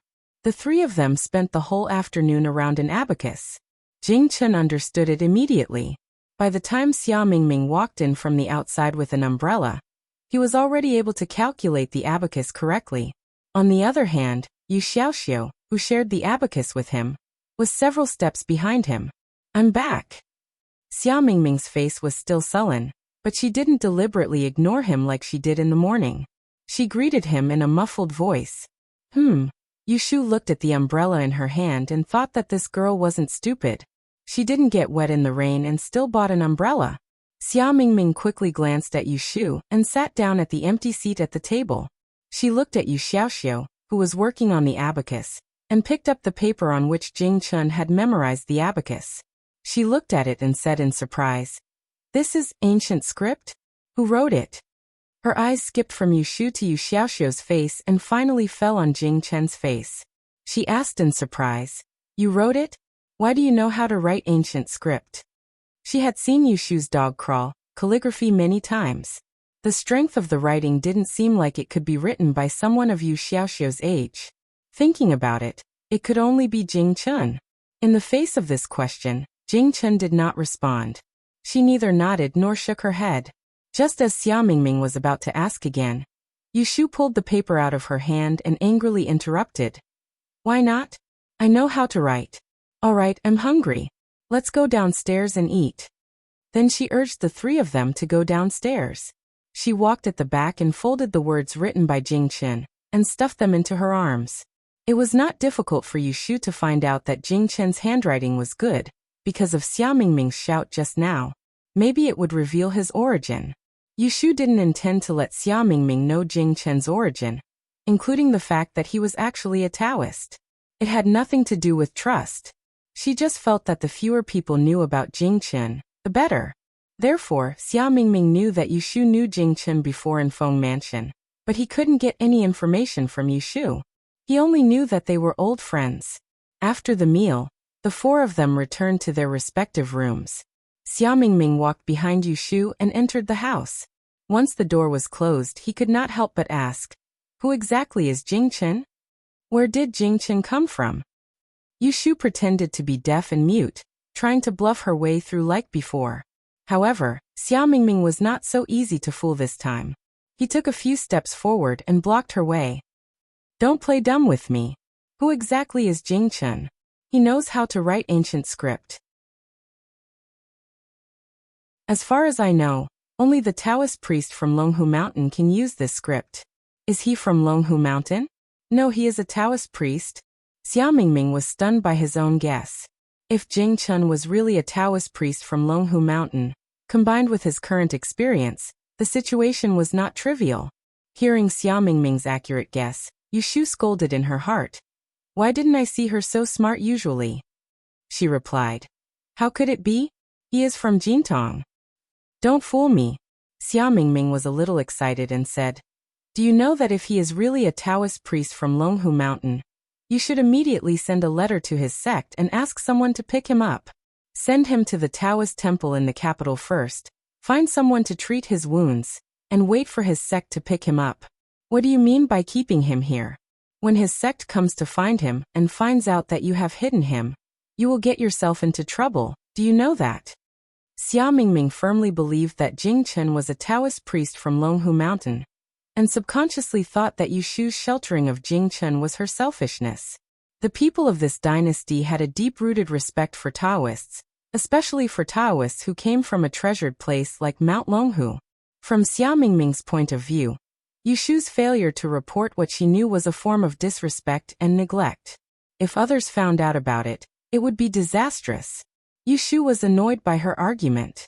If she could send Jing Chen back, did she think she didn't want to? But now, she didn't even know why Jing Chen was plotted against. If she pushed him out rashly, it might put him in danger again. Moreover, with Jing Chen's inexplicable constitution, how could she just push him to an outsider?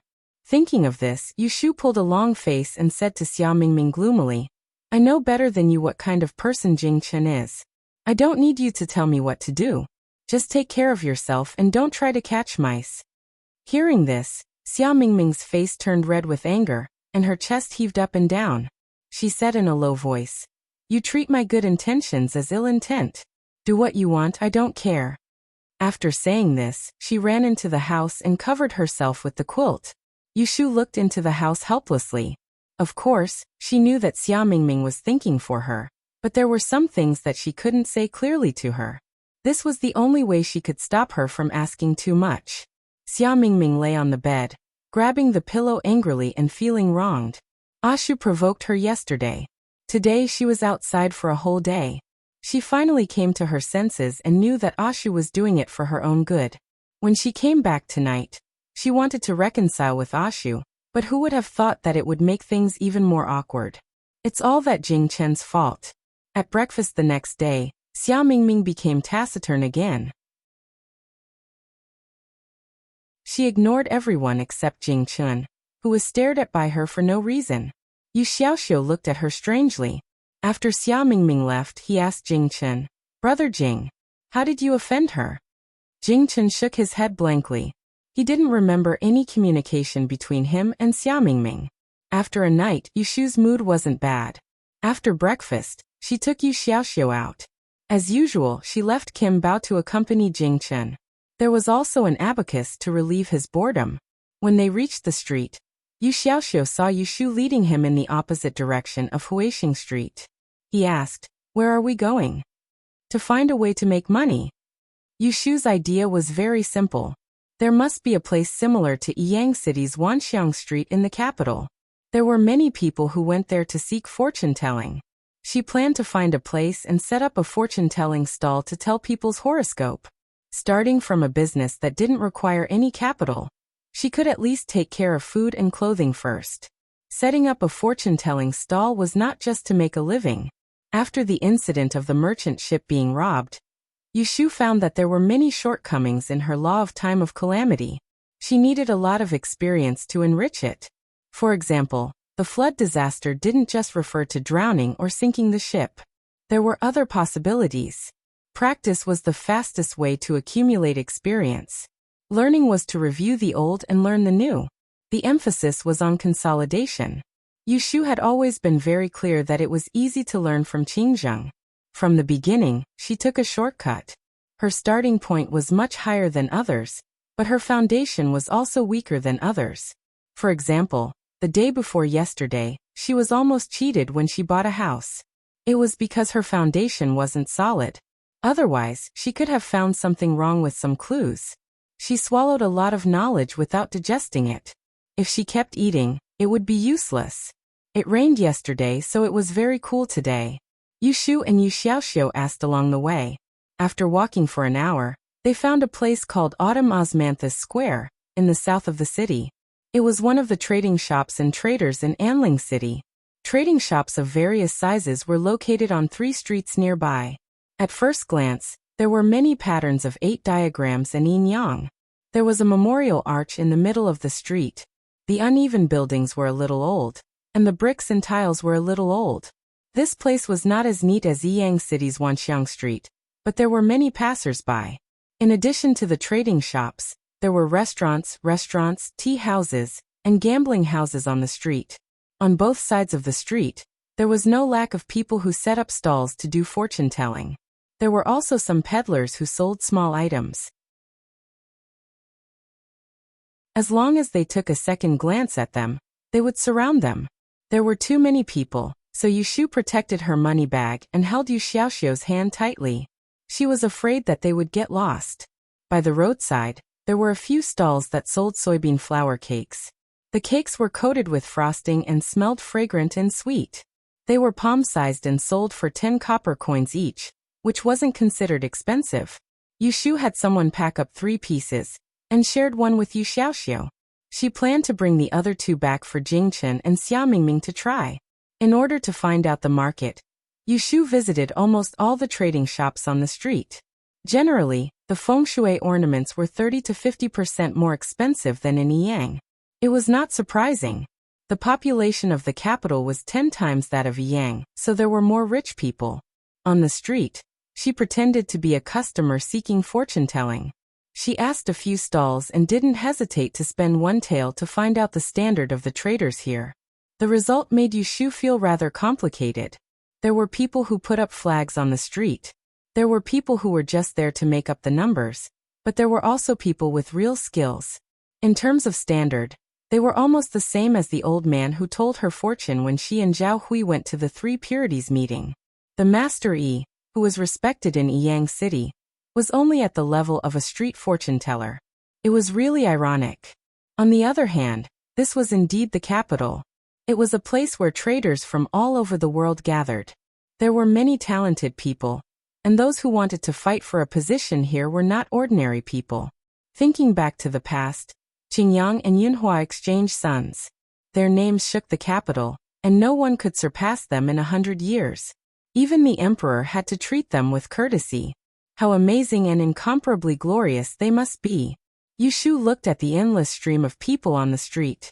Hearing the voices of people asking for fortune, and smelling the faint fragrance of sandalwood, she suddenly felt her blood boil. She was not willing to be mediocre in this life. Yu Xiaoxiu looked at Yushu, whose eyes were shining for some reason.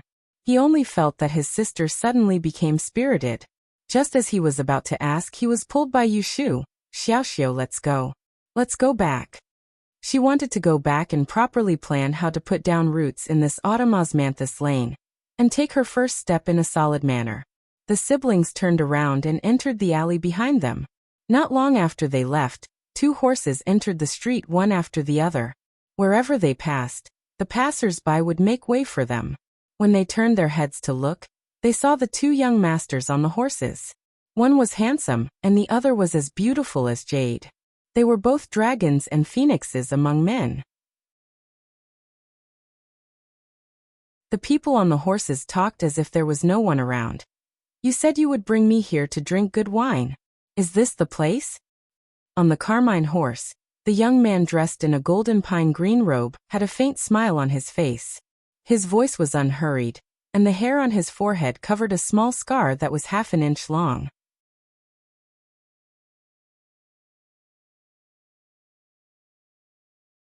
Chapter 147.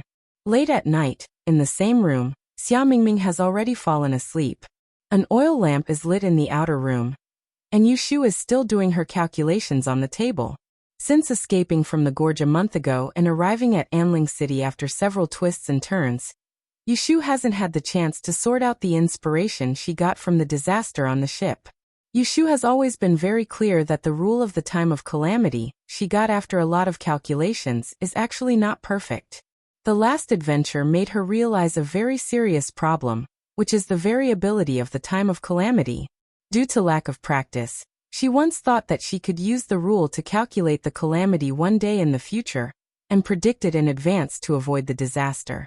Because as a variable value, the probability of any event happening can't reach 100%, so there is a possibility that it won't happen. Even if the probability is so small that it can be ignored, it is not absolute. Therefore, before this, she entered a misunderstanding.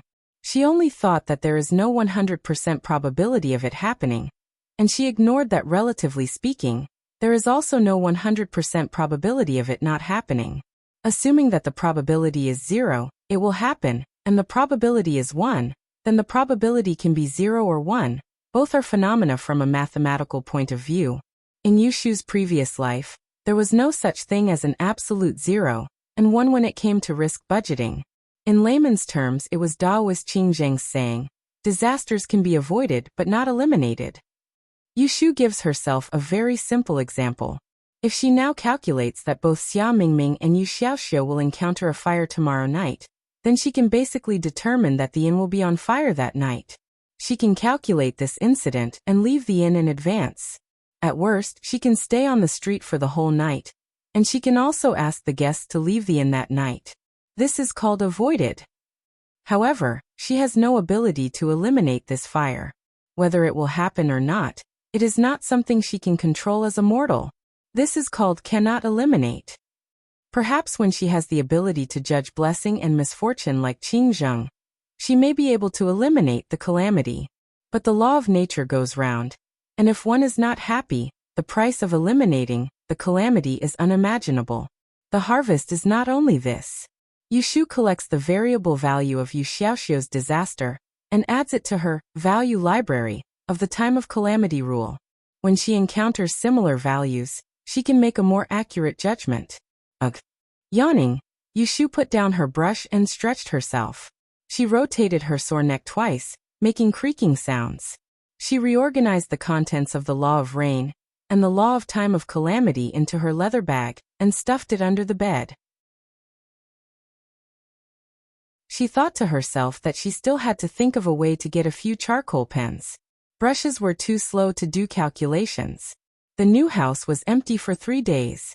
During these days, Yushu took the opportunity to wander around Autumn Osmanthus Lane twice a day to explore the market.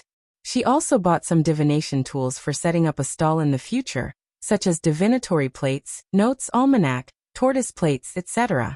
Although she may not necessarily use them for her divination, it is necessary to use them as a front. Xia Mingming's request for the recommendation letter did not seem to have made any progress. Yushu did not ask about it again. The two of them slept in the same room at night. Yushu did not take the initiative to talk to Xia Mingming, and Xia Mingming did not talk to her either. However, as usual, Yushu chatted and laughed in front of Yu Xiaoxiu and Jing Chen. In the eyes of the two, they did not know that the two of them were quarreling and thought that Xia Mingming was throwing a tantrum. After breakfast, Yushu took Jing Chen to Huixing Street to look at the house after Xia Mingming left. When they met a familiar neighbor in the alley, Yushu was very easygoing to greet them. When asked about Jingchen, she said that he is a brother who will live together in the future. The lock of the new house was changed by Yushu. It cost Yushu 2 taels of silver to change the lock. There were only 3 keys, which Yushu kept for herself and did not give to anyone else. As soon as they entered the house, Yushu first closed the door, blocking the curious eyes from the outside. She pulled Jingchen to the door of the west room, pushed open the door and pushed him in. She could not wait to ask. How is it? Quickly let me see, is the house clean now? It is not that Yushu does not have other ways to appraise the changes in the feng shui of the new house, but with Jingchen here, there is no need to search far away. Jingchen raised his head to look at the roof, then looked at the window. Under Yushu's slightly nervous gaze, he nodded to her. This house indeed did not make him feel uncomfortable that day. Yushu clapped her hands and said happily, "It's good that everything is fine. You look around again. I will go measure the size of the other rooms, so that we can buy furniture later." In fact, when it comes to feng shui houses, Yushu is completely a novice. Buying this haunted house is not without a trace of risk. Now that she has succeeded, the stone in her heart has finally been lifted. Her whole body is light. Thinking about how she bought such a good house with only 50 taels of silver, she cannot help but feel a little complacent. But she still has to thank Jingchen without his discerning eyes. How can she pick up such a bargain? Here, take it. This is the key to our family's wedding. You carry it with you, don't lose it. Yushu solemnly handed a key to Jingchen. Jingchen looked at the slender key in his palm. His ears caught the word family from Yushu's mouth. His heart suddenly moved. He held the key in his hand. Yushu brought a tape measure with her, excitedly measuring the length of each room. Jingjian very carefully walked around the house. He did not find anything unusual. The two returned to the inn. Yushu in the afternoon made 2 lists. She found that there are really a lot of things to buy. Considering the amount of money in her pocket, she had no choice but to cross off some of the decorations. She can only tidy up when she has spare money in the future. Today seems to be a good day. Not only the matter of the house is settled, at night, Xia Mingming came back with another good news. Here. Xia Mingming put a letter with 4 corners neatly on the table in front of Yushu. Yushu did not need to open it to know what it was. Looking at Xia Mingming's suntanned oval face, she did not know why. She felt a little gratified. I said I will get the recommendation letter. Xia Mingming sat down beside Yushu, proudly raised his chin, looking straight at her, not to show off but to seek approval. 3 days ago, she made a bet with herself. If she did not get the recommendation letter, she was not allowed to talk to Ashu. The process was bitter, but she did it. Yushu raised her hand and pressed on the recommendation letter. She smiled at Xia Mingming. Not bad. Xia Mingming proudly said, yes. Luo replied, only taking Yushu's words as praise. She felt indescribably carefree. It was more comfortable than giving her 4th sister a slap a few months ago. When it was time to eat dinner, Yushu and Xia Mingming reconciled. The 2 of them hadn't spoken in the morning, but now they were talking one after another, causing Yu Xiaoxiu, who was watching from the side, to be confused. Yu Xiaoxiu was very curious about how Xia Mingming got the recommendation letter from Master Yi. But Xia Mingming was not willing to tell him, so he could not pry her mouth open. Yushu did not ask much, and after dinner, she returned to her room with Xia Mingming. As soon as they entered the room and closed the door, Xia Mingming said to Yushu, you can do whatever you want about Jingchen. Don't worry, I will not tell anyone. Just pretend that I don't know he is a Taoist priest from Longhu Mountain. These 2 days, she had thought it through.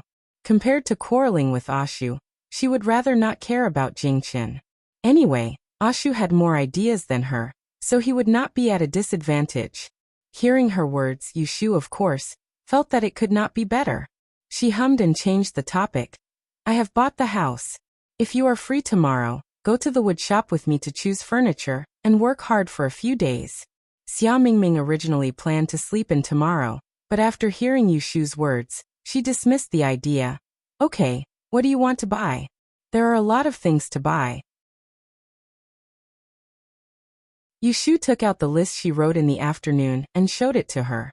As soon as Xia Mingming heard that the house would be decorated from scratch, she became interested. The two discussed for half the night, then put out the oil lamp and went to sleep. The next day, Yushu and Xiaomingming went to a few wood shops and asked about the price.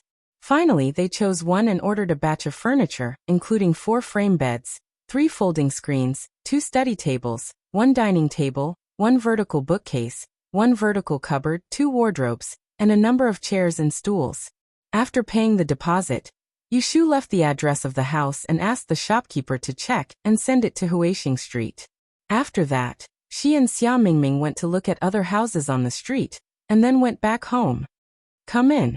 Yushu opened the door and turned sideways to let Xiaomingming enter. As soon as Xiaomingming entered the yard, she looked around curiously. Unexpectedly, after looking at a few places, her expression suddenly changed. She pointed at the bagua mirror on the east door with a red string and said in surprise, "Using laughter to break the yin, there is evil in this house?" It was Yushu's fault that she forgot to destroy the corpse yesterday and didn't take off the bagua mirror, which was used to exorcise evil. Xiaomingming, a knowledgeable person, saw the clues. Since she was discovered, Yushu didn't play dumb. She nodded and said, "This house used to have a lot of yin qi, but I have already avoided it and fixed the eyes of the house. Now the feng shui is stable." After hearing Yushu's words, Xiaomingming's expression didn't return to normal. Instead, she looked at Yushu angrily and said, "Why do you want to buy a haunted house? I don't want to live here." Here it comes again. If this young Mrs. Temper doesn't flare up, her whole body will be unhappy. Yushu secretly rolled her eyes and pointed at the west room and said, "What are you afraid of? The dead person is in that room. You sleep in this room, it's not the same room. Don't worry, the dead person is a weak scholar. Even if he really becomes a ghost, he won't harm people. Who knows, maybe he will go to the opposite room in the middle of the night and find you to recite poems." Xiaomingming's face turned pale. She looked at the direction Yushu was pointing at and shivered. She crossed her arms and quickly moved behind Yushu. She stuck close to her and stuttered, "You don't scare me. My father said that there are no ghosts in this world." Just as she finished speaking, she felt Yushu's body tremble. Suddenly, she let out 2 eerie chuckles and slowly turned her head. The joints of her neck emitted a cracking sound. She stared at her with a strange, gloomy gaze and said lightly, "Who said there are no ghosts? Miss, this scholar pays his respects." Ah! With a scream, Xiaomingming's eyes rolled back and she fainted on the ground.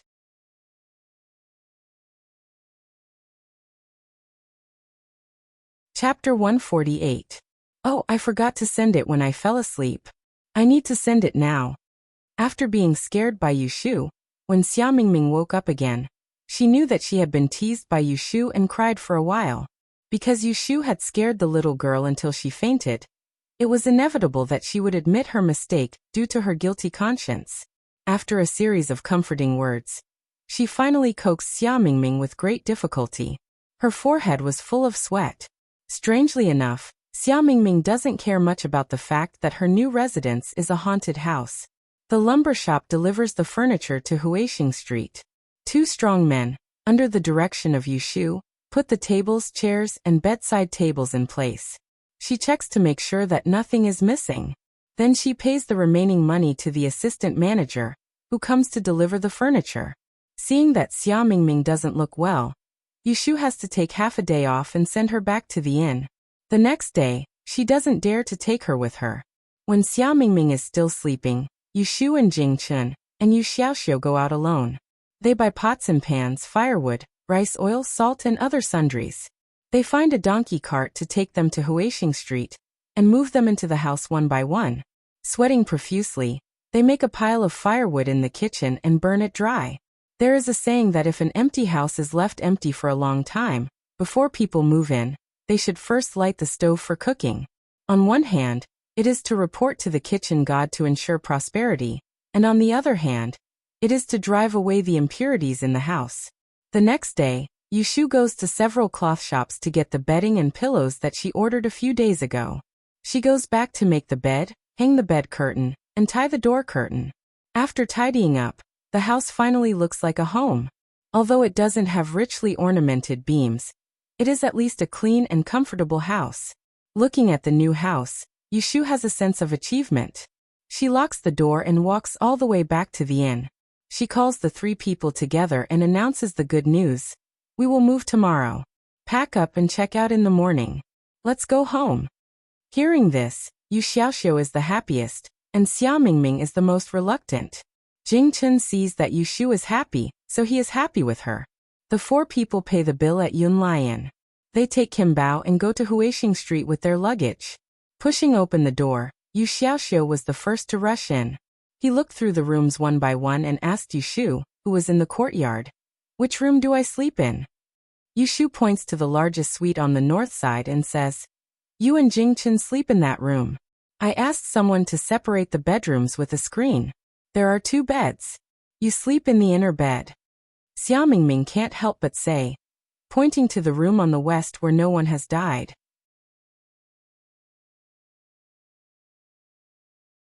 She says, "I don't want to sleep in that room." Yushu nods and points to the room on the east side. "You sleep there." In this way, there is only one room left for her to live in, which is the dirty room on the west side. It is not that she is stupid and bold, but there are only 3 rooms in the house. They are 2 men and 2 women, so they can only allocate it this way. It is not good to ask Xia Mingming or Jingchen to sleep in the room where no one has died. After all, she bought this haunted house. Without waiting for Xia Mingming to object, Yushu claps her hands and says, "Go back to the room and put down your luggage. There is a cabinet. Pack your clothes." After saying that, she turns to walk to the room on the west side. However, someone is 1 step faster than her. Yushu sees Jingchen push the door open and enters the room. She thinks that he did not hear her allocation, so she hurriedly follows him. "Jingchen, you and Xiaoxiu share a room. I will sleep in this room." Jingchen puts the bag with 2 sets of clothes on the bed. He turns back and shakes his head at Yushu. He sits on the bed. His meaning is obvious. He wants to sleep in this room.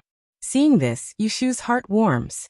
Of course, she will not think that Jingchen likes to sleep in this room. She still remembers the first day when she brought Jingchen to look at the house. He said that this room makes him uncomfortable. Even though it is clean now, people always care about it. For example, if the bed sheet is stained with someone else's feces, even if the dirty thing is removed and the bed sheet is washed, there will be no smell at all. Who would be willing to sleep on the dirty bed sheet again, after seeing it with their own eyes? Just thinking about it makes them feel disgusted. But now Jingchen wants to fight for the bed sheet with her. It is just because he does not want her to sleep here. She feels like she is being protected. To be honest, it is not bad. Yushu embarrassedly touches her head. She walks to sit next to Jingchen. She puts her hands on her knees and leans forward. She turns to look at him and says seriously, "She is a girl. You live opposite her. It will be inconvenient to wake up early and sleep late. You can look up and look down. It is troublesome to open the window. I will sleep here. You can sleep in the same room with Xiaoxiu." "Ah." Jingchen picks up Yushu's hand on her knees and writes, "I don't look at her." Yushu chuckles.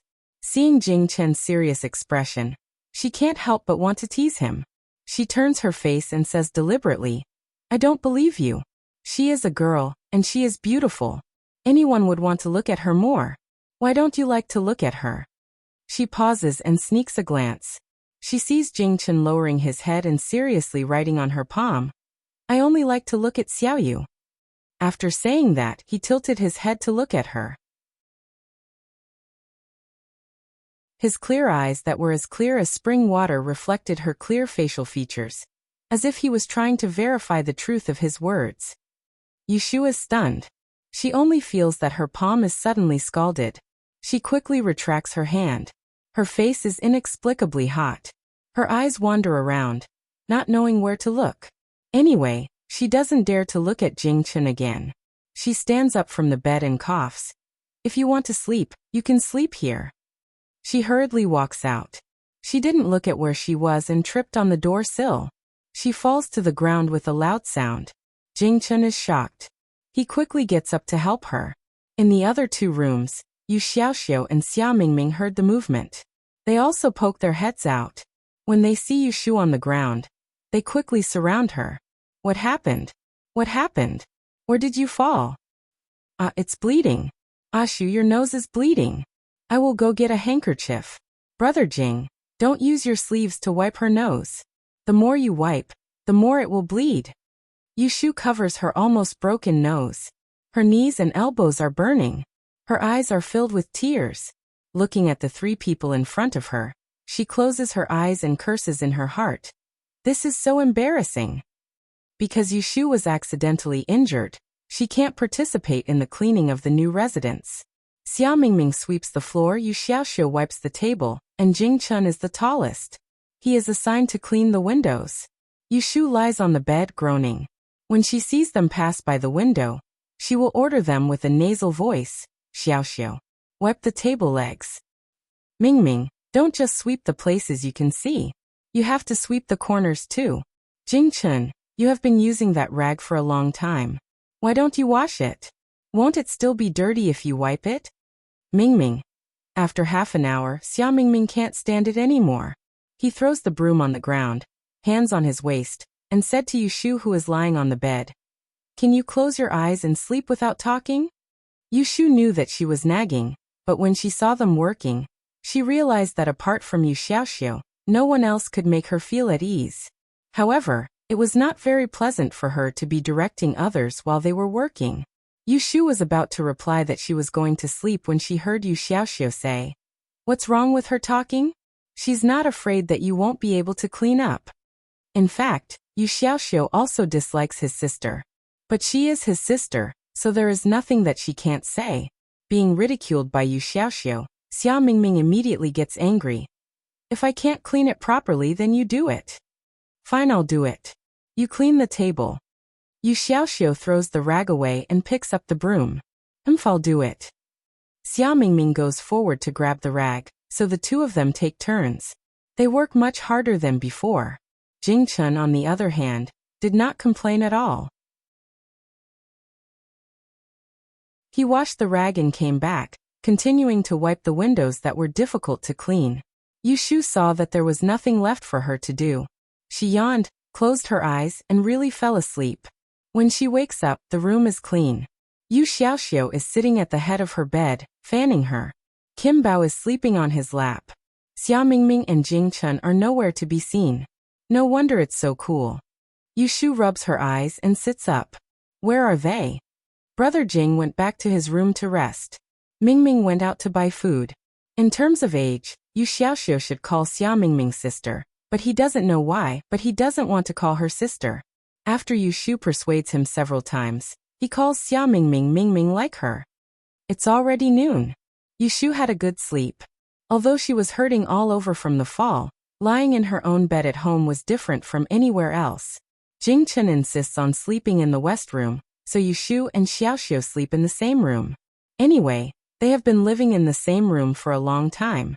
Now there is a screen between them, so there is no discomfort. There is no well in the yard, so Yushu bought a big water tank with a bucket and a shoulder pole. Seeing that Yushu is awake, Yu Xiaoxiu puts down the fan and brings Kim Bao to Yushu to look after. He goes out to pick up the shoulder pole and fetches water from the well at the end of the street. He has done this before in Yang, so there is no need for Yushu to teach him. Originally, Yushu planned to buy vegetables to cook, but because of the fall, she has to give up. Xia Mingming brought back food, so they make do with it and fill their stomachs. After a busy day, except for Yushu, everyone is tired and sweaty. Because they forgot to buy a bathtub, Yu Xiaoxiu boiled a few pots of hot water. They take turns to wash in the kitchen with the door closed. Even Kim Bao is scrubbed. In the evening, Yushu's muscles and bones had recovered, so she took them out to find a restaurant on Huixing Street. They ordered a table of appetizers and a pot of wine to celebrate their new home. The homebrewed wine has no alcohol content, so it is not intoxicating. Except for Jing Chun, the four of them share 2 cups. It is not that Yushu does not allow Jing Chun to drink, but Jing Chun frowns when he smells the wine. Obviously, he does not like it, so Yushu does not force him to drink. After eating and drinking to their heart's content, they wander back to their new house. After washing up, they go back to their rooms to sleep. In the quiet night, Yushu lay on her clean new bed. Moonlight shone through the window, shrouding the room in tranquility. She turned over and whispered to Yu Xiaoxiu, Xiao Xiao, are you asleep? In response to her is a light snore. You're tuning in to the Li Mei's Sword of Destiny YouTube channel. We're so grateful for your support, and don't forget to subscribe to join us on this incredible journey through captivating stories. Your generosity through donations truly makes a world of difference, as it's the primary source of revenue that allows me to expand and enhance this channel for you. Thank you from the bottom of my heart for being a part of this adventure.